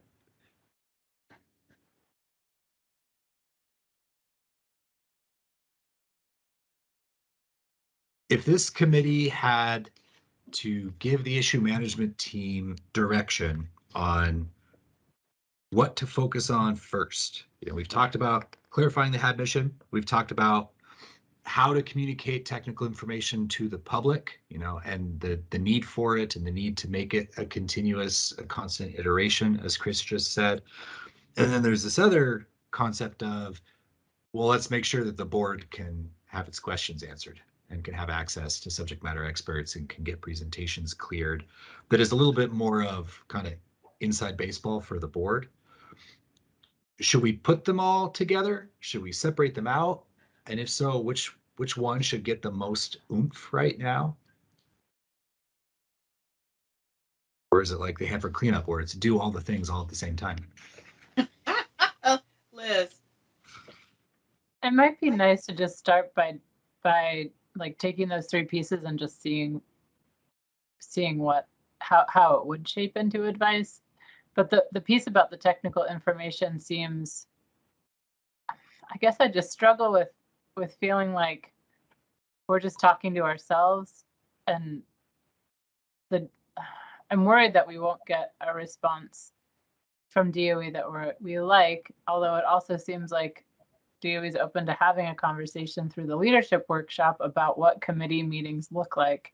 And I'm just wondering if there's a piece of that, developing that idea of access to technical information that could be respectful of some of the changes that DOE is trying to put forward, and also meet the needs of the board.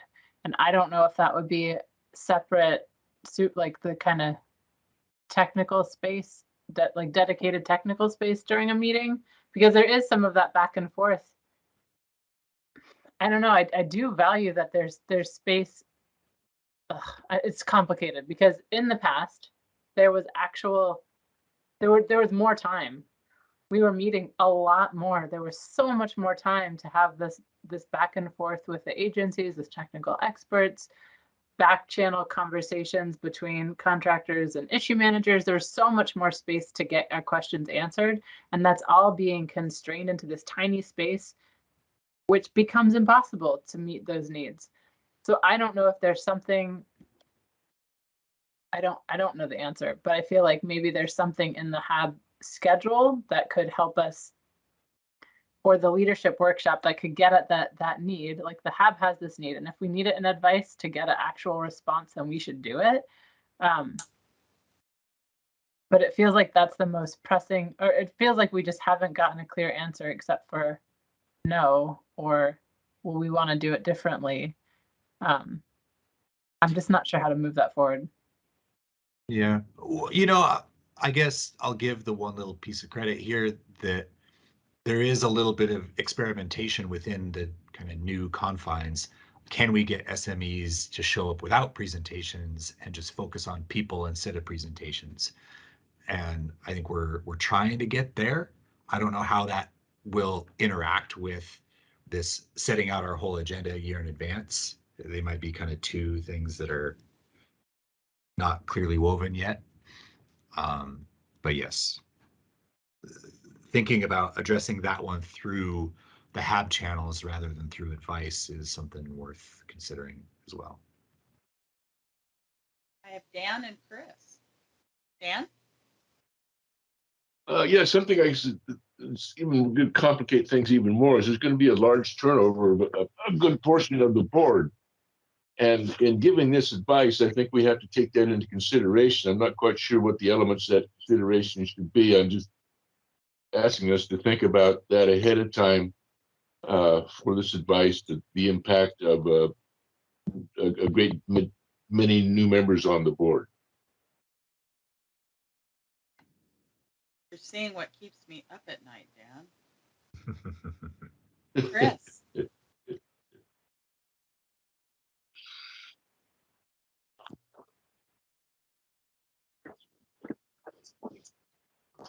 Yeah. This is maybe to Gary Younger, but it's a follow-on on what Jeff just said. Do we have to have SMEs that are DOE personnel? Can we get SMEs who are site personnel? And the reason I ask that is because I've given presentations when I was a site person to ecology and EPA, and I had to get clearance for public approval, or to give it publicly, and it was no big deal. I'd submit a PowerPoint presentation, get it cleared to convey to the public, and usually it took a couple days. And unless things have changed, I'm thinking that maybe site SMEs could do the same thing. You get something cleared for public conveyance, formal clearance, give a PowerPoint presentation, not have to have 11 approvals in DOE headquarters. And I'm wondering if we could go that route. And the other thing is, I belong to, don't laugh now, an informal retiree beer group where once a week there's a group of us that meets at various breweries here in town for informal discussions on a whole range of everything. But some of these retirees have said that when they were still employed either by P&L or as a site employee, they gave they gave presentations to the HAB. And they've indicated that they don't remember having any trouble giving with approval to give those presentations. So I think at some time in the past, it wasn't a big deal for site SMEs to talk to us about technical matters.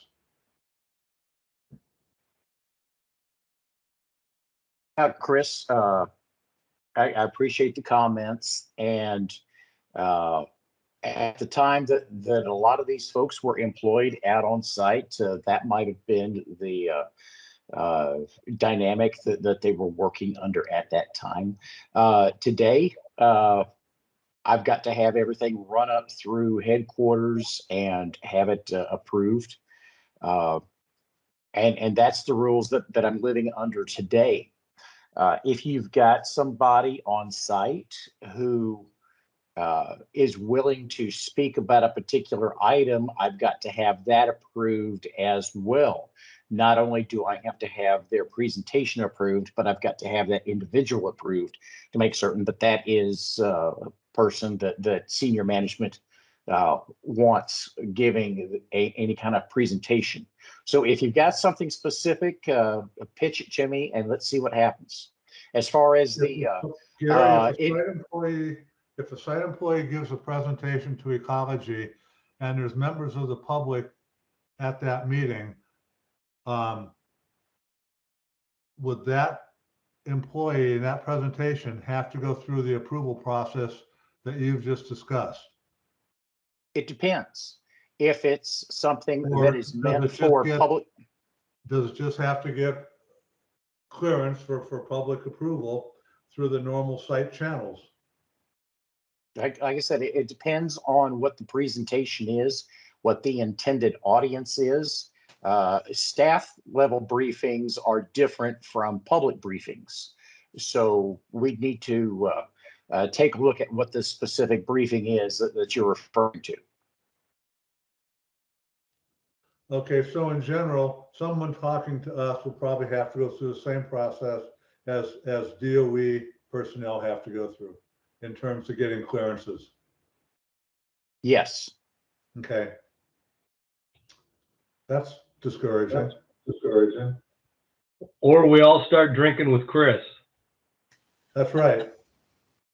White Bluffs on Tuesday, 4 o'clock. Save me a table. I mean, yes, I agree with that. SMEs of a certain age.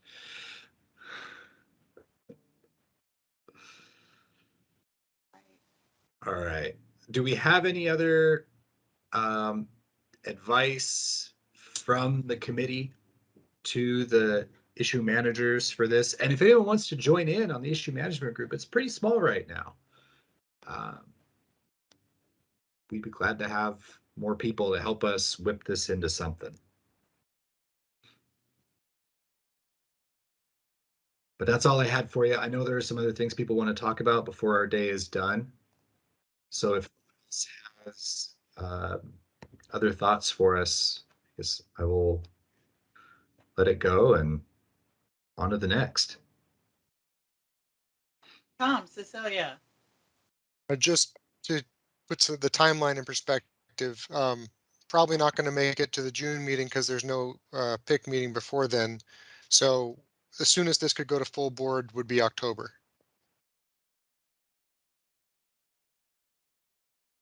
Yes. Yeah, June is a long shot.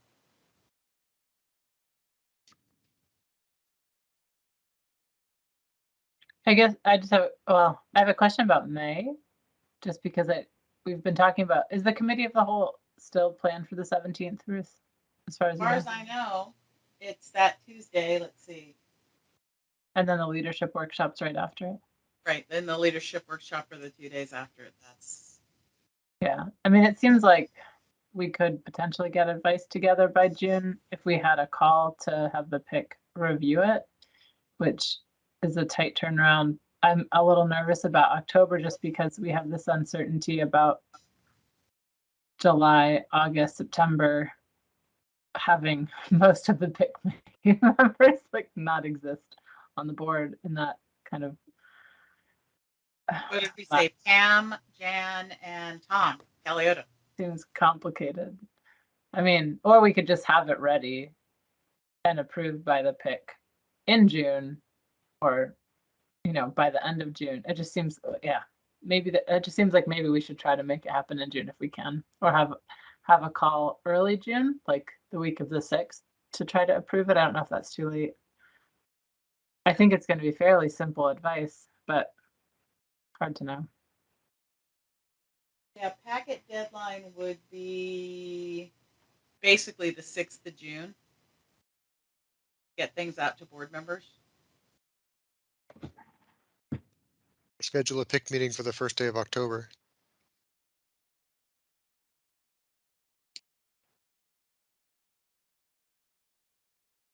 Are you messing with us, Tom? He's pretending he's a Supreme Court. Don't they open their session on the first day of October? What if we met on the 1st or 2nd of June, or the 31st of May? Just had a 2-hour PIC meeting to look at draft advice. And then if it sailed through the PIC, then it would be ready by the 6th to go to the full board. Do we have board advice lined up for that June board meeting? June Work plan and calendar. We got big ticket items, the HAB work plan and calendar.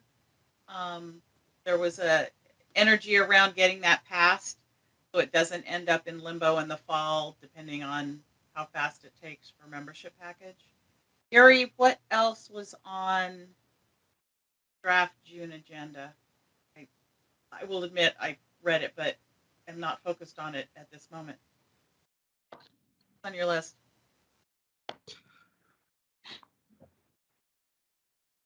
See, I think we're trying to get a site tour, if we can pull that together.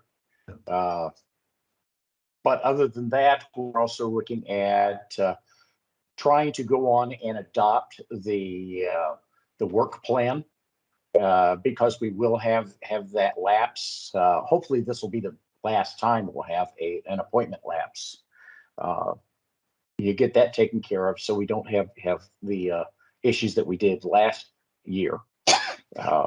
Like I said, the site tour is still in discussion. We're trying to figure out how we can make it work, but pencil that in lightly, and then hopefully, as we get a couple of other questions answered, we can pencil that in a little bit more darkly, and then maybe even get that in ink. So we're looking at June in person. Potentially. I knew there was a reason I needed to be on site next week for scouting locations, among other things.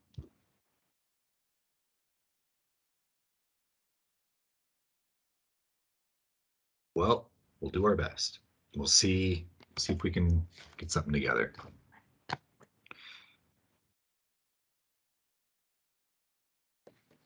Okay. So we've got the remnants of open forum and HAB self-assessments before we move to committee business. Are there some burning open forum topics that we need to tackle? I know there was some holdover questions from the HAB packet discussion. The challenge is this morning we had EPA with us and ecology was double booked, and this afternoon Roberto's in a different time zone and we have ecology but not EPA. So Shelley, I was trying to get you both regulators and I failed. I guess. So that brings us then to the, how are we going to get our questions addressed? And what is the time, what is the process for the packets? And is DOE going to be meeting with ecology and EPA, or, where do things stand? Inquiring minds, we're all kind of left hanging right now. So I'm asking for the whole of us. So Ryan, I know you and Roberto talked, not that we want you to have to talk for EPA, but there was the questions about the packets and how things are going to work this morning, and we deferred it until you could join. Well, first off, apologies for when we all hop on. We had an all staff meeting for our program that we couldn't miss. Shelly, what exact questions can I try and answer for you? Can you just want to start off and we just go one at a time? Well, we're wondering about the membership packets. I asked this morning about the Hanford Watch seat because we all know that that one is empty. And so we're wanting to find out not just that one, but all of the positions at the table. Who's filling them? Who's going in with these packets that are headed to headquarters? Have they already gone in? We'd like to know that. This board has always been a tri-party board, and part of this board represents the collapsing of the state of Washington's governor's board. So are you weighing in, you being ecology, not you being you, Ryan, but so where are we in this process, and what other organizations have been added to the membership packet that we don't know about, and how do we open this up so that there's more transparency and an opportunity for our board to weigh in? Thanks. Those are the questions. Litany. I'm sorry, but No, Shelly, you're okay. Let me try and provide an answer, and please let me know if I missed any of your questions there.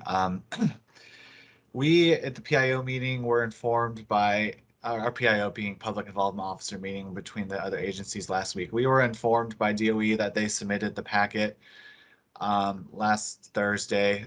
Ecology we weren't a part of the process of finalizing this packet. We were just told that the packet was submitted. We requested, I know Roberto and I both requested Gary to send us a copy of the packet that went in. I have not seen that packet yet. I haven't gotten a copy of it. As for the group members that were replacing Hanford Watch and like the other environmental interest group, I'll let Gary speak to that. I know Ecology is currently discussing with Energy about our frustrations with not being a part of the process like we once were. So I can't speak too much into depth on those conversations right now, since it's all been kind of happening in the last 4 or 5 days. Gary, can you speak to any of the HAB membership specific questions that Shelley has? Yeah, appreciate that opportunity, Ryan. I think that what we're going to do is the tri-party agencies are going to get together and discuss the packet. There were a step or two that didn't go as well as it should have. So we're going to discuss amongst the 3 agencies to figure out the path forward, and then we'll have something to bring to the HAB. In fact, I've got a letter on my screen from David Bowen, Ryan's boss, reiterating that, and I'm certain that he and Carrie Meyer and Dave Eny will come up with a schedule, and that Ryan and I and Roberto will be part of that to hash this out. Yeah, and let me tack on to what Gary said, Shelley. I really want to share more information with you. I really do. The information that we were we weren't part of the packet discussion up until last week when we were told it was submitted, and based on what we found out, Ecology is not. We need to have conversation with upper management at DOE and EPA before we make any other kind of discussions around it. But we weren't very thrilled with how the process went the last month or so with this.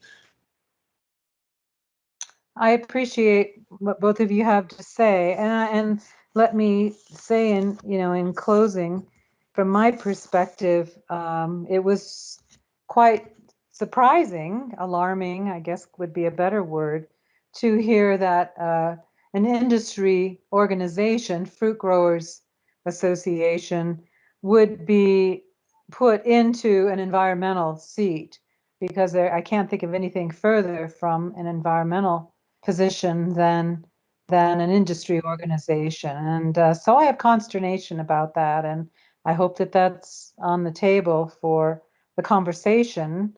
And it also alarms me and worries me about the rest of the packet and how organizations are being excluded or included or lumped into the building of the structure of the board now, and whether they are really adequate, truthful, open representations of diversity.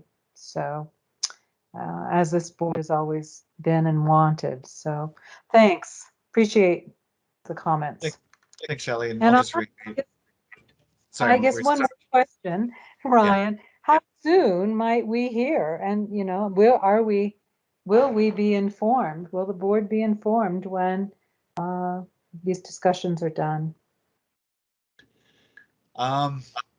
I don't have an exact timeline right now. The best I can say right now is, again, this is all within the last 3 or 4 days that Ecology and EPA learned of this HAB packet stuff. We're gonna, like we said, we're setting up this stuff with Carrie and David and Dave and Gary and Roberto and I, and I really do wish I could give you more answers, but we're just kind of getting a hold of the wheel ourselves here, and Ecology, I can't speak for EPA exactly, but Ecology has raised some significant issues the last couple of days, and we expect DOE and EPA to have a conversation with us about them.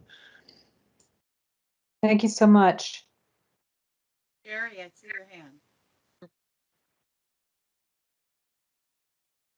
And then Liz. So I guess I can only say I find it fairly outrageous to hear that a seat that the charter says is the responsibility of the regional public interest groups to fill, which is what the expectation was in the charter, has been filled by US DOE unilaterally with an organization whose track record on environmental justice issues is dismal. And I'd like to hear some formal explanation, but I also would like to make sure that, Ryan, that we have a conversation with the public interest groups and Ecology ASAP about this news. I mean, is there anyone left in Ecology who remembers that the charter said that the 5 seats were the responsibility of a network called the Hanford Public Interest Network to nominate and fill? Is there anyone who remembers that? I mean,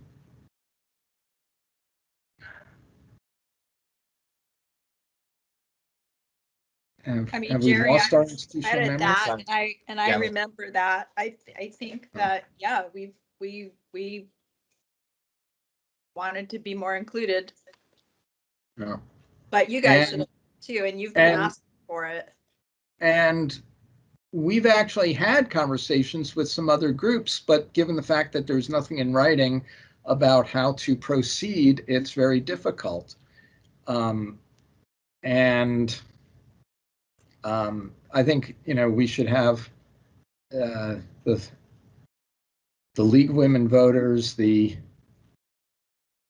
environmental groups, Hanford Challenge, Heart of America Northwest, Columbia River Keeper, Citizens for Clean East Washington should have a conversation with Ecology about this process. And I think that from energy, what's required of energy here is to say what process you utilized and how does this fit your own self-proclaimed environmental justice initiative, given very specific concerns from this industry in terms of environmental justice issues and everything from worker overtime pay and discriminatory housing and housing practices to pesticide use, how that fits this seat's mandate. It's very disturbing to me, and it's certainly not something that I think that fits any policy expectation.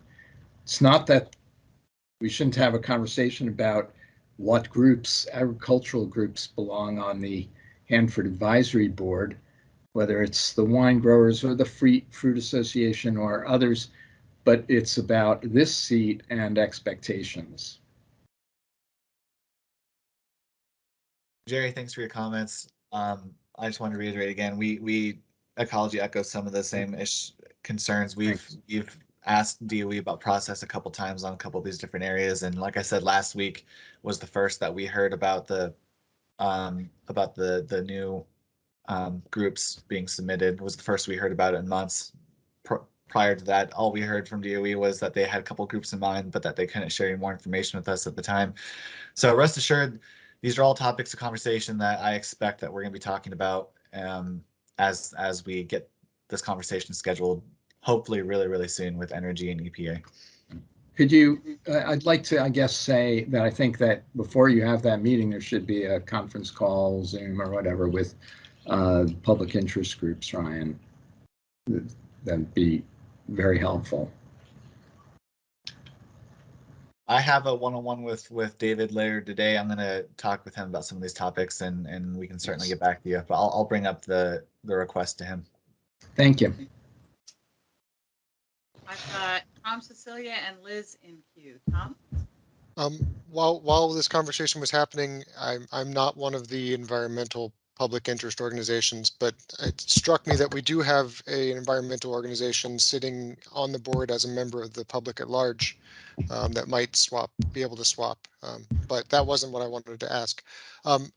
That's actually something that we've actually had a discussion about, and we had no clarity, Tom, just so you are aware of that. That's part of the conversation Amber and I have been meeting and discussing with WEC, WCV. Okay.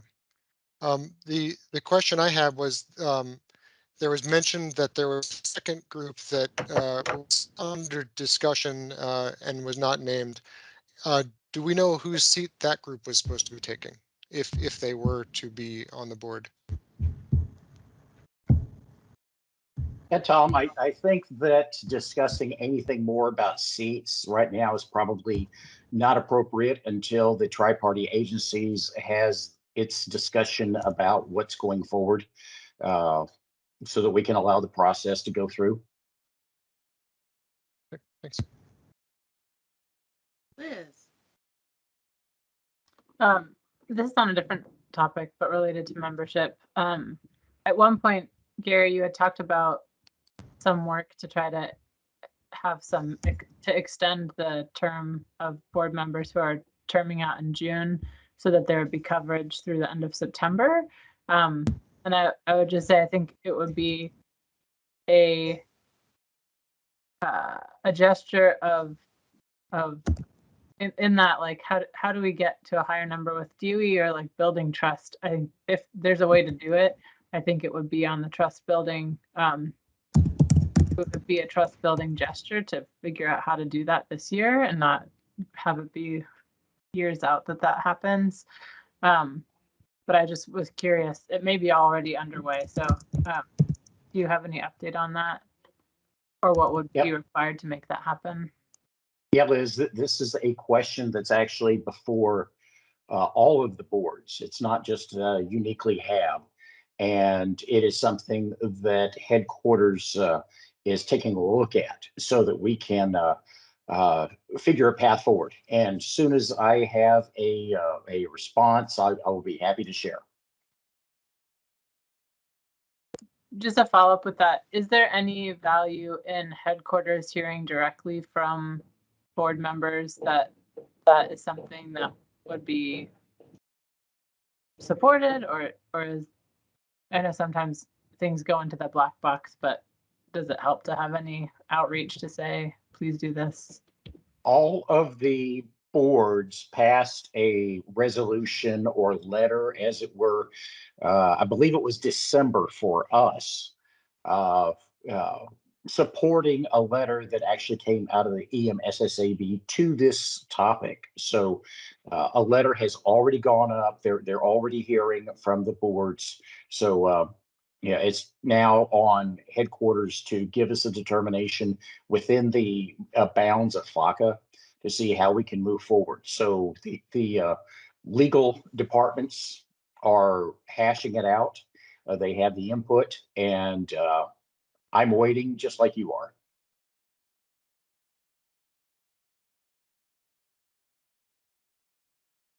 Jeff, do you want to do some self-assessments, or do you want to move into committee business?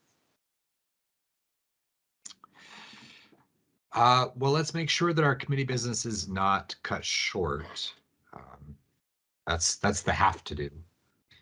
Self-assessment is the way we bring it on home. There are two pieces under committee business. One is talking about the leadership workshop in May, and the other is your next PIC meeting. So those are the two big chunks under committee business. Well, for the May leadership workshop, I think we've discussed this already, that I'm seeking your ideas and feedback. It's really nice that we have a work plan and a calendar to work from, so we don't have to, be non-specific about it. So if you have ideas, please let me know. I don't know what more there is to say about that one. Well, I will confess that I am shamelessly advocating for not just having the work plan and calendar be the agenda for the leadership workshop, but sort of the downstream effects of either processes on the board that could be improved, or how the committees work, how they're organized. I don't want to say restructuring the board, but the tactical, if this is the work plan, how do you want to organize yourself to actually do that work? So I'm kind of arguing about form and function. So I'm trying to stay in my lane, but not. Well, that too. If you all have some other topics that we ought to make sure we talk about that are not work plan and calendar related, either speak up now or get in touch with me individually. Yeah. Josh might not admit it. We actually have what we call the January and July list behind the scenes of what behind the scenes we need to fix and work on. So there's that other stuff. Try to make things less onerous.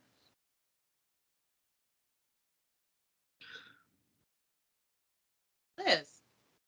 I don't know if it was clear because there's a lot going on earlier, Ruth, with the suggestion I was chatting with Jeff about for the, I'm assuming this work plan calendar topic is going to be covered at RAP Tanks H7 BCC. Is that right? Yeah, you're going to hear it a lot this week. Okay. I don't know if it's too hard to pull up sticky notes to capture it or like what the best way to do it, but it's nice. It's so helpful to see when people are like to have that visual reference as we're hearing people talk. If there's a way to pull that up, then you can see like, oh, someone already said it. I don't need to say it again. Or like, I don't know if it's helpful to hear 5 people agree with that point as the EIC is trying to pull together input. And I typed up all of my input. I'm going to send it to you, Jeff, and kind of bend it in different categories. But it just seems like maybe that's helpful. I don't know. And obviously you'll have a better sense of how to do that, Ruth. Yeah, I would have to recreate today's meeting before tomorrow to make that work. Oh, to have them all in the same place. Yeah, I was thinking even right, because I didn't do that for PIC. Right. Oh, I just even thought like even as a standalone, here's RAP's input, here's Tanks. Like they wouldn't have to see what we said today. Okay. Yeah, I mean, doing it for other communities down, in the next couple of days, that's actually pretty easy to do. You can set up that thing in about 5 minutes or less. I was just thinking if it has to be compiled across committees, No, I think that's fine. Yeah, I don't think you would need to do that. I think it would just even starting tomorrow, because probably most of the people on this call are going to be at the other meetings, and I will not repeat everything I said. But it'll be interesting to hear what other people have to say. And you're asking about other leadership like topics. I mean, I hope just like the mission of the board is on the top table, just for some conversation between all the leadership agencies. Like, what is the point of the board, so we can get more, maybe get somewhere with that.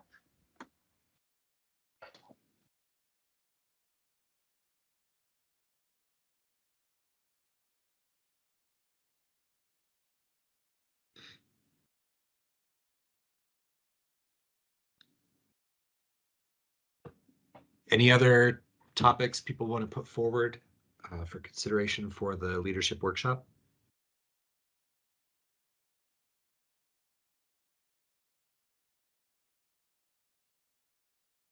I think we're planning to do some trust falls, right? Isn't that on the docket? Challenge course? Defeating. Yeah, but if you get somebody on the phone, I want to see you do that.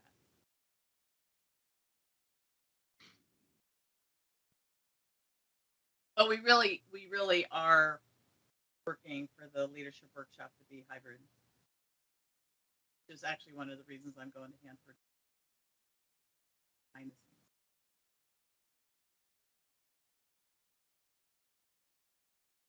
Hey, this is Shelley. I do have one more question for Gary, if there's time. Yeah. Okay. I'm wondering how it's going with getting the past records for this board from Procidian. Good question, Shelley, and I have asked to have that addressed multiple times through contracting. So hopefully they can get us some remedy. Okay. Still no movement though, huh? Correct. All right. Thanks, Gary. I ask again, I guess. Appreciate it. Just like I do. We are Well, it's our close. history, it's our history. Yeah. We are close. I think we're down to the last 1 to 3 boxes of hard copy files. And the hard copy files are all going to be digitized and made electronic probably this calendar year. I'm going to go sort the last boxes. The new staff has some questions about what they were looking at. So that's the other thing I'm going to do next week.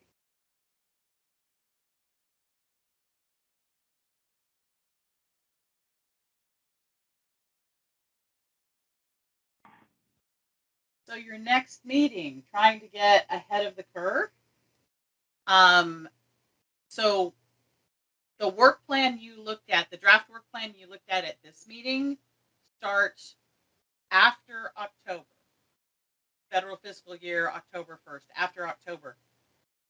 On this year's work plan, there are committee meetings, placeholders in August. The week of the 6th. So there actually is a little bit of work that happens in July to make that work. But trying to get ahead of the curve. It was suggested to me that since Tom Galeotto is going to be the last man standing on the PIC, maybe he should be deciding what we talk about in August. Is Tom still here to defend himself? No, he's not here to defend himself against it, but because it was Pam, Jan, and Tom, and none of them are here. Is this you give the assignment to the people who aren't in the room? That's the rule. The rule. It could be that August meetings would be informational only, in that there may be a number of people who are in the packet gap. I can't remember the last time a packet was signed in August.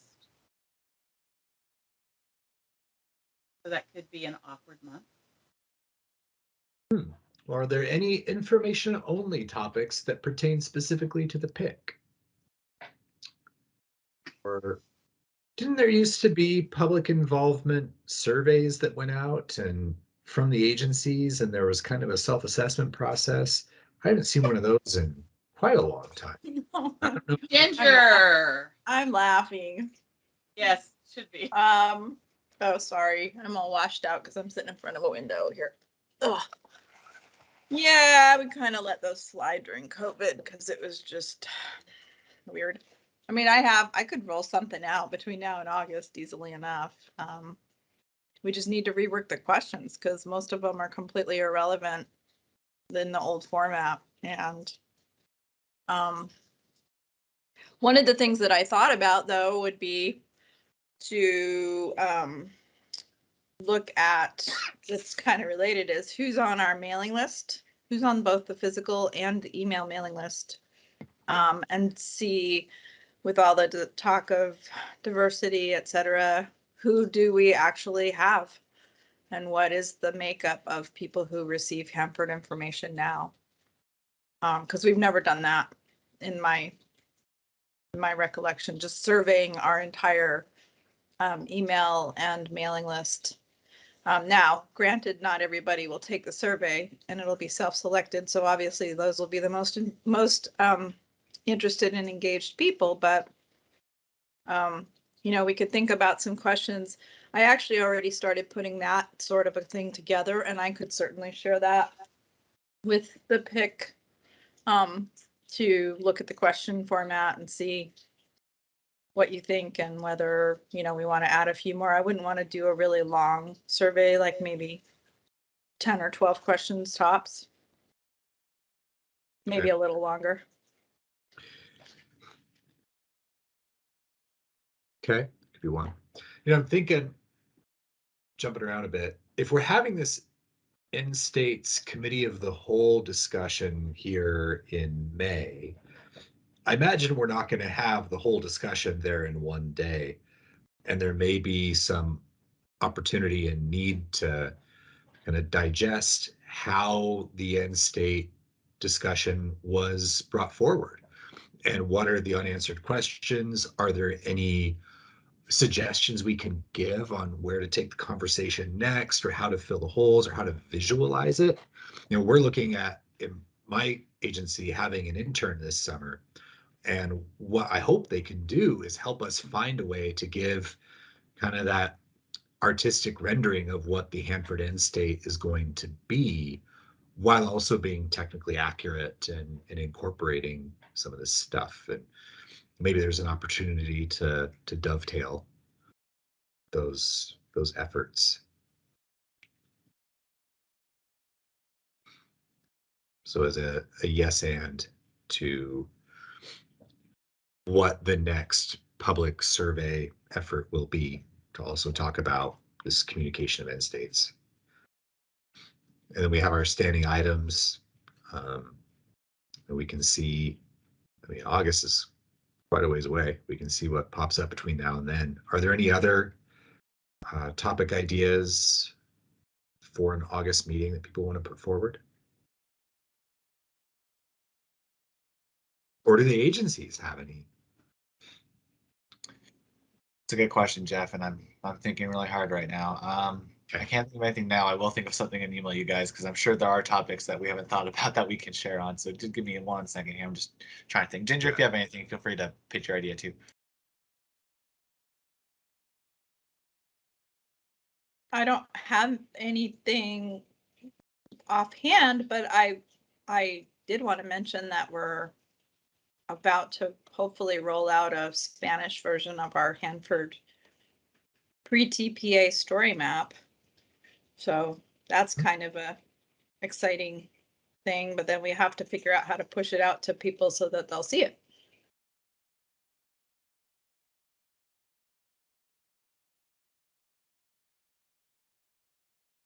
Yeah. And actually, to Ginger's point, that's kind of an extension of the webpage we launched in, oh gosh, Ginger, what was it now? Early 2020, before the pandemic actually started. Ecology launched our Hanford Overview webpage, which has got the story map, and it's got kind of a breakdown of some of the big stuff on site, and it's got the interactive map. And the story map Ginger's referencing is we took that the Hanford Overview story map and we translated it into Spanish. We're still working out some kinks with it before we publish it live, but that's the map that Ginger is referencing. Is it's that same story map, but it's in Spanish. That is a really cool story map, by the way.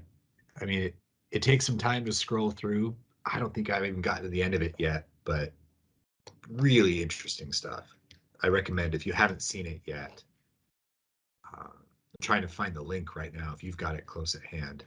Yeah, I'll pop it up right now for you. Yeah, I mean, I just ended at the TPA, and actually, you know, what would be cool for the PIC or the HAB maybe is to figure out if we wanted to do a cleanup story map, like which cleanup issues or milestones or successes or concerns would we want to focus on if we wanted to do a TPA to current version, you know, thing. Yeah, and we're bringing on our, sorry, Jeff, didn't interrupt you. We're bringing on our new CC4 hopefully in the next month or so, who's the main social media web person for our program. That used to be me, but so hopefully that person might be able to work on a project like that to get something up on our website for, you know, post TPA to now cleanup wise. I think that might be a cool little idea to explore.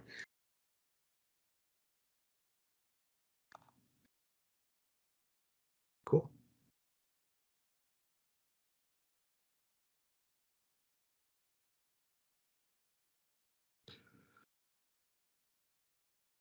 What's on your list? Left.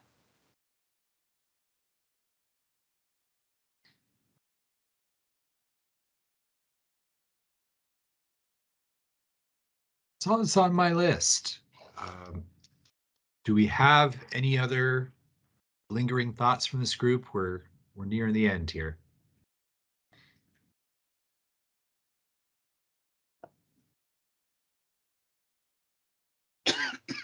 Okay. In the remaining time, oh, Liz, jump in. Sorry. I was just gonna plug a book. Riverkeeper had an event last week about inviting the author Leah Thomas, who founded the Intersectional Environmentalist and has a big following on Instagram. But the book just came out in March and is a great starting place for looking at how social justice and environmental justice and environmentalism overlap and are intertwined. And I just recommend it. I'm really enjoying reading it. And I can put the link in. Do you know if they recorded that? Because I missed it. They did, but it's not up yet. I was looking to see if I could post it. Yeah, I was registered and then I got sidetracked.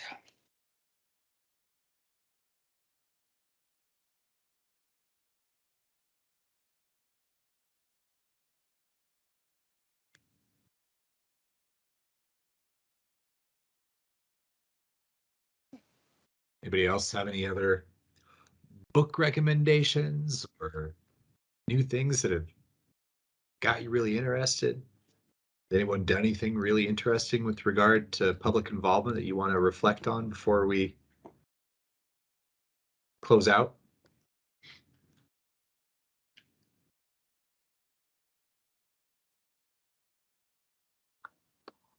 If no one wants to jump in, I can just say we're doing a really interesting project with a student from UW on looking at public health policy lessons learned under the idea of how do you start a conversation that the future will hear about Hanford, knowing that it's a multi-generational cleanup. And so kind of around this topic of forgetting and institutional knowledge and how we forget quickly. I mean, we've seen it, we've talked about it today, and looking at, are there any other public health there are lessons we can learn from public health campaigns around that the information stuck with us and has kind of embedded itself in public consciousness, or we've forgotten it, and then people have been at risk of encountering different things that we should know about, but we've forgotten. You mean the importance of vaccines, for example? I mean, all sorts of things. Yeah, I mean, there's 1,000 examples. Sorry. It'll be interesting to see what they find, but we'll have more information about it, and we'll be doing a public presentation about the students' findings when we're done. But that's been really interesting, and we're just digging in more and more with my coworker Mia, who's going to be taking my place on the board, around institutional controls and long-term, like what signage is required long-term to mark sites, like at WIP where it's 10,000 years, the sign has to last for 10,000 years. Just looking at those things. What have we already forgotten at the Hanford site from the transuranic waste signage? And she tracked down the person who designed the Hanford markers back in I think it was in the 70s. Mia would remember. I'm probably dating the 80s. Thank you. And talked to her and, got some of the original drawings, or not the original drawings, just documents that we've forgotten or lost track of. And that was not that long ago. So it's just been really, really interesting to dig into it as a topic. So anyway, we're kind of on a roll there. Ryan. Yeah, I just thought I'd throw a pitch out there, kind of bouncing off of what Liz said. All of Ecology's public participation grantees, Hanford Challenge, Columbia River Keeper, Harvard America Northwest. You guys have all been doing a lot of pretty cool public involvement stuff lately. You're also all doing a lot of workshops and stuff for public comment periods that I've been noticing too. And Jerry, I know you might have touched on this earlier, but you've got a workshop today and Thursday. Is that right? Have you shared about that today yet? There we go.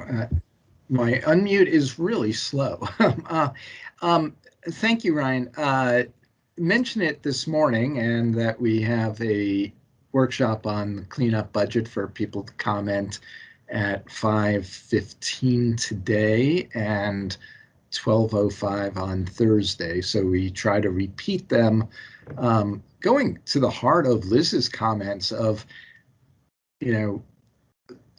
5:15 may be great for a person who's got a work schedule, but awful for a parent. And so, trying to do 2 options for people whenever we can, as part of good practice. And, makes for the more interesting side effect of that I've found is that because you only have half the people participating, it makes for more conversational and better ability of people to ask their questions by having 2 different opportunities. And it's on our events page on Facebook if you want the link to join us, everyone, or email me. I'll send it to you. Shannon. Yeah, I just wanted to ask if we have a sense of like whether or not the meetings are going to be in person and when that will begin, or hybrid even. There's a filmmaker who was wanting to do some videoing of one of our public HAB meetings, in-person HAB meetings, and was asking me when we might be in person again. Eric?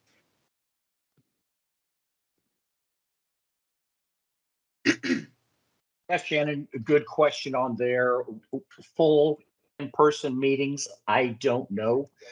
I think that we first have to figure out how to do hybrid meetings and do them well. And we're trying to do something like that as soon as next month. We'll let you know when the full in-person experience is going to happen. I'm not counting on it being this year, but hybrid is probably not too far down the road. Thanks. I wish we had another hour to talk about what the definition of hybrid is, because I still think that pre-COVID was hybrid. People who could show up did, and people who couldn't called in. And does hybrid imply that people who want to come will not be allowed to come? or is it a different definition altogether? I hope we can talk about some of that during the leadership workshop because it's still not quite clear to me. Hey guys, this is Carrie. So I think that's a good point to bring it up. And Gary, you can correct me if I'm wrong, but my understanding of hybrid was just the ability to provide people who were, you know, our primary members or the alternate, one or the other, the ability to attend in person or remotely. Alternates, so you can have however many people you want attend remotely. Does that make sense? But we would only pay for travel for either the primary or the alternate, if you have an alternate. But the whole notion of hybrid was how do we provide the same capability that we have now so that you can see it remotely as well as if you're in person. And I'll be honest, I really thought it was going to be easier than it has proven. And so now we're looking at trying to restack one of the DOE rooms where we know we have the technology, so it would be consistently applied. We're looking at the security protocols to make sure, because it's got to be open to the public, right? Mm-hmm. So we're trying to come up with lots of options. Our go-to, or what had become kind of our go-to, the Best Western Clarion before, I can't remember what it was in 2019, 2020. But that's not available anymore. And for those of you who remember that last meeting, even that one, we had to call in our contractor to rewire the room just to be able to use the sound system. So to me, I think it should be easy, but we keep running into roadblocks. So yeah, hybrid though, I think it's absolutely a great topic for you guys to talk about. But and the way I've been marching forward is, and Gary, I think, and Ginger and Ryan and Roberto, is being able to provide in-person and remote access beyond just the telephone. Okay, that helps. That helps. Hear that. Yeah, And my record the goal, meeting as well. Yeah. yeah, I would think either of the colleges my should have that. My goal is that a hybrid meeting levels the playing field so people can participate equally, and we don't have and have nots, where in the room is special and calling in is something less, is to make that as equitable as possible.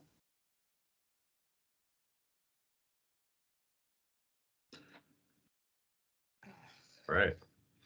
I've got Riverside Dave, and we're going on a field trip next week to figure out what is it we need to know to make that work better.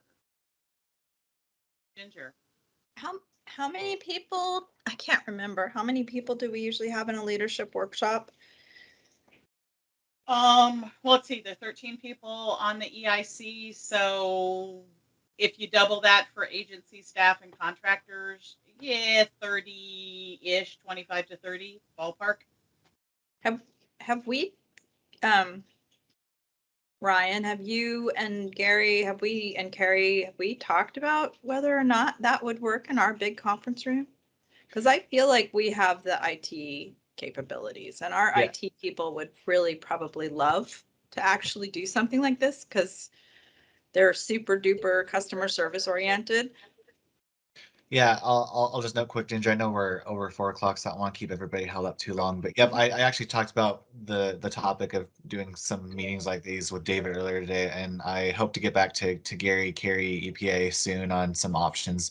Our big struggle with the ecology office is transitioning out of COVID protocols, so it's all about timing on our end. But I'll be talking with DOE and EPA when I learn more about what we're able to do. Yeah, this is Carrie again. Just one thing to remember is we don't want people to have to be badged or sign in to get access to the room. So. Yeah, we just have, I mean, that front room, we don't make people badged, but we do, I think, still sign people in just in case there's an emergency. So we know who's in the building in case they go to the bathroom. Right, because you have to go back to the door. Yeah, so definitely a topic of conversation. We'll be touching base with Carrie and Gary and all them here soon, hopefully on that one.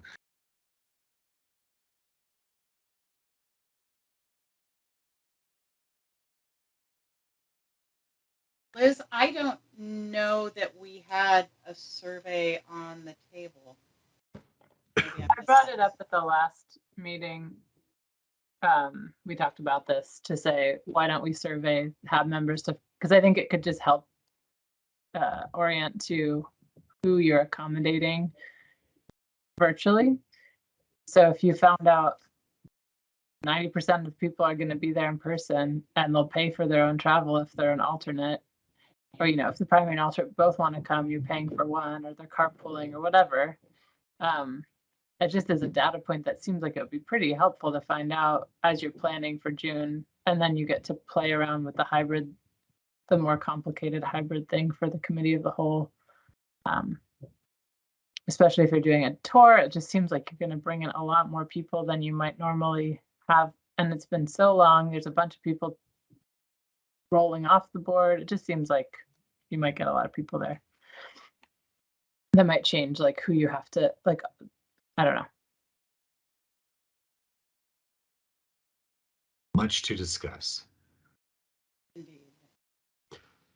Well, we are over time. Thank you, everyone.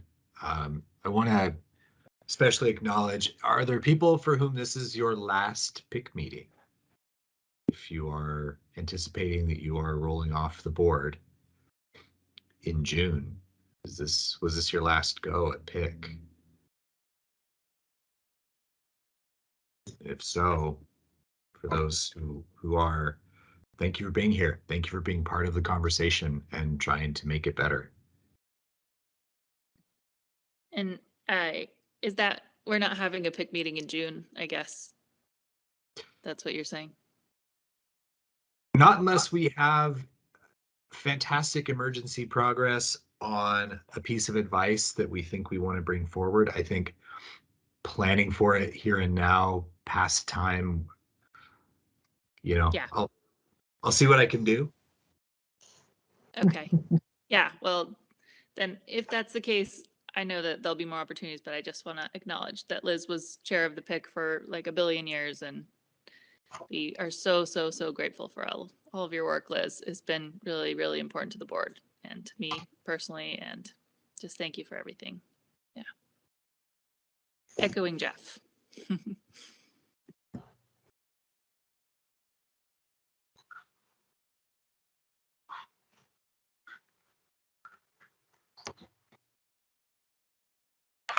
I want to jump on and say the same thing, Liz. It's really, this will be my last PIC. So I've really, yeah. So I really appreciate everything you've done for this board, Liz. It's been a big lift, and it's been fun watching you work with all the different folks, interns that have come through and build their learning curves over the years. So I appreciate it. I'm going to miss everyone. I'm really proud to be part of this board, proud to work in such a collaborative fashion with everyone. And I respect everyone on this board tremendously. So. Thank you. Jerry, is this your swan as well?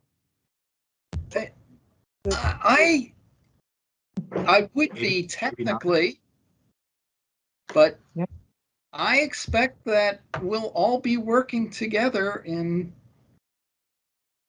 similar forums. So it's hard to, I'm not willing to say goodbye to people who I expect and insist you be working together on the things we've been working on and will continue to work on. And I just appreciate the tremendous energy and shared experience, dedication of everyone on board here.